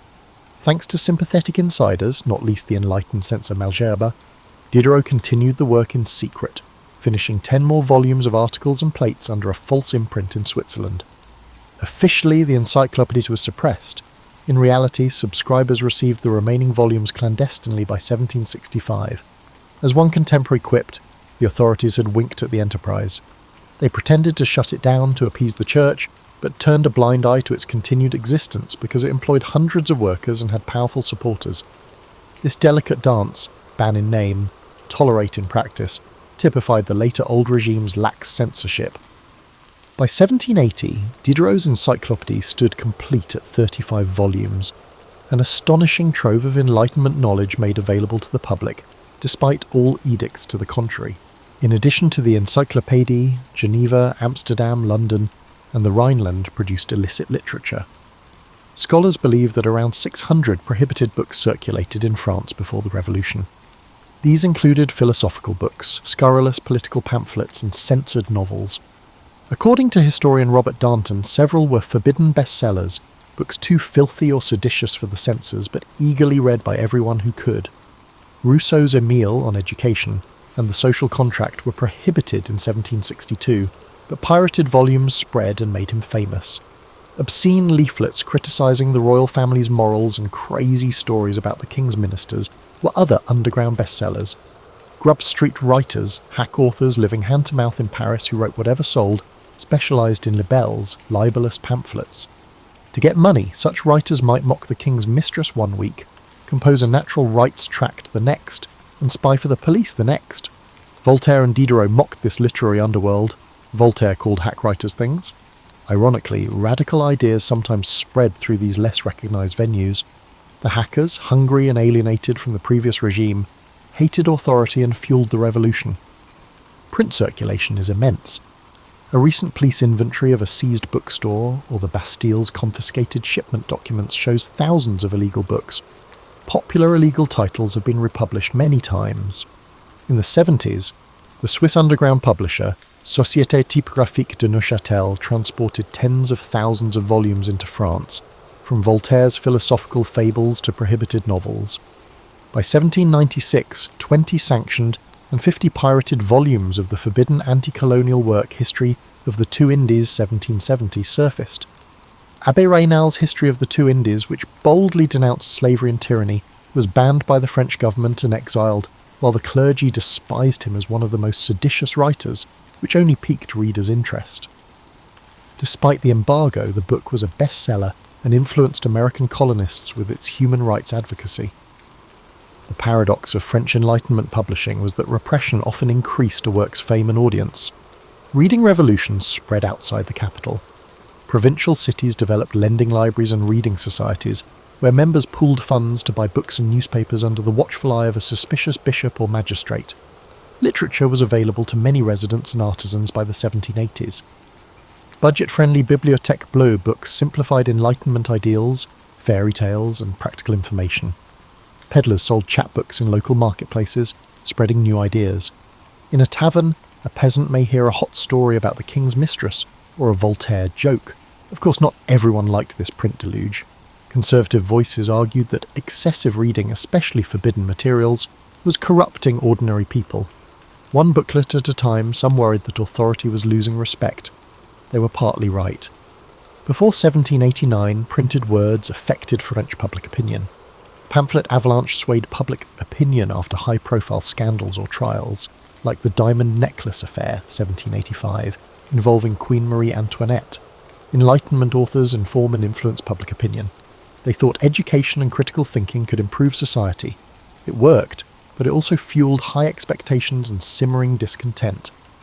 A prison kiosk sold a cheap Rousseau leaflet on the eve of the revolution stating, "Man is born free and everywhere he is in chains." A bawdy song mocking the fat archbishop or a broadsheet celebrating America's successful uprising against its ruler were available. Rights, liberty and equality, formerly discussed in salons, have permeated common consciousness. The future was printed on legal and unlawful presses. Despite their efforts, the old order's guardians could not unprint it. The clatter of the printer's type and the rustle of secretly turned pages shook a changing France. In a modest Paris apartment in the 1750s, two brilliant men sit exchanging letters, not amicably, but as rivals locked in intellectual combat. On one side is Voltaire, the most famous wit of the age, now in his 60s, polished, urbane. a skeptic who relishes skewering folly. On the other, Jean-Jacques Rousseau, 2 decades younger, intensely earnest, a loner who distrusts the very society Voltaire so enjoys. They rarely meet in person, but across miles they trade barbs in print. Upon reading Rousseau's latest work, Voltaire cannot resist sending a withering reply. "I have received, sir, your new book against the human species, and I thank you for it," Voltaire writes with biting sarcasm. "No one has ever employed so much intelligence to make us all stupid. Reading your book inspires a strong desire to take action." His words drip with mock praise. Rousseau's idealization of primitive man, Voltaire implies, is absurd. Civilization may be flawed, but it's far better than the savage life Rousseau extols. This famous quip that Rousseau's philosophy is enough to make a man want to become a beast epitomizes the clash between 2 towering Enlightenment thinkers whose visions of human nature and society were worlds apart. The Enlightenment was not a singular entity, rather, it represented a multitude of diverse perspectives, frequently engaged in intense debate. Voltaire and Rousseau's rivalry is legendary. Voltaire championed reason, science, and a certain cosmopolitan elitism. He believed enlightened monarchs, ideally advised by philosophers like himself, could gradually improve society. Religion, to Voltaire, was useful as a social glue, but needed purging of superstition. Écraser l'infâme, crush the infamous thing, a fanaticism he would famously declare of the church's abuses. Rousseau, by contrast, distrusted the pretensions of polite society. He thought civilization had corrupted man's originally good nature. In works like Discourse on Inequality, he argued that arts and sciences had led not to progress, but to vanity and oppression. His ideal was a simpler life in harmony with nature, and a political community based on genuine equality and the general will of the people, as he later outlined in the Social Contract. To Voltaire, the idea sounded naive at best, dangerous at worst. Their correspondence started courteously but soured over time. After the devastating Lisbon earthquake of 1755, Voltaire wrote a poem questioning providence. How could a just God slaughter innocents? Rousseau oddly rebuked Voltaire, saying people should not question God's plan, and that if men didn't live packed in cities, the quake would do less harm. Voltaire privately scoffed that Rousseau wanted to send mankind backwards. "One longs, in reading your book, to walk on all fours," he jeered, stung by Rousseau's critique. Rousseau, for his part, grew increasingly convinced that Voltaire and his clique were conspiring against him, mocking him behind his back. By the 70s, their relationship had fractured completely. Rousseau even refused Voltaire's offer of refuge when Rousseau was fleeing arrest. The Voltaire-Rousseau split was not just personal, it symbolized a deeper divergence in Enlightenment thought. Voltaire stood for the party of reason, progress through enlightened authority and sharp criticism of tradition. Rousseau became the voice of the party of feeling, valuing emotion, authenticity, and the wisdom of the common man over the polished salon sophisticature. Their quarrel highlighted contradictions. The Enlightenment celebrated reason, yet Rousseau accused reason's apostles of being cold and elitist. It preached equality, yet Voltaire privately disdained the uneducated masses and preferred benevolent despotism to democracy. In their ways, each was prophetic. Voltaire of the liberal, secular values that would shape modern Europe, Rousseau of the romantic, democratic, and even revolutionary currents that would soon erupt. It's fitting that both men died in 1778, a decade before the Revolution, almost as if fate meant to clear the stage for the drama to come. Beyond this famous duo, the Enlightenment was rife with intellectual rivalries and collaborations. Diderot and D'Alembert, co-editors of the Encyclopédie, had their share of squabbles. D'Alembert quit the project in frustration in 1759, leaving Diderot to slog through the remaining volumes largely alone. Diderot also fell out bitterly with Rousseau, who had once been his close friend. Diderot and Baron de Holbach welcomed Rousseau as a kindred spirit in the 1740s, but as Rousseau's ideas diverged and his paranoia grew, he came to believe Diderot had portrayed him negatively in a satirical play. Their friendship collapsed, illustrating how personal slights could fracture even those working for the same broad cause. Meanwhile, Baron de Holbach, host of a famously irreverent salon of atheists, published The System of Nature 1770, a book denying the existence of God outright. This extreme materialism alarmed even Voltaire, who attacked Holbach's atheism as fanatical in its own way. Voltaire believed society needed belief in God as a moral bedrock. If God did not exist, it would be necessary to invent him, he quipped. Holbach and Diderot, however, privately ridiculed Voltaire's deism as a lack of nerve. To them, reason pointed to a universe without need of a divine being. Thus, even among philosophes united against the Church's tyranny, there were deep fractures about religion's role. Another poignant clash involved Montesquieu and Rousseau's political theory. Montesquieu's The Spirit of the Laws, 1748, argued for a balanced constitution, like Britain's, with powers separated among king, parliament, and courts, a moderate vision to prevent despotism. Rousseau's Social Contract, 1762, dismissed Montesquieu's model as too aristocratic. Instead, Rousseau envisioned a republic so egalitarian that in theory, everyone would obey laws they themselves willed. Voltaire found Rousseau's political ideas as impractical as his primitivism. He quipped that Rousseau's ideal republic was a city of ghosts, and indeed Rousseau's notion that citizens be forced to be free if they violate the general will would trouble critics for its potential for tyranny.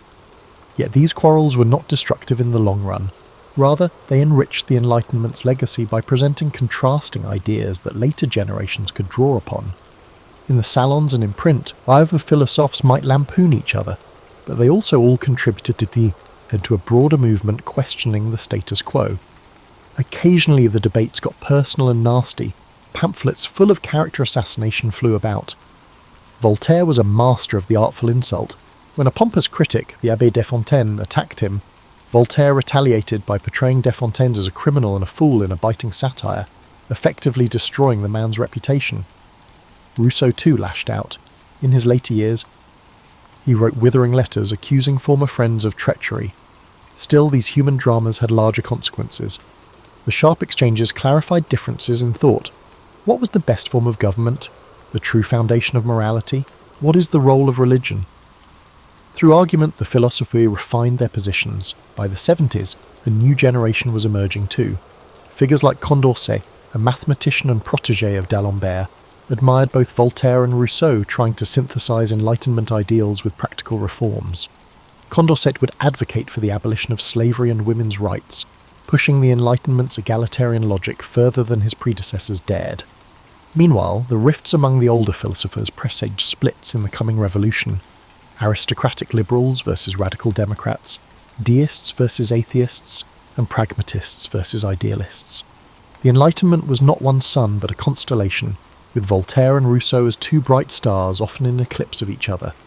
Their clashes, bitter though they were, gave the era much of its dynamism. The salon gossip about Voltaire versus Rousseau was the talk of intellectual Europe. Interestingly, when both Rousseau and Voltaire passed away in 1778, they received brief eulogies as if they had been complementary heroes.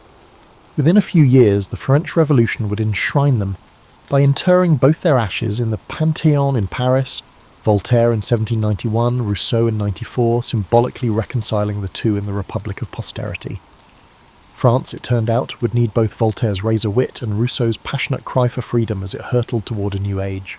The Palace of Versailles courtyard was packed on a sunny September afternoon in 1783, with eyes fixed on the sky. Two provincial brothers, the Montgolfier brothers, were ready to attempt the first hot air balloon flight by the living creatures in front of King Louis XVI and Queen Marie Antoinette. A sheep, duck and rooster were placed into a wicker basket under a taffeta balloon at the sound of a cannon. A second cannon fire announced release. As the balloon gracefully climbed 600 metres, tens of thousands of people gasped. It carried its barnyard aeronauts through the heavens for 8 minutes. Royal biologists quickly examined the animals, which were alive and eating hay, after it softly landed a few kilometres away. The audience applauded. The king was thrilled, albeit the inventors deftly avoided his suggestion to use convicted felons as test passengers. More than amusement, this balloon flight symbolised the Enlightenment's faith in science and reason to expand the conceivable. That moment, even the ancient dream of flight seemed possible. Ingenuity and experimentation had turned imagination into reality before the French public. French Enlightenment science pervaded daily life and great politics. Savants, learned men, and a few women, who passionately studied nature, rose in the 18th century. They studied chemistry, anatomy, botany, astronomy, and electrical. Importantly, they sought practical social reforms. The former Royal Academy of Sciences in Paris was full of experiments. Antoine Lavoisier, a rich Parisian tax officer who loved chemistry, discovered oxygen's role in combustion and established the idea of mass conservation. Lavoisier and his wife Marie, who illustrated and took notes, measured gases and metals with astonishing precision in their home laboratory. He proved that rusting metal gains weight by mixing with airborne oxygen, disproving the phlogiston idea. Such work paved the way for modern chemistry. Lavoisier was a systematic, empirical Enlightenment savant who felt knowledge should advance humanity. Outside the lab, he improved France's gunpowder industry, helping the military, and agricultural research to boost yields. Science historically clashed with religious theology, but by mid-century many clergy were fascinated by it. After the Galileo episode a century earlier, the Church was cautious. Jesuit instructors in France adjusted Cartesian and Newtonian principles. Still, tensions grew. In the 1770s, the Comte de Buffon, the king's naturalist, proposed that the world may be far older than the Bible's 6,000 years. Paris's Faculty of Theology forced him to include a pious disclaimer in his book. Enlightenment science favoured natural explanations above magical ones, contrary to traditional beliefs. Many devout Christians saw scientific findings as proof of God's laws. Medicine and public health were where science and belief intersected most. The introduction of smallpox inoculation, a predecessor to vaccination, was noteworthy. Millions, including royalty, had been erased or were scarred by smallpox. After Louis XV died brutally of smallpox in 1774, the new King Louis XVI decided to undergo inoculation, a risky, purposeful infection to bestow immunity. Marie Antoinette supported it. Parisian milliners produced the pouf à l'inoculation, a hairdo with symbols of medicine and victory, a serpent-entwined rod, a rising sun for the king, and an olive branch for peace, to commemorate the royal inoculation's success. Fashion and science were linked. The pouf made inoculation look cool and calm public worries. After the monarchy's high-profile sponsorship, what many considered a dubious, possibly impious activity, deliberately infecting someone, gained legitimacy. It was the moment when empirical knowledge, inoculation success in England and the Ottoman Empire, triumphed superstition. People's veins were filled with Enlightenment notions. Enlightenment science influenced common devices and advances. The elite enjoyed mechanical and scientific exhibitions. Salons had electrical machines with spinning glass globes that generated static electricity, sparking and raising arm hair. These machines were novelty but important research tools. When American scientist Benjamin Franklin showed lightning was electrical by harnessing it with a kite, Europe was enthralled. France copied the experiment. Franklin was a star in Paris as a revolutionary diplomat and scientist, and his lightning rod creation was praised as a reasoned defence against nature. By the 1780s, even churches were putting lightning rods, possibly recognising that saving a steeple from blowing up was worth it. Some churchmen first opposed them, believing that it was blasphemous to meddle with the artillery of heaven. So science quietly challenged the idea that disasters were divine will by treating them as mechanical issues. No subject was too obscure for the philosophers to probe. Enlightenment thinkers compared doctors' discussions about the heart to a state's circulation of commerce. Philosophy considered classifying human civilizations like naturalists did species. The encyclopedia includes many scientific articles and images, from anatomical diagrams to windmill improvement designs, aiming to gather and disseminate essential knowledge. To catalogue and communicate practical information was an Enlightenment ideal. Knowledge should not be hidden or guild-bound, but shared for the common good. Diderot published on metallurgy, music theory and other subjects because he believed nature and art might liberate minds and enhance life. During this era, the state often linked scientific development to its goals, fostering a culture of enlightened absolutism. Louis XVI and his ministers wanted to use science to improve armaments, maps and agriculture. In the 1760s, the French government supported the enormous meridian voyages to estimate the Earth's form, reflecting Enlightenment curiosity and state pride.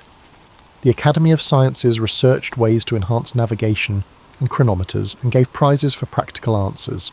Nutritionists like Parmentier staged meals featuring potato dishes to convince aristocracy it could prevent starvation. To promote potatoes, Parmentier had a field guarded by troops but let peasants steal from it at night.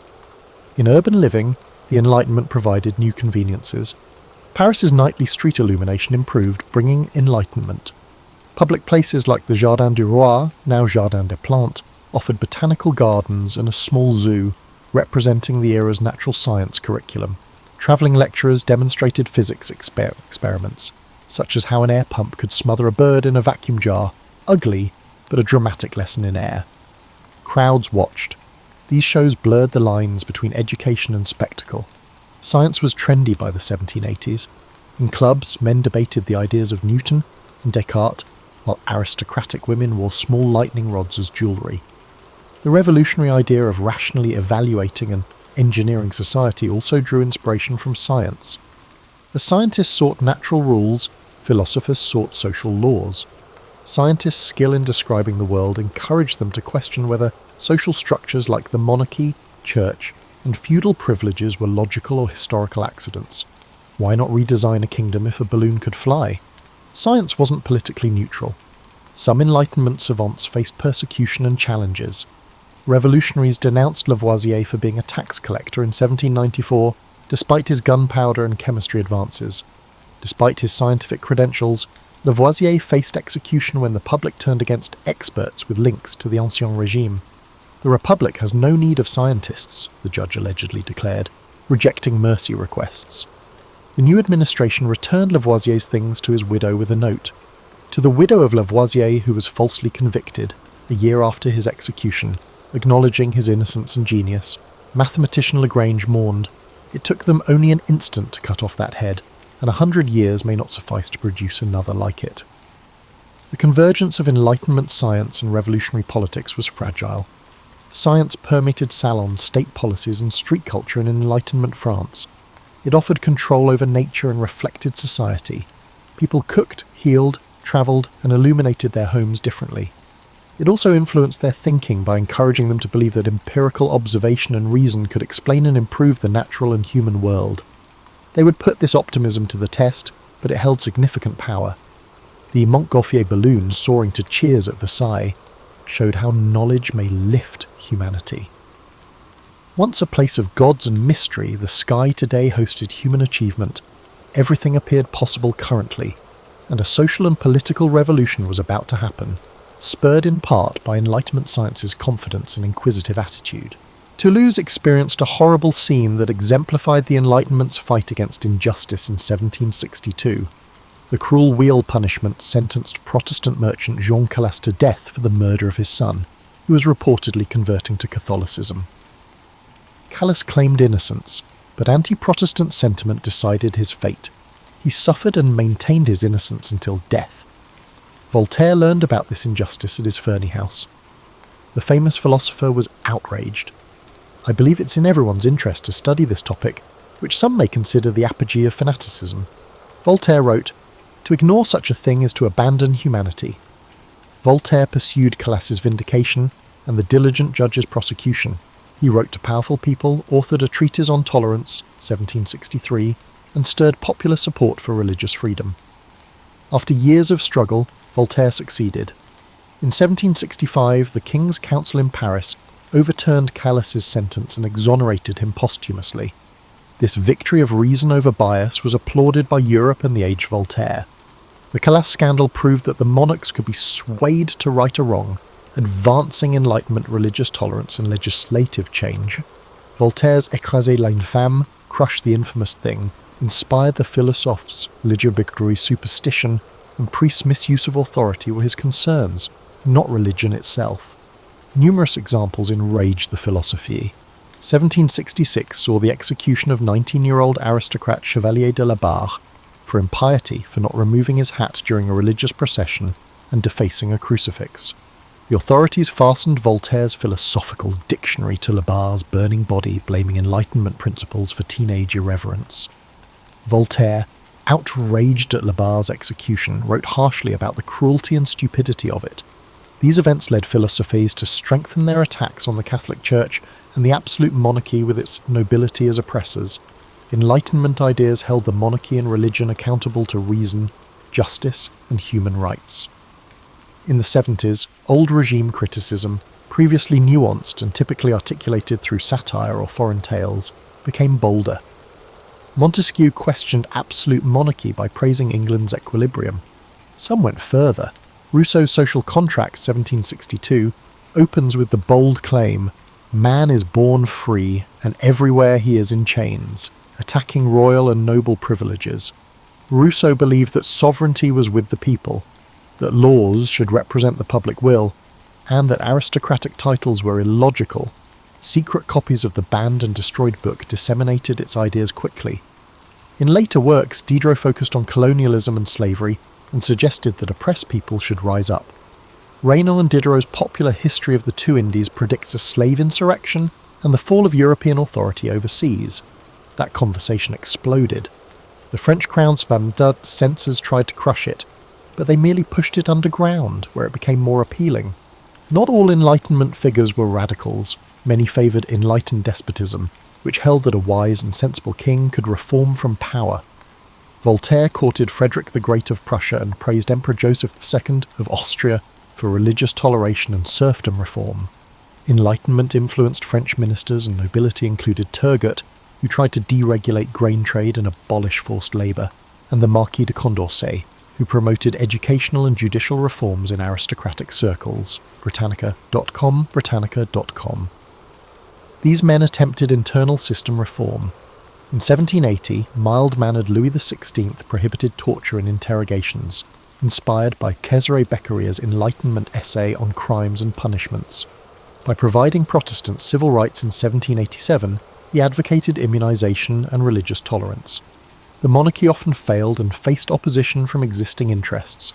Nobles resisted Turgot's reforms, dismissing him. The church leadership actively opposed privilege reduction. The French Catholic Church was a key Enlightenment target. The church had long ruled education, literature, and dissenters with immense great riches. Philosophers, mostly deists or agnostics, denounced church persecution. Voltaire opposed intolerance, like the Calas scandal, to humble the church. Candide, his satirical tale, attacked religious hypocrisy and other flaws. In Cannibals, Diderot subtly mocked European religious communion by comparing Pacific Islander customs to European religious communion. Baron de Holbach's system of nature atheism depicts priests as deceptive characters who use hell to subjugate people. The words were provocative.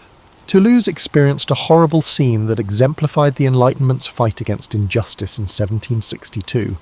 The cruel wheel punishment sentenced Protestant merchant Jean Calas to death for the murder of his son, who was reportedly converting to Catholicism. Calas claimed innocence, but anti-Protestant sentiment decided his fate. He suffered and maintained his innocence until death. Voltaire learned about this injustice at his Ferney house. The famous philosopher was outraged. I believe it's in everyone's interest to study this topic, which some may consider the apogee of fanaticism. Voltaire wrote, "To ignore such a thing is to abandon humanity." Voltaire pursued Calas's vindication and the diligent judge's prosecution. He wrote to powerful people, authored a treatise on tolerance, 1763, and stirred popular support for religious freedom. After years of struggle, Voltaire succeeded. In 1765, the King's Council in Paris overturned Calas's sentence and exonerated him posthumously. This victory of reason over bias was applauded by Europe and the age Voltaire. The Calas scandal proved that the monarchs could be swayed to right a wrong, advancing Enlightenment religious tolerance and legislative change. Voltaire's Écraser l'infâme, crush the infamous thing, inspired the philosophes. Legibigatory superstition and priests' misuse of authority were his concerns, not religion itself. Numerous examples enraged the philosophie. 1766 saw the execution of 19-year-old aristocrat Chevalier de la Barre for impiety for not removing his hat during a religious procession and defacing a crucifix. The authorities fastened Voltaire's philosophical dictionary to La Barre's burning body, blaming Enlightenment principles for teenage irreverence. Voltaire, outraged at La Barre's execution, wrote harshly about the cruelty and stupidity of it. These events led philosophes to strengthen their attacks on the Catholic Church and the absolute monarchy with its nobility as oppressors. Enlightenment ideas held the monarchy and religion accountable to reason, justice, and human rights. In the 70s, old regime criticism, previously nuanced and typically articulated through satire or foreign tales, became bolder. Montesquieu questioned absolute monarchy by praising England's equilibrium. Some went further. Rousseau's Social Contract, 1762, opens with the bold claim, "Man is born free, and everywhere he is in chains," attacking royal and noble privileges. Rousseau believed that sovereignty was with the people, that laws should represent the public will, and that aristocratic titles were illogical. Secret copies of the banned and destroyed book disseminated its ideas quickly. In later works, Diderot focused on colonialism and slavery and suggested that oppressed people should rise up. Raynal and Diderot's popular History of the Two Indies predicts a slave insurrection and the fall of European authority overseas. That conversation exploded. The French crown spun, censors tried to crush it, but they merely pushed it underground, where it became more appealing. Not all Enlightenment figures were radicals. Many favoured enlightened despotism, which held that a wise and sensible king could reform from power. Voltaire courted Frederick the Great of Prussia and praised Emperor Joseph II of Austria for religious toleration and serfdom reform. Enlightenment-influenced French ministers and nobility included Turgot, who tried to deregulate grain trade and abolish forced labour, and the Marquis de Condorcet, who promoted educational and judicial reforms in aristocratic circles. Britannica.com. These men attempted internal system reform. In 1780, mild-mannered Louis XVI prohibited torture and interrogations, inspired by Cesare Beccaria's Enlightenment essay on crimes and punishments. By providing Protestants civil rights in 1787, he advocated immunization and religious tolerance. The monarchy often failed and faced opposition from existing interests. Nobles resisted Turgot's reforms, dismissing him. The church leadership actively opposed privilege reduction. The French Catholic Church was a key Enlightenment target. The church had long ruled education, literature, and dissenters with immense great riches. Philosophers, mostly deists or agnostics, denounced church persecution. Voltaire opposed intolerance, like the Calas scandal, to humble the church. Candide, his satirical tale, attacked religious hypocrisy and other flaws. In Cannibals, Diderot subtly mocked European religious communion by comparing Pacific Islander customs to European religious communion. Baron de Holbach's system of nature atheism depicts priests as deceptive characters who use hell to subjugate people. The words were provocative. The mathematician, philosopher, and liberal nobleman Marquis de Condorcet died in a dismal Bourg-la-Reine jail cell in August of 1794. He fled from the extremist Jacobin regime that called him a traitor. Condorcet, who championed human rights, slavery abolition, and women's suffrage, almost alone among his peers, was now a victim of the revolution he supported. His lifeless body was uncovered by guards. He may have died from disease and exhaustion or from poison he hid when the guillotine approached. The terror's gloom killed one of the Enlightenment's brightest lights. His demise typified the tragic irony that befell many Enlightenment luminaries during the revolutionary storm. Their promised progress had turned on them. As previously mentioned, Lavoisier faced execution despite his claims that his scientific efforts benefited the nation. Madame Geoffrin's daughter saw her salon acquaintances scattered, some executed, as genteel reform conversations gave way to mobs. Even after their deaths in 1793, Voltaire and Rousseau were disputed by revolutionaries, with radicals favouring Rousseau's egalitarianism and moderates Voltaire's tolerance. The Enlightenment inspired the revolution, but the revolution tested it. The French Revolution both upheld and undermined Enlightenment values. On one hand, it formalised many philosophers' essential ideas. Based on Montesquieu, Voltaire, Rousseau and Locke, the Declaration of the Rights of Man and Citizen, 1789, advocated freedom of speech and religion, equality before the law, and the right to resist injustice. The philosopher's dream of a meritocratic society was realised on August 1789, when feudal privileges and tithes were abolished in one night. The Constitution of 1791 established a constitutional monarchy with a Montesquieu-like division of powers. The revolution fulfilled Voltaire's calls for toleration by seizing church property in 1790 and awarding full citizenship to Protestants and Jews in 1791. When Louis XVI was guillotined in 1793, Rousseau's vision of popular sovereignty, the people's will above divine right kingship, was most clearly confirmed. However, the revolution's violent, illiberal turn troubled many. The Enlightenment sought to replace tyranny with reasoned conversation, not crowd or one-party power. The Committee of Public Safety murdered thousands of enemies of the Revolution during the Reign of Terror, 1793-4, a terrible inversion of Enlightenment ideas. Reason gave way to another frenzy. Under Robespierre, the revolutionaries formed a municipal religion of the Supreme Being and held deistic festivals, a guillotine-enforced version of Rousseau's civil religion. People executed under the guise of reason for being aristocrats or moderate republicans would have horrified Voltaire. The terror exposed an Enlightenment contradiction. The confidence in a single truth, rational or ideological, can lead to tyranny. Philosophers like d'Holbach and Helvetius were as intolerant of religious people as atheists.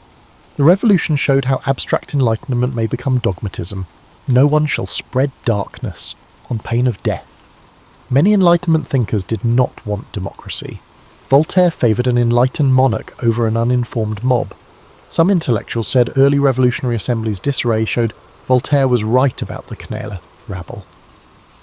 Before his 1784 death, Diderot had become pessimistic, arguing that despotism might only cease when the last monarch was strangled with the last priest's entrails, a dismal hyperbole the revolutionaries half-jokingly repeated. Diderot probably wouldn't have celebrated the 1793 mass guillotining. Philosophers had not solved how to justly implement principles. This gap existed between theory and practice. Enlightenment supporters faced social contradictions. Few addressed women's condition directly, although they promised equality.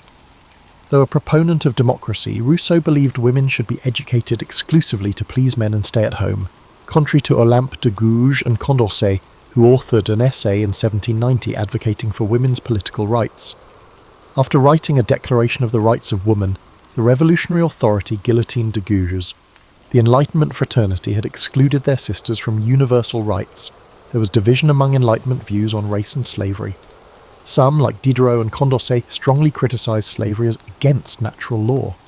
The 1788 Society of Friends of the Blacks, founded by Enlightenment-influenced men, sought abolition. Others, like Voltaire, criticised the slave trade in the abstract but made racist statements and invested in colonial corporations. Enlightenment, universal human nature battled with pseudoscientific racism, ironically, a consequence of species classification. The revolution abolished slavery in 1794 after a massive slave insurrection in Saint-Domingue, Haiti, but Napoleon reinstalled it. Ideal and reality differed.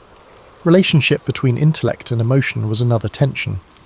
Rousseau noted that humans are not rational, but the Enlightenment praised reason. The revolution showed that passions, anger at injustices, desire for vengeance, hope for glory, drive events more than academic treatises.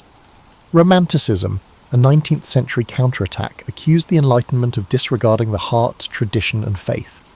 Edmund Burke in England and Joseph de Maistre in France held the philosophes unfairly responsible for the revolution's bloodshed by unmooring society from traditional institutions. They said that the Enlightenment's abstract reasoning had dissolved authority and led to chaos and Napoleon's rule. While this view is debatable, by the early 1800s, the Enlightenment was hailed for the Declaration of Rights and scientific advancement, but also accused of revolution. Long-term, the French Enlightenment left a deep and mostly good influence. It inspired the French, American, and later independence movements worldwide. Many Enlightenment goals were achieved in the 19th century, including the abolition of slavery in European empires, France in 1848, Britain 1833, the spread of public education, the rise of secular states and the reduction of church temporal power, the gradual and uneven expansion of suffrage, and the advancement of science and technology without dogma. The 1948 UN Universal Declaration of Human Rights is based on Enlightenment ideas. Today we echo Voltaire's calls for press and conscience freedom. Governments cite Montesquieu when creating checks and balances. When protesters invoke the will of the people, Rousseau is followed. However, the Enlightenment left more uncertain legacies. The scientific revolution and industrial society were fueled by reason, but romantics and later existentialists criticised it for promoting technocracy and soulless rationality. Westerners defended imperialism as bringing civilization, an attitude oddly at conflict with the Enlightenment's empathy, but facilitated by its aim. Enlightenment secularism allowed diversity to develop. but also left a spiritual hole that 19th and 20th century ideologies and nationalisms strove to fill, not always for the better. After Napoleon's collapse in 1815, France's monarchy re-established church dominance and conservative tendencies. Intellectual life had changed, thus the genie could not be put back. French politics alternated between liberal and conservative in the mid-19th century, but Enlightenment ideas set the standard. Even conservatives had to justify themselves in terms of logical government and national interest, not divine authority. France will officially divorce church and state in 1905, fulfilling the philosophes' aim of a secular republic based on liberté, égalité, fraternité. Enlightenment principles filtered through revolutionary experience. The French Enlightenment did not finish neatly in 1789. The revolution was chaotic and its aftermath complicated. Perhaps that emphasises a last Enlightenment lesson. The movement always understood that human affairs are imperfect and progress zigzags. Diderot observed, "Passions are the only orators that always persuade, conceding that reason doesn't control the world." Later in life, Voltaire tempered his mockery with appeals for steady improvement, not utopia. Even radical Rousseau cautioned that abrupt upheaval could lead to harsher despotism. Many Enlightenment thinkers realised that Enlightenment would be a long-term tense project. Thus the Enlightenment's twilight transformed rather than ended. People called themselves ideologues or intellectuals instead of philosophes in the 19th century, but they inherited the Enlightenment's realm. Questioning authority, demanding reasoned answers, and claiming individual dignity became entrenched in Western civilization. When we read Voltaire's witty, courageous writings, Rousseau's profound challenges, Diderot's encyclopedic labours, or Condorcet's prescient humanism, we are reminded of the Enlightenment's very human story: salon gatherings and clandestine pamphlets, friendships and feuds, and people risking prison for a pamphlet or exile for a principle. Ideas could overthrow thrones in that age. Its legacy lives on every time an informed public holds a tyrant accountable. A youngster is taught science without superstition, various individuals sit down to talk and debate rather than fight, and we choose light over darkness. The French Enlightenment was truly a turning point in human history.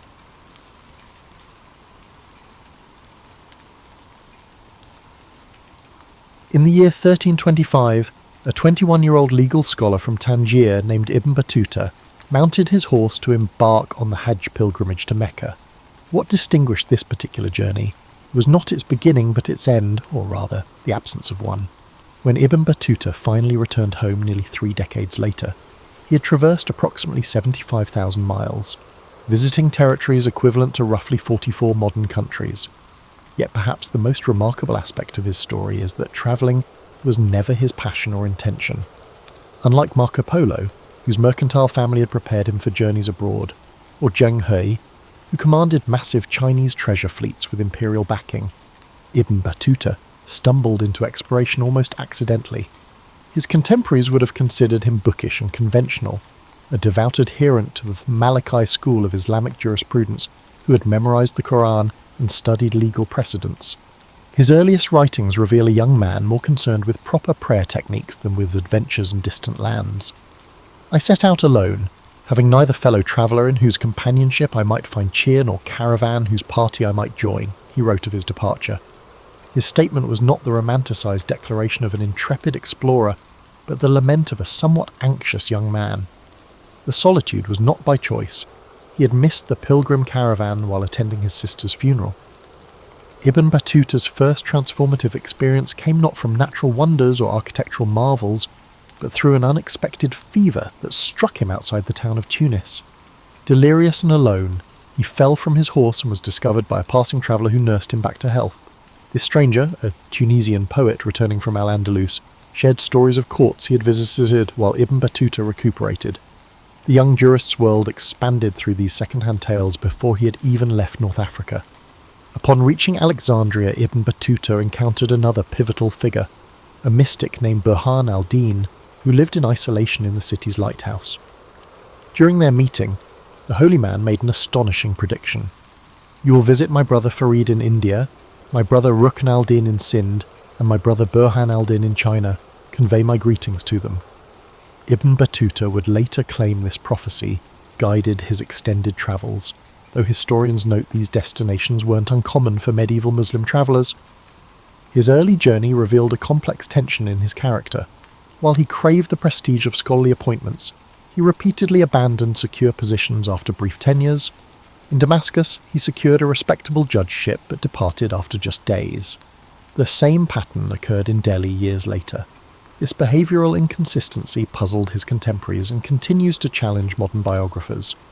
The geographic scope of Ibn Battuta's travels exceeded even the expansive Muslim world of his time, yet he maintained a peculiar form of provincialism throughout, often rejecting local customs despite his exposure to them. He travelled through societies with dramatically different norms, but remained committed to judging them by the standards of his Maghrebi upbringing. Unlike many travellers whose horizons broadened through exposure to different cultures, Ibn Battuta frequently hardened his positions when confronted with alternative perspectives. What truly distinguished him was not his openness to new experiences, but his remarkable adaptability within his own rigid framework. He could navigate foreign courts, establish temporary households in distant cities, and integrate himself into trading networks without fundamentally changing his worldview. This paradoxical quality, being simultaneously adaptable and inflexible, defined both his travels and his written account. By the time Ibn Battuta completed his first Hajj in 1326, something had fundamentally shifted in his approach to life. Though he had fulfilled his religious obligation, he chose not to return home, but instead headed north toward Iraq. His explanation was characteristically straightforward. I set out, not knowing to what land my journey would lead me. The reluctant traveller had discovered something unexpected, not a passion for exploration, but a curious restlessness that would propel him across continents for the next 24 years. The greatest misconception about Ibn Battuta's travels concerns the economics that supported his decades of movement across continents. Unlike state-sponsored explorers or wealthy merchants, he funded his extraordinary odyssey through a patchwork of what we might now call gig work, leveraging his credentials in a system that modern travellers would barely recognise. The medieval Islamic world operated on a sophisticated network of patronage that rewarded learned men who crossed borders. This system, known as the adab culture, valued the cross-pollination of ideas through travelling scholars. Ibn Battuta exploited this economy with remarkable skill, transforming his Maliki legal training into a portable career that functioned across cultural boundaries. In Cairo, he served briefly as an assistant qadi, judge, hearing minor cases relating to commercial disputes. In Damascus, he leveraged recommendations from previous hosts to secure temporary teaching appointments. These positions rarely lasted more than a few months, but they provided critical financial resources and enhanced his credentials for the next destination. When I arrived in any city, he noted, a particularly candid passage, the first places I visited were the mosques and madrasas, seeking out the renowned scholars of each town. These meetings were not merely scholarly exchanges, but calculated networking opportunities. A favourable impression might result in an invitation to dinner, temporary lodging, or, most valuable of all, letter of introduction to influential figures in the next city on his route. These most lucrative opportunities came through the system of diplomatic gift exchange. When rulers dispatched envoys to foreign courts, they often included scholars in their delegations. Ibn Battuta secured these appointments multiple times. Most lucratively, when Sultan Muhammad bin Tughlaq of Delhi designated him as an envoy to the Yuan dynasty in China, though the diplomatic mission ultimately failed. The appointment came with substantial compensation, including 13 bags of gold coins that financed his subsequent travels through Southeast Asia. Ibn Battuta's financial strategies occasionally bordered on exploitation. He became adept at what historians have termed credential inflation, gradually elevating his claimed expertise and authority as he moved farther from North Africa, where his actual qualifications might be verified. By the time he reached the Maldives, he presented himself as a chief legal authority despite having only modest training in his youth. His pattern of accumulating and abandoning wives reveals another dimension of his economic approach to travel. Throughout his journeys, he married at least 10 women across various regions, though some scholars suggest the actual number exceeded 15. These marriages offered him integration into local communities, household management during extended stays, and, crucially, access to dowries and matrimonial gifts. When departing a region, he typically divorced these women, sometimes leaving behind children as well. The material reality of long-distance travel in the 14th century imposed constraints that shaped Ibn Battuta's itinerary. He deliberately followed trade routes where caravanserais offered secure lodging, avoided territories without established Muslim communities, and timed his journeys to coincide with merchant caravans that provided safety in numbers. His account downplays the pragmatic considerations that determined his path, instead emphasizing religious motivations or pure wanderlust. Perhaps most remarkably, Ibn Battuta operated within an economic system that valued his very foreignness. As courts throughout the Islamic world sought to demonstrate their cosmopolitanism, hosting travellers from distant regions became a form of cultural capital. The Moroccan scholar could leverage his exotic background, increasingly embellished as he travelled, into opportunities that local scholars couldn't access. This created a self-reinforcing cycle. The farther he travelled, the more valuable his presence became to subsequent hosts. When resources failed, as they occasionally did, Ibn Battuta resorted to more desperate measures. In the steppes north of the Black Sea, he was robbed of nearly all possessions and survived by attaching himself to a passing caravan as an informal religious advisor. In the mountains of Turkey, he worked briefly as a copyist, producing manuscripts for a local madrasa. These episodes of vulnerability rarely appear in his polished narrative, but emerge through inconsistencies in his timeline and oblique references. By the time Ibn Battuta returned to Morocco in 1349, he had mastered the economic architecture of medieval travel, transforming his modest legal credentials into a career that spanned continents and cultures. The conventional narrative of Ibn Battuta portrays him as a solitary male traveller moving through a world dominated by men. Yet his own account, when read against the grain, reveals dozens of women who profoundly influenced his experiences, provided critical assistance, and occasionally redirected his journey entirely. Their stories, often reduced to brief mentions in his text, illuminate aspects of medieval Islamic society typically obscured in historical accounts. In Damascus, Ibn Battuta encountered Zainab bint Ahmad, a scholar who held the prized ijaza, teaching license, for the collected works of hadith scholar al-Bukhari. Despite his own legal training, Ibn Battuta lacked this prestigious credential. He studied under her for several months, joining classes that included both male and female students, before receiving his own ijaza. That a male scholar from Morocco would seek instruction from a woman challenges simplified narratives about gender in medieval Islamic education. The most remarkable woman I met, Ibn Battuta wrote unexpectedly, was the Turkish princess Bayalun. This daughter of the Byzantine emperor had married the Mongol Khan Özbeg but maintained her Christian faith. When the Khan dispatched her to visit her father in Constantinople, Ibn Battuta secured permission to join her entourage, providing him rare access to Byzantine territories typically closed to Muslim travellers. Throughout this journey, Bayalun effectively served as his protector and guide, determining the itinerary and managing diplomatic interactions. In the Maldives, where Ibn Battuta served briefly as chief judge, he described a society with striking features of matriarchality, where husbands moved into the households of their wives and women maintained control over their residences even after divorce. He noted with evident discomfort, "No man would eat food except what has been prepared in his wife's house, and to eat in one's own house would bring great shame." His attempts to impose stricter gender segregation during his judgeship generated significant resistance from local women, ultimately contributing to his departure from the islands.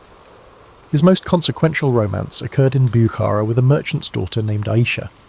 Though he mentions her only briefly, contextual evidence suggests she travelled with him for nearly 8 months, including through the dangerous mountain passes of Central Asia. When she fell ill in Samarkand, Ibn Battuta faced a pivotal choice: continue his journey or remain with her. He chose to proceed, a decision he later described with uncharacteristic regret. Of all the paths not taken, the road back to Isha remains most vivid in my memory. Ibn Battuta's account reveals a pattern in which female slaves frequently served as linguistic and cultural intermediaries. In Bengal, he purchased a slave girl who spoke both Persian and Bengali, relying on her translations during his 6-month stay. Similarly, in Constantinople, he employed a Greek-speaking slave who negotiated his access to various sites, including the Hagia Sophia. These women, unnamed in his text, performed critical functions that made his travel possible, yet received minimal acknowledgement. Perhaps most revealing is Ibn Battuta's interaction with Khadija, daughter of the ruler of Mali. During his West African travels, he committed a serious breach of protocol when addressing her father. Rather than having him punished, Khadija intervened, explaining to Ibn Battuta the proper court etiquette. She later granted him access to women's quarters of the palace, spaces entirely closed to most male visitors, where he observed and documented female political influence in the Mali Empire that would otherwise remain unrecorded. The pattern of Ibn Battuta's marriages reveals a calculated approach to intimacy, in regions where he planned extended stays.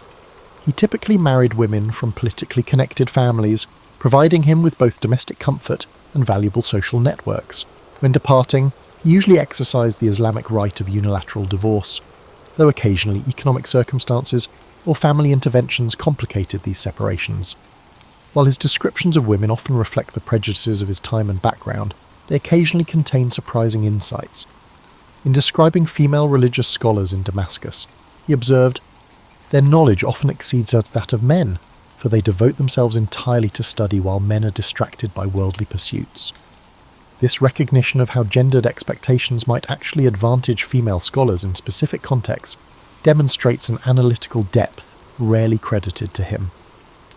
Through these fragmentary references, a different understanding of Ibn Battuta's journey emerges, not as the adventure of an independent male traveller, but as a complex social endeavour shaped by numerous women whose assistance, knowledge, and relationships made his unprecedented travels possible.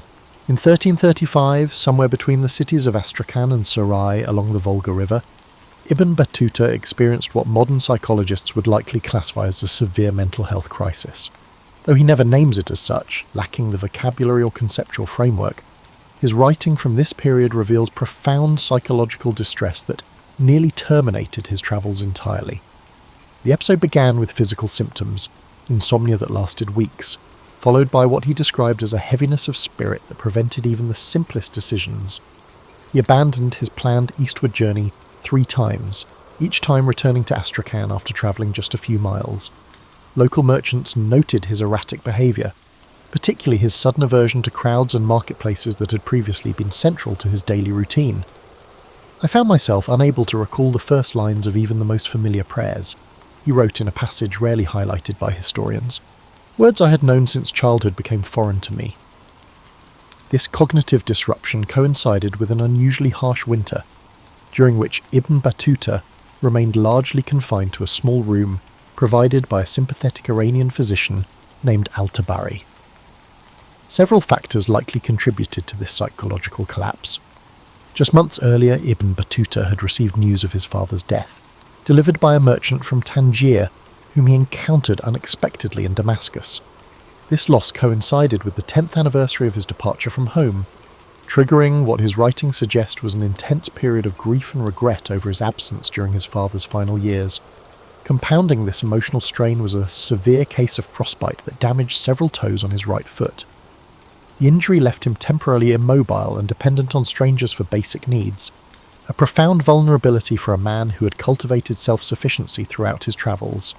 The physical pain, limited mobility, and forced dependence created conditions ripe for psychological distress. Ibn Battuta's recovery came through an unexpected source, a Sufi sheikh named Noman al-Khawarizmi who practiced an unconventional form of therapy. Rather than offering religious counsel, the sheikh prescribed daily immersion in hot springs outside the city, followed by structured conversations focusing not on spiritual matters but on concrete memories. Each day he asked me to describe a single street or building from my hometown with complete precision, Ibn Battuta noted. Through these recollections, my mind began to clear. The crisis transformed Ibn Battuta's approach to his travels. Before this episode, his writing displays an almost clinical detachment when describing various cultures. Afterward, his observations become more empathetic, particularly regarding individuals experiencing forms of suffering or displacement. He began seeking hospitals and charitable institutions in each city he visited, spaces he had previously ignored. During this period, he also abandoned a project he had carried for years, an ambitious legal treatise comparing judicial systems across different Islamic territories. His notes for this work, which he occasionally references in his later travelogue, were left with a scholar in Sarai. This abandonment of scholarly ambition suggests a fundamental re-evaluation of priorities following his psychological crisis.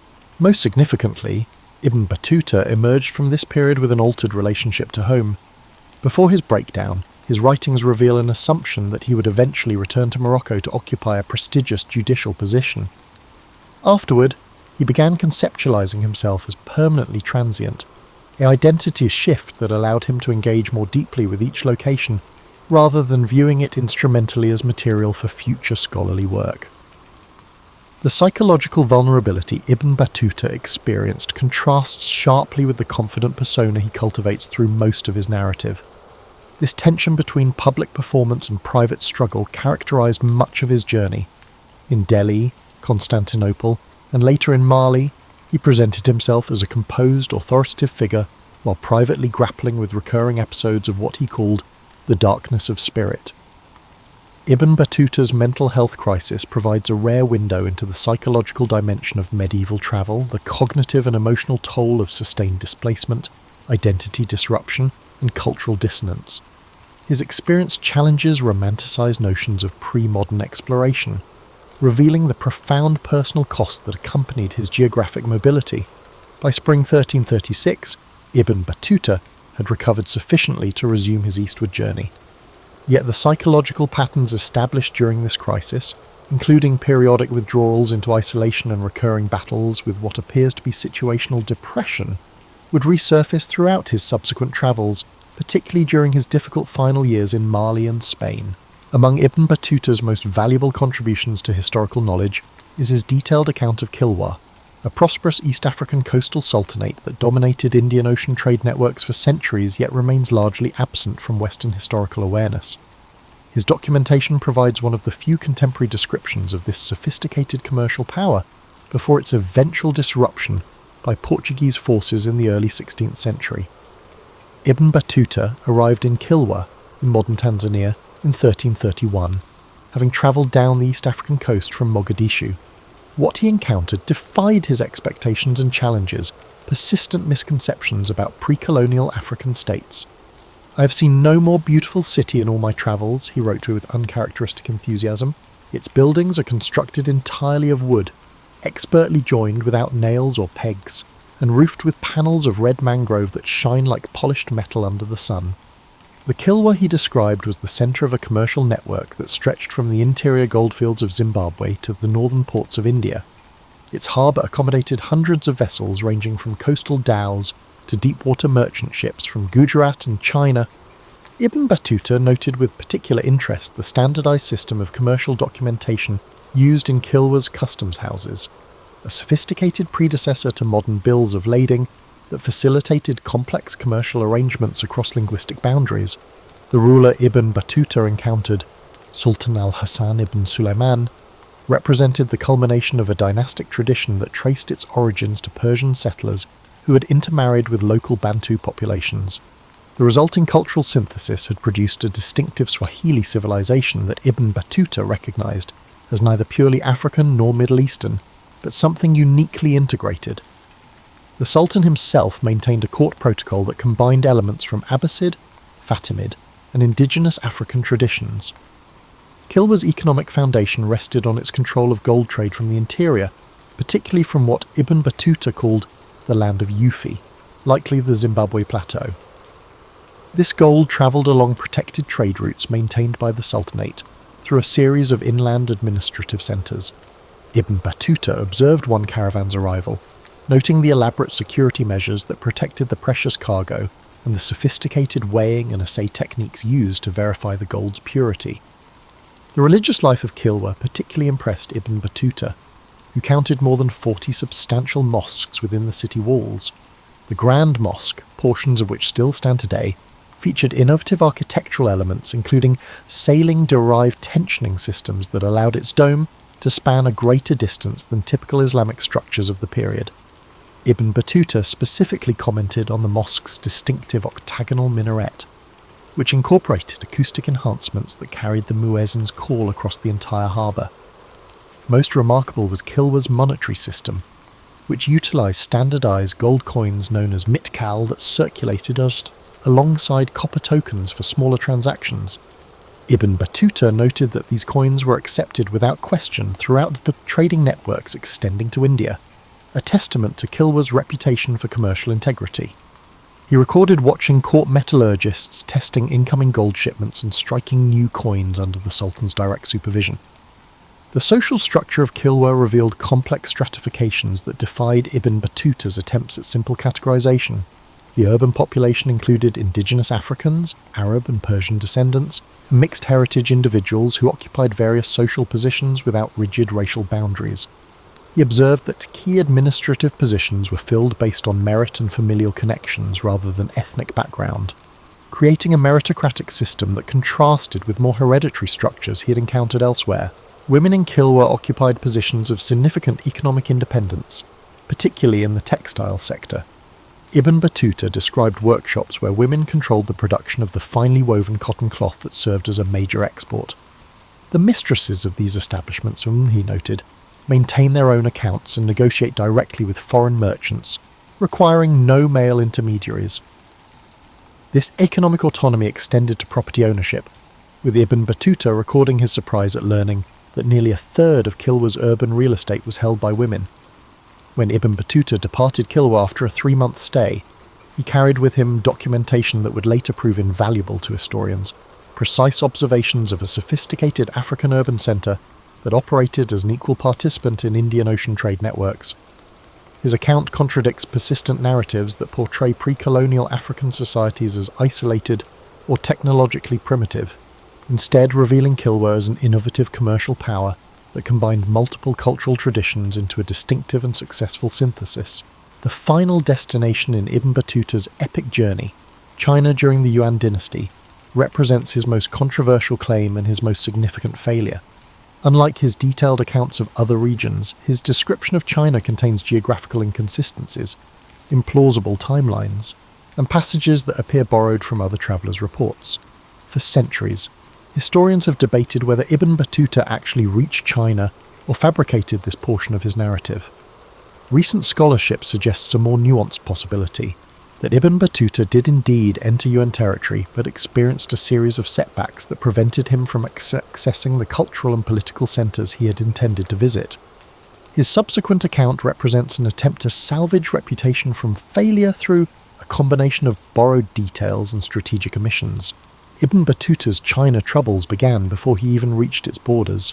In 1345, while in Calicut, modern Kerala, India, he boarded a Chinese treasure ship bound for Quanzhou with most of his accumulated possessions, including gifts intended for the Yuan emperor.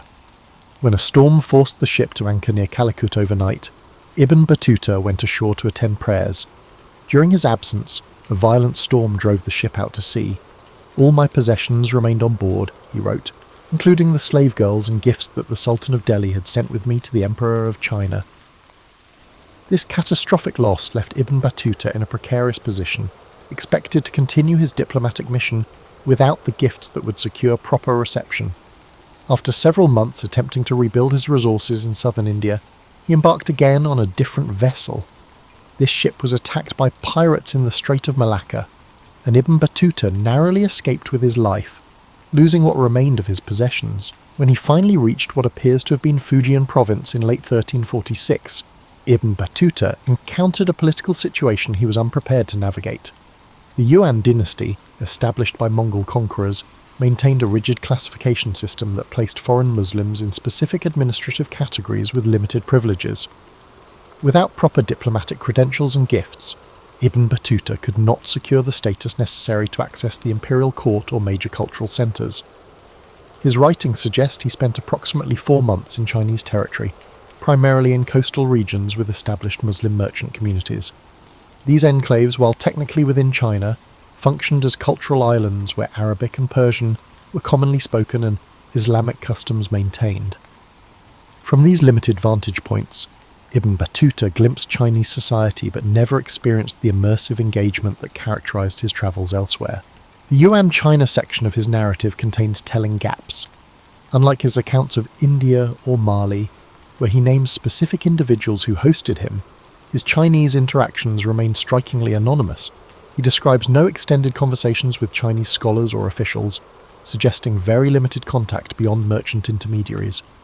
His observations focus predominantly on material culture, ceramics, paper currency, shipbuilding techniques.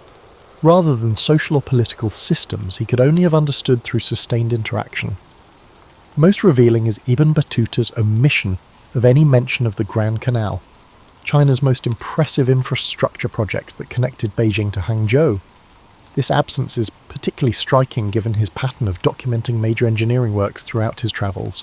Similarly, he fails to mention the distinctive Chinese examination system for civil service, a unique administrative innovation that would have fascinated a trained jurist. These gaps strongly suggest limited access to China's interior regions and administrative centres. What Ibn Battuta experienced, essentially, was maritime China, the coastal interface where foreign merchants conducted heavily regulated trade under Yuan supervision. When he realised he could not penetrate beyond this periphery without proper credentials, he appears to have supplemented his limited first-hand observations with accounts from Persian and Arab merchants who had better access. This experience of failure was not unique to China in Ibn Battuta's travels. Throughout his nearly 3 decades of journeying, he experienced numerous setbacks, redirections, and outright disasters. What distinguishes the China episode is his unwillingness to acknowledge these limitations in his subsequent account, likely because China represented the easternmost extent of his travels and therefore held symbolic importance to his overall narrative. Ibn Battuta's partially invented China becomes a fascinating case study in travel literature's complex relationship with truth. Rather than viewing his account as either factual or fraudulent, we might understand it as a negotiation between experience, expectation, and reputation management. His China narrative reveals how medieval travellers constructed authoritative accounts, even when their actual experiences fell short of their ambitions. By early 1347, Ibn Battuta had abandoned his Chinese aspirations and begun the long journey that would eventually return him to Morocco. The China episode, with its blend of limited observation and borrowed detail, represents not just geographic terrain, but the boundaries of Ibn Battuta's remarkable adaptability as a traveller. The conventional narrative of Ibn Battuta concludes with his return to Morocco in 1349 and the subsequent dictation of his travels to Ibn Juzay, who compiled the famous Relo journey that secured Ibn Battuta's historical legacy. Yet this account omits a significant final chapter, his journey through Muslim Spain and the North African interior, that occupied the last decade of his life and revealed a man transformed by his earlier travels in 1350. Just months after completing the initial dictation of his epic travelogue, Ibn Battuta embarked on a journey to the Kingdom of Granada, the last remaining Muslim state in Iberia. His motivations for this trip differed markedly from his earlier travels. Rather than seeking adventure or career advancement, he travelled as a cultural ambassador, concerned with the erosion of Islamic governance in territories being steadily reconquered by Christian kingdoms. "I found in Granada a people clinging to traditions they scarcely remembered," he wrote in passages excluded from the standard Rihla. "They maintain the forms of Muslim practice while forgetting their substance." This critical perspective reflects Ibn Battuta's evolution from an observer of cultural differences to an active advocate for religious authenticity as he defined it. The Granada journey initiated a period of what Ibn Battuta called purposeful travel, journeys undertaken not for exploration, but for specific cultural interventions. Between 1352 and 1355, he traversed the Middle Atlas Mountains of Morocco, visiting remote Berber communities where Islamic practices had blended with indigenous traditions. Unlike his earlier descriptive approach to cultural difference, these accounts reveal active efforts to modify local practices he deemed inconsistent with Orthodox Islam. This late-life transformation from traveller to reformer culminated in his most overlooked journey, an expedition to the Mali Empire in 1352. This West African kingdom had already embraced Islam, but Ibn Battuta approached it with missionary zeal nonetheless. His account of Mali differs strikingly from his earlier writings, focusing almost exclusively on religious practices, rather than the commercial and political systems that had previously captured his attention. In Mali, Ibn Battuta experienced his most significant rejection. After attempting to implement stricter religious interpretations at the court of Mansa Suleiman, he was effectively sidelined, assigned comfortable but inconsequential duties that limited his influence.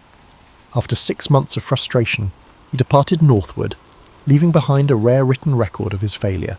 I found myself unable to bend this kingdom toward the practices I had witnessed in Mecca, for their Islam has taken root in forms adapted to their circumstances.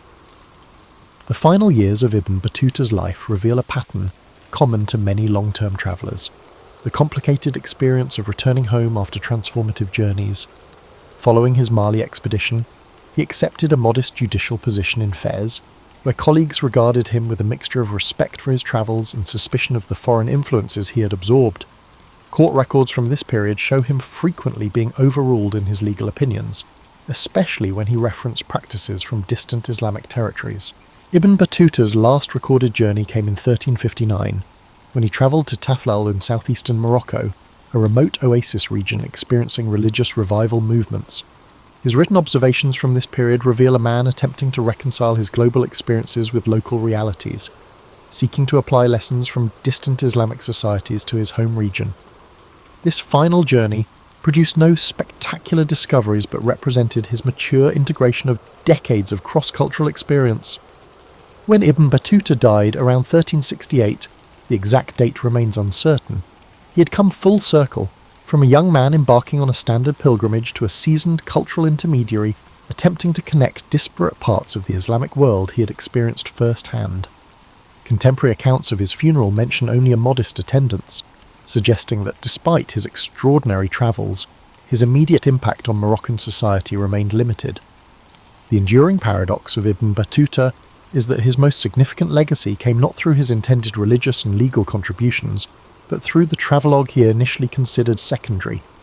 While his attempts at cultural reform faded quickly after his death, his geographic and ethnographic observations preserved in the Rihla provided invaluable documentation of societies across Africa and Asia during a pivotal historical period. In the centuries following his death, Ibn Battuta's accounts circulated primarily among scholars in North Africa, never achieving the wider recognition in the medieval period that it deserved. Only in the mid-19th century, when French colonial officials discovered manuscripts of the Rihla, did his extraordinary journey begin receiving global acknowledgement. The traveller, who once sought to change the world through religious reform, instead left his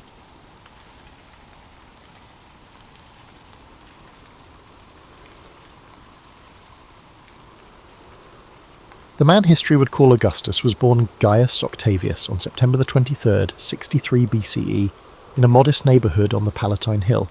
Though his lineage traced to a once influential equestrian family, few guessed he'd one day transform Rome from a republic steeped in centuries of tradition into something new.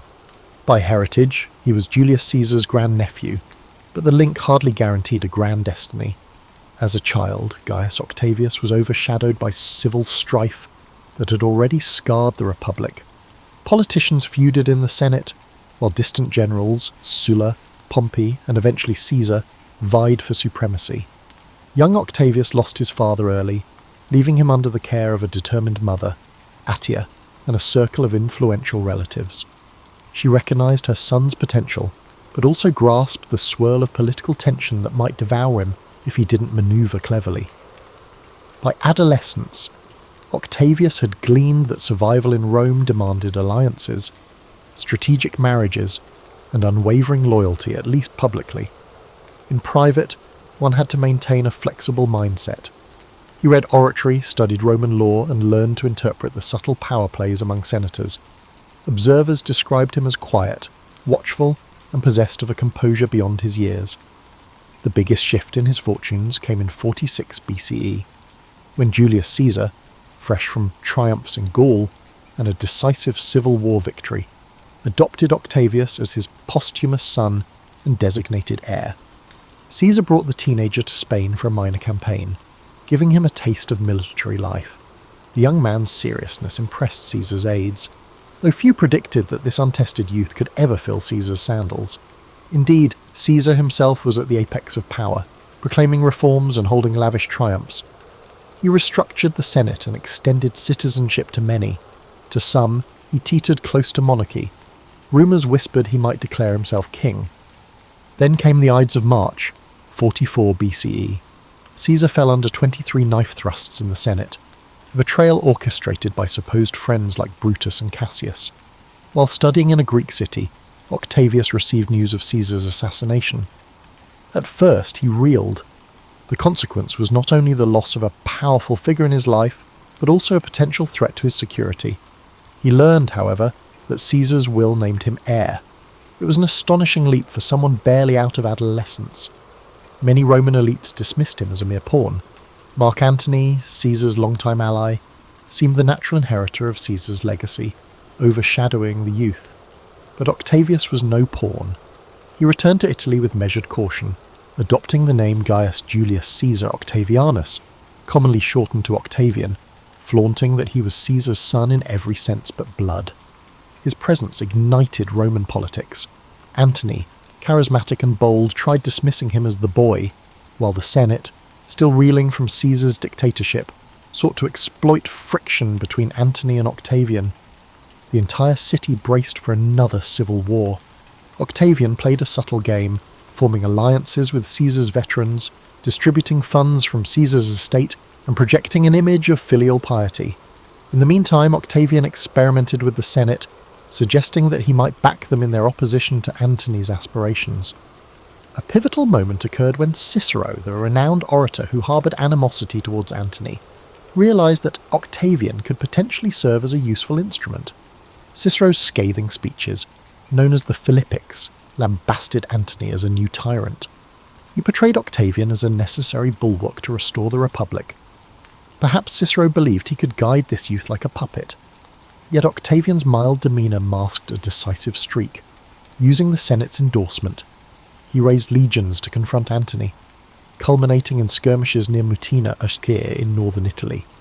Though Antony survived, the scuffles burnished Octavian's reputation. He was no figurehead. But the alliance of convenience between Octavian and the Senate didn't last. The cunning youth recognised the Senate's hypocrisy. They wanted to destroy Antony, but had little interest in truly elevating him. So Octavian pivoted, forging the second triumvirate with Antony and Lepidus in 43 BCE. This formal pact was sealed with the legal authority to reshape the state. Through proscription lists, they purged enemies, including Cicero.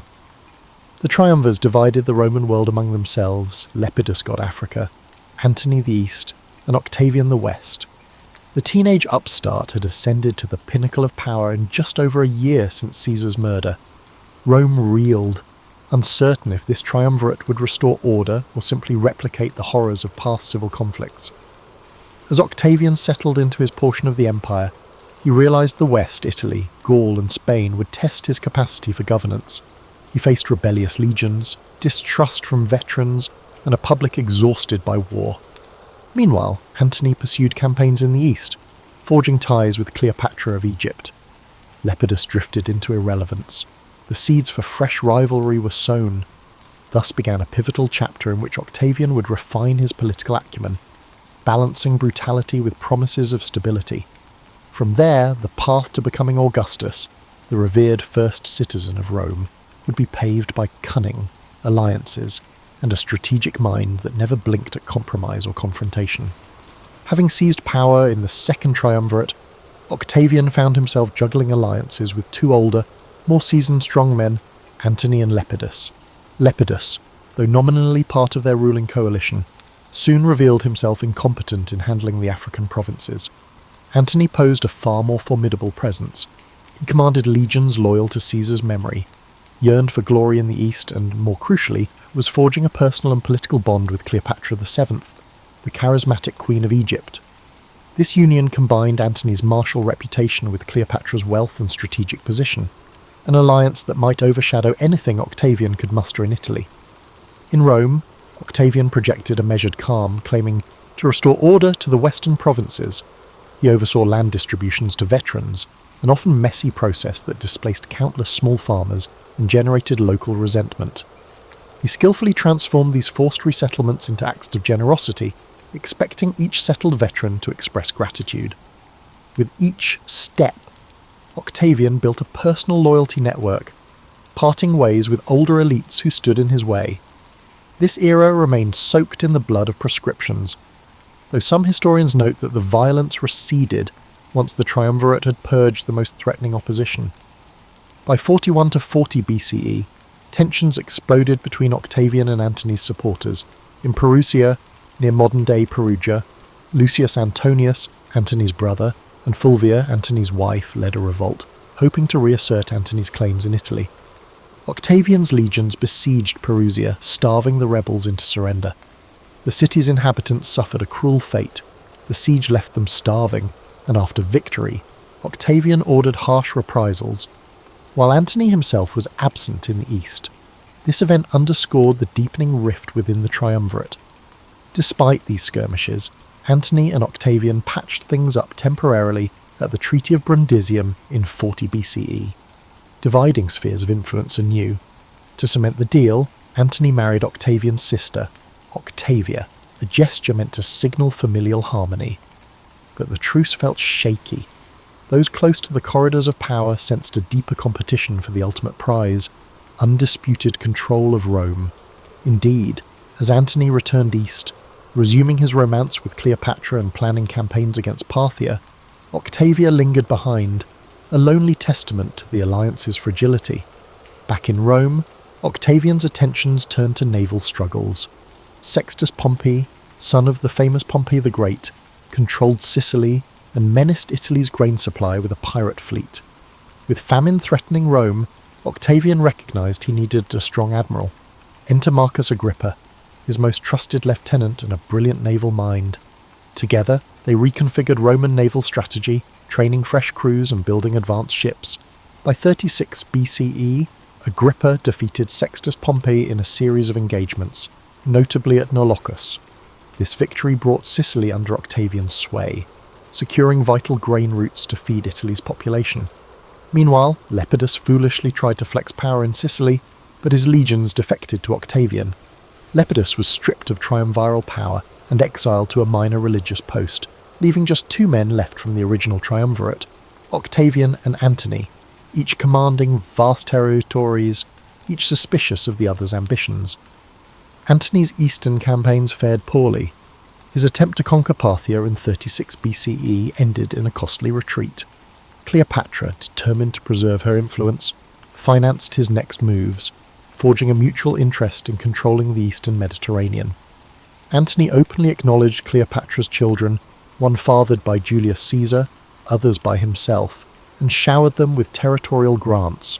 In Roman eyes, his donations of Alexandria looked scandalous. Bestowing Roman-conquered lands to Cleopatra's brood was borderline treason. Rumours proliferated in Rome that Cleopatra had bewitched Antony, or that he aimed to set up a parallel empire in the east with her as co-ruler. Octavian seized the propaganda advantage. He depicted Antony as a man enthralled by an Egyptian seductress, betraying Roman traditions. The Roman populace, weary of foreign entanglements and suspicious of queens from the east, responded to such rhetoric. Octavian skillfully spun Cleopatra as a threat to Rome's sovereignty and Antony as a traitor lost to Oriental decadence. To formalise the break, Octavian had the Senate revoke Antony's powers in 32 BCE, spurred by the revelations that Antony's will recognised Cleopatra's children as heirs. The final countdown to civil war was underway. Octavian, though lacking Antony's battle-hardened image, had Agrippa. In 31 BCE, the decisive confrontation loomed off the coast of Greece. The site would be Actium, where Antony and Cleopatra mustered their combined fleet against Octavian's forces led by Agrippa. The stage was monumental, 2 massive fleets jostling for strategic advantage in the Ionian Sea, and the outcome was set to determine the fate of the Roman world. With Cleopatra by Antony's side, everything was on the line. Victory might reshape the Mediterranean power map, but if Antony fell, so might Cleopatra's dream of an Eastern Empire. In the lead-up to Actium, desertions plagued Antony's ranks. Morale sank as men realised Cleopatra's presence overshadowed purely Roman concerns. In contrast, Octavian's message was crisp: preserve Rome from a foreign queen's grasp. The families of legionaries pinned their hopes on his victory for stability. Clouds of tension gathered, poised to break in the greatest naval showdown Rome had seen in generations. By now, Octavian's transformation from an underestimated youth to a political colossus was unmistakable, yet he still had to seize final legitimacy from the swirling chaos of war. Actium, September 2nd, 31 BCE. Rome's future hinged on the Ionian Sea's choppy waters. Antony's fleet, bolstered by Cleopatra's Egyptian squadrons, faced off against Octavian's ships under Agrippa's command. Many expected an even fight. Both sides fielded formidable war galleys, but intangible factors loomed large: morale, discipline, and the stark difference in leadership unity. By midday, the swirling melee erupted. Agrippa's nimble vessels employed better tactics, staying mobile and exploiting the heavier, less manoeuvrable designs of Antony's ships. Cleopatra lingered in the distance, her presence more symbolic than militarily decisive. In a dramatic twist, Cleopatra abruptly withdrew her squadron mid-battle, perhaps panicked by the unfolding chaos or following a secret plan. Seeing her sail away, Antony, torn between loyalty to his Roman forces and devotion to Cleopatra, abandoned the fight to chase after her. With their commander gone, the remaining ships collapsed in confusion. Agrippa snatched a decisive victory. The battered remnants of Antony's fleet either surrendered or burned. The news rapidly disseminated. Antony and Cleopatra had absconded, condemning thousands of soldiers to an unwinnable battle. This victory altered Rome's destiny. Actium wasn't just a naval triumph, it shattered the last credible threat to Octavian's ascendancy.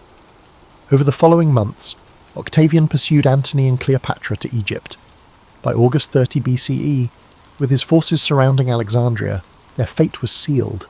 Upon discovering the rumoured death of Cleopatra, Antony collapsed onto his sword, overcome with despair. Cleopatra, witnessing the city overrun and refusing to be paraded as a captive in Rome, reportedly took her life. Her method, a venomous asp pressed to her breast, became legendary.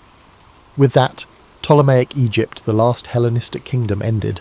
Falling under Roman control, having neutralised every rival, Octavian returned to Rome in 29 BCE, triumphant. The gates of Janus, symbolising war's presence, reshut, indicating peace across the empire for the first time in ages. The Senate, exhausted by decades of civil strife, pinned their hopes on this young victor. They hailed him as Imperator, commander, and showered him with honours. But Octavian realised the critical lesson from Caesar's demise. Openly brandishing monarchical power risked stirring republican resentment. He needed a new blueprint for dominance, something that would calm old fears while granting him absolute authority. This balancing act would define his next steps. In 27 BCE, Octavian performed a grand gesture. He ceremoniously returned power to the Senate and people of Rome, an act broadcast as humility, even though the real levers of control remained in his hands. The Senate, keen to maintain stability, bestowed upon him the name Augustus, meaning revered or venerable. This moment signalled the official birth of the Principate, a veneer of republican tradition cloaking a de facto monarchy. Augustus accepted titles carefully: Princeps, first citizen; Imperator, commander-in-chief; Pontifex Maximus, chief priest, and others. Combined, these roles gave him unassailable control over the army, religion, and state. A wave of reforms followed. Augustus reorganised the legions, stationed them in provinces under long-term command, ensuring their loyalty was to him personally. He restructured provincial governance, reducing corruption by rotating officials more often. The Senate oversaw peaceful provinces, while the emperor kept direct rule over trouble spots. Professional civil service emerged, staffed by freedmen and equestrians, loyal to the emperor's system. This team quietly undercut the old aristocratic networks that once jockeyed for magistracies, diminishing potential rebellion from senatorial upstarts. Culturally, Augustus recognized the power of propaganda. He sponsored monumental building projects, proclaiming he found Rome a city of brick and left it a city of marble. Temples were restored, public baths constructed, and aqueducts extended, visible tokens of a new golden age. Poets like Virgil, Horace, and Ovid flourished under imperial patronage, weaving narratives of Rome's glorious heritage and the necessity of a singular leader. The Aeneid recast Trojan myth to bolster the idea of a divine destiny culminating in Augustan rule. Yet not all were content. Some whispered that this restored republic was merely subjugation under a cunning autocrat. Traditionalists bemoaned the end of the truly free consuls and tribunes. Others, recalling the terror of endless civil wars, found solace in the Pax Romana that Augustus offered. Occasional conspiracies flared, typically from disillusioned nobles or neglected generals. Augustus handled them discreetly, exiling troublemakers or co-opting them with honours. Rarely did open rebellion form, a testament to how thoroughly he'd integrated power. In everyday life, a sense of renewal pervaded. Farmers returned to fields, trade routes revived, and legionaries redeployed to secure frontiers from Germany to Syria. The border wars never ceased entirely, but within the heart of the empire, travellers found roads safer and commerce steadier. The younger generation, lacking first-hand memories of the Republic, simply accepted that Rome's fortune lay in a stable principate. Indeed, many became ardent supporters, naming children Gaius or Lucius after Augustus's chosen heirs. By the close of the 20s BCE, Augustus was effectively king in all but name. The Senate still convened, magistrates still took office, but real decisions were funneled to him. Some historians label the period the dawn of the Roman Empire, though Augustus himself stuck to republican slogans. He had forged a new political order that would endure for centuries, bridging the fierce independence of old Rome with the pragmatic necessity of a single guiding hand. The cost? The cost lay in the fleeting illusions of republican liberty. But after generations of civil conflict, many Romans gladly paid that price. As Augustus consolidated authority, he turned to ensuring the stability of his succession. No small feat in a state once steeped in the tradition of elected magistracies. With no biological son from his marriages, Augustus tried weaving a family dynasty through strategic adoptions and marriages. His only child, Julia, became a political pawn, married off to potential heirs to cement alliances. First came Marcellus, Augustus's nephew, then Agrippa, his trusted general and companion, and later Tiberius, his stern, capable stepson. The empire watched these unions with fascination, hoping that a suitable successor might emerge to prolong the Pax Romana. Meanwhile, Augustus took a hands-on approach to moral and social reforms. He championed legislation encouraging marriage and childbirth among Rome's elite, penalising adultery and childlessness. Publicly, these laws aimed to revive traditional Roman virtues, populating the empire with upright citizens. Privately, they served as a moral anchor for the new regime, contrasting with the preceding decades of bloody infighting and public decadence. Critics grumbled that Augustus meddled too far into personal lives, yet many recognised the sense of direction and unity he sought to impose. On the frontiers, the empire's expansion seesawed between triumph and tragedy. Along the Rhine, Augustus installed garrisons to keep the Germanic tribes at bay. In the east, stable alliances with client kings prevented major upheavals, yet not all expansions succeeded. The infamous Varian disaster in 9 CE saw 3 Roman legions annihilated in the Teutoburg forest by Germanic warriors under Arminius. Rome reeled at the blow, losing about 15,000 men. Augustus, shattered by the news, was said to roam his palace, crying, "Quintilius Varus, give me back my legions." The defeat forced him to abandon major conquests in Germania, shifting the boundary to the Rhine. This trauma proved the empire had limits. Augustus recognised that consolidating existing provinces might matter more than indefinite conquest. Politically, the Principate's outward face promoted consensus. The Senate passed glowing decrees, awarding Augustus tribunician power for life, letting him veto or propose legislation. He used these powers sparingly, at least in the public eye. Freed of immediate threats, Augustus's reign embraced pageantry, grand triumphal arches, elaborate religious festivals, and coinage bearing his image with the title Father of the Fatherland. Roman aristocrats vied to outdo each other in praising the imperial household, sometimes exaggerating their devotion to secure favour. Meanwhile, the populace revelled in the improved city infrastructure, circuses, and public banquets. Bread and circuses indeed, though Augustus prided himself on not indulging in personal extravagance. He lived relatively simply in a house on the Palatine, not in a gilded palace. Yet within his family, strife simmered. His daughter Julia, stuck in strategic marriages, rebelled through scandalous conduct. She partied with younger patricians. Rumour said she engaged in affairs that ridiculed Augustus's moral edicts. Ultimately, he exiled his own daughter, a move he found deeply painful but saw as necessary to preserve the regime's moral authority. The public gossiped, concluding that even Augustus, the paragon of virtue, couldn't tame personal scandal in his household. Another blow came when favoured grandsons died young. fracturing the carefully plotted succession line. Tiberius, austere and aloof, gradually emerged as the likely heir, though father and stepson had an uneasy dynamic. In the realm of culture, a golden age flourished, or so the retrospective label claimed. Patronage from Augustus and his confidants, like Maecenas, supported literary talents who produced enduring works. Virgil's Aeneid wove Trojan legends into Rome's destiny, subtly legitimizing Augustan rule as fate. Livy wrote monumental histories praising Roman virtues, carefully tiptoeing around the civil wars that had cemented the Principate. Ovid's verses charmed readers with witty takes on love and mythology, until his exile for unspecified indiscretions, or perhaps for offending the imperial moral code. The tension between creative freedom and political lines became a hallmark of the era's art.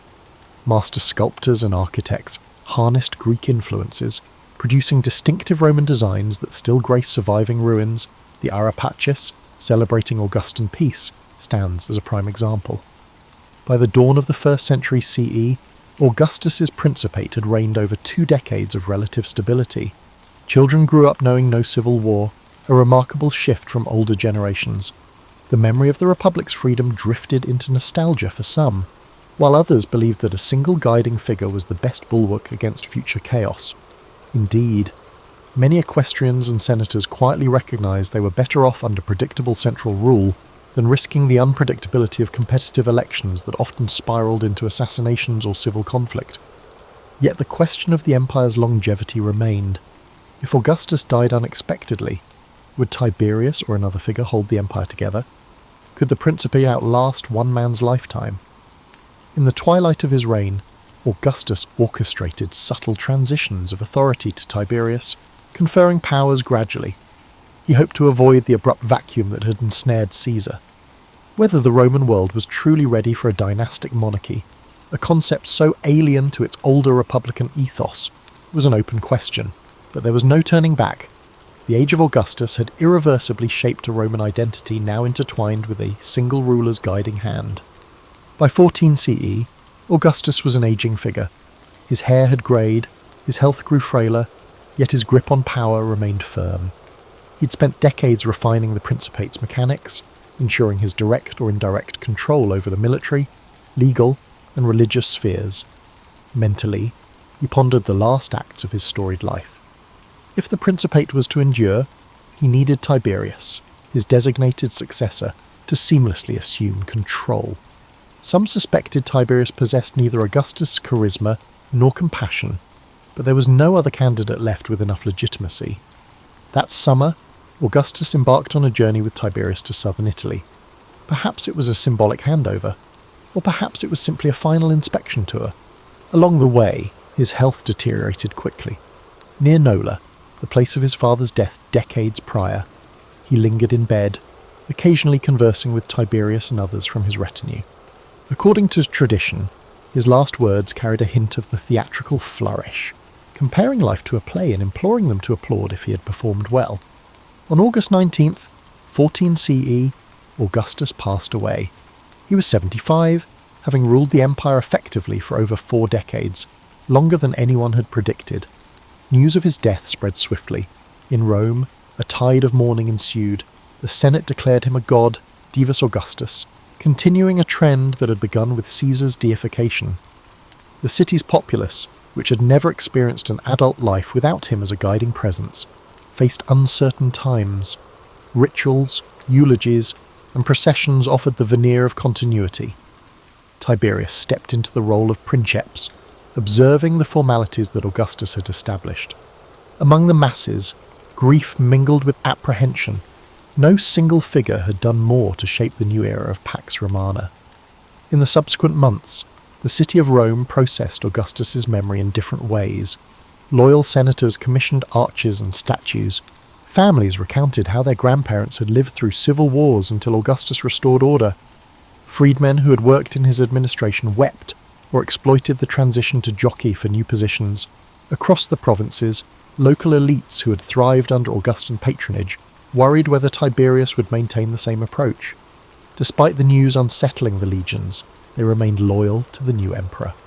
Some among the legions expected bonuses or reforms, leading to brief mutinies in the Rhine and Pannonia. but Tiberius and his capable nephew, Germanicus, resolved them. As time passed, historians began weaving Augustus's reign into grand narratives. Some, like Livy, had already praised him in near mythic terms. Others were more subdued, acknowledging that while Augustus ended civil strife, he had also strangled the old republican liberties. A new generation born under Pax Romana, however, only understood the Republic through ancestral stories. They took for granted that a single figure guided state policy, minted coins with their face, and overshadowed the Senate. The heritage of civil wars receded into second-hand accounts, leaving Augustus as an almost fatherly figure in the Roman psyche, the man who brought peace. The deeper subtleties of his rule, his cunning manipulations, the purges that built the Principate, the clandestine power plays, were overshadowed by the public facade of piety, tradition, and moderation. Indeed, the final version of his life story, shaped by his supporters, cultivated an image of a reluctant ruler who accepted power only for the public good. Detractors existed, but they rarely had a platform to challenge the official line. Over centuries, subsequent emperors embraced or distanced themselves from Augustan ideals. Some attempted to emulate his delicate balance, while others failed, allowing cruelty or extravagance to overshadow statesmanship. An essential Augustan legacy was the ongoing Pax Romana, a relative peace that spanned from Britain to the Euphrates. Though wars on the frontiers never vanished, Germanic raids, revolts in Judea, tensions with Parthia, the empire's core heartlands prospered, trade routes thrived, carrying goods from across the Mediterranean and beyond, while Roman law codes extended deeper into newly integrated communities. This stability boosted population growth, urban development, and cultural exchange, fostering an environment where future historians, philosophers, and architects found the resources to flourish. In subsequent centuries, Christians, when they emerged in the empire, pointed to the stable Roman roads built under Augustan expansions as an inadvertent gateway for their missionaries to travel. Even mundane aspects, standardized coinage, consistent administrative provinces, owed much to the Augustan blueprint. Emperors like Trajan and Hadrian, centuries later, recognized that forging a stable rule required a delicate dance, not entirely different from Augustus's approach, securing the loyalty of armies, appeasing the Senate, and wooing the populace. The memory of Augustus, therefore, served as an archetype for the good emperor, never mind that the path to his power was littered with cunning and bloodshed. Ultimately, Augustus's success lay in a melding contradictory impulses. He revived old festivals, yet rewrote the political structure. He promised the Senate respect, yet controlled them with cunning. He championed moral reforms, yet exiled his daughter due to a scandal. The story of his life remains a mosaic of ambition, altruism, caution, and ruthlessness. Without him, Rome might have shattered under repeated civil wars. With him, the Republic mutated into an empire anchored by one man's authority. That delicate compromise, monarchy dressed in republican costume, carried Rome forward for generations, shaping Western history in ways no one in the smoky Senate halls of yesteryear could have fully foreseen. Long after Augustus' death, the Roman world recited legends of his early days, from the moment he claimed Caesar's inheritance to the final quieting of civil strife. Poets retold how he found Rome in chaos and forged a new dawn of order. Even ordinary citizens, travelling along roads lined with his milestones, felt the echoes of an emperor who merged subtlety with power. Yet historians then and now debate whether Augustus truly believed in the facade of republican restoration or simply harnessed it to quell potential opposition. The notion of restoring the Republic was more than political spin, it was a psychological necessity. Romans had long prided themselves on hating kings since the Etruscan monarchy was expelled centuries earlier. By adopting titles like princeps, first among equals, and parading virtues such as modesty, Augustus defected the spectre of tyranny. He decorated official ceremonies with illusions of senatorial collaboration. In practice, though, every key office and province was under his watchful eye. By centralizing the means to wage war, i.e. controlling legions, he rendered any senator-led rebellion almost impossible. This system had its share of paradoxes. Freed from the cycle of civil wars, the Senate could resume its dignified debates on laws, awarding triumphs or passing judgments, but only so far as it aligned with the emperor's overarching interests. Younger senators, who never experienced the chaotic republic, found comfort in the Principate's security. They advanced in a structured career path, quaestor, praetor, consul, under Augustan oversight. Freed from the anxiety of violent contests, they pivoted to administrative tasks like refining legal codes or sponsoring public games.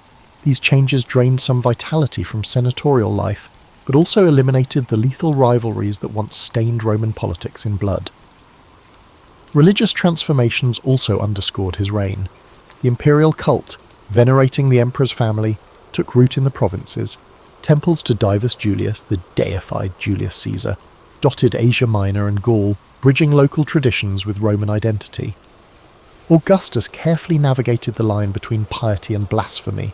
He never outright demanded worship of himself in Italy, but in distant provinces, cult centres proclaiming his divine status arose. This practice fostered unity, as local elites built shrines to Augustus to curry favour, blending indigenous gods with Roman imperial reverence. On a personal level, Augustus's household dramas had shaped his paternalistic posture toward the empire.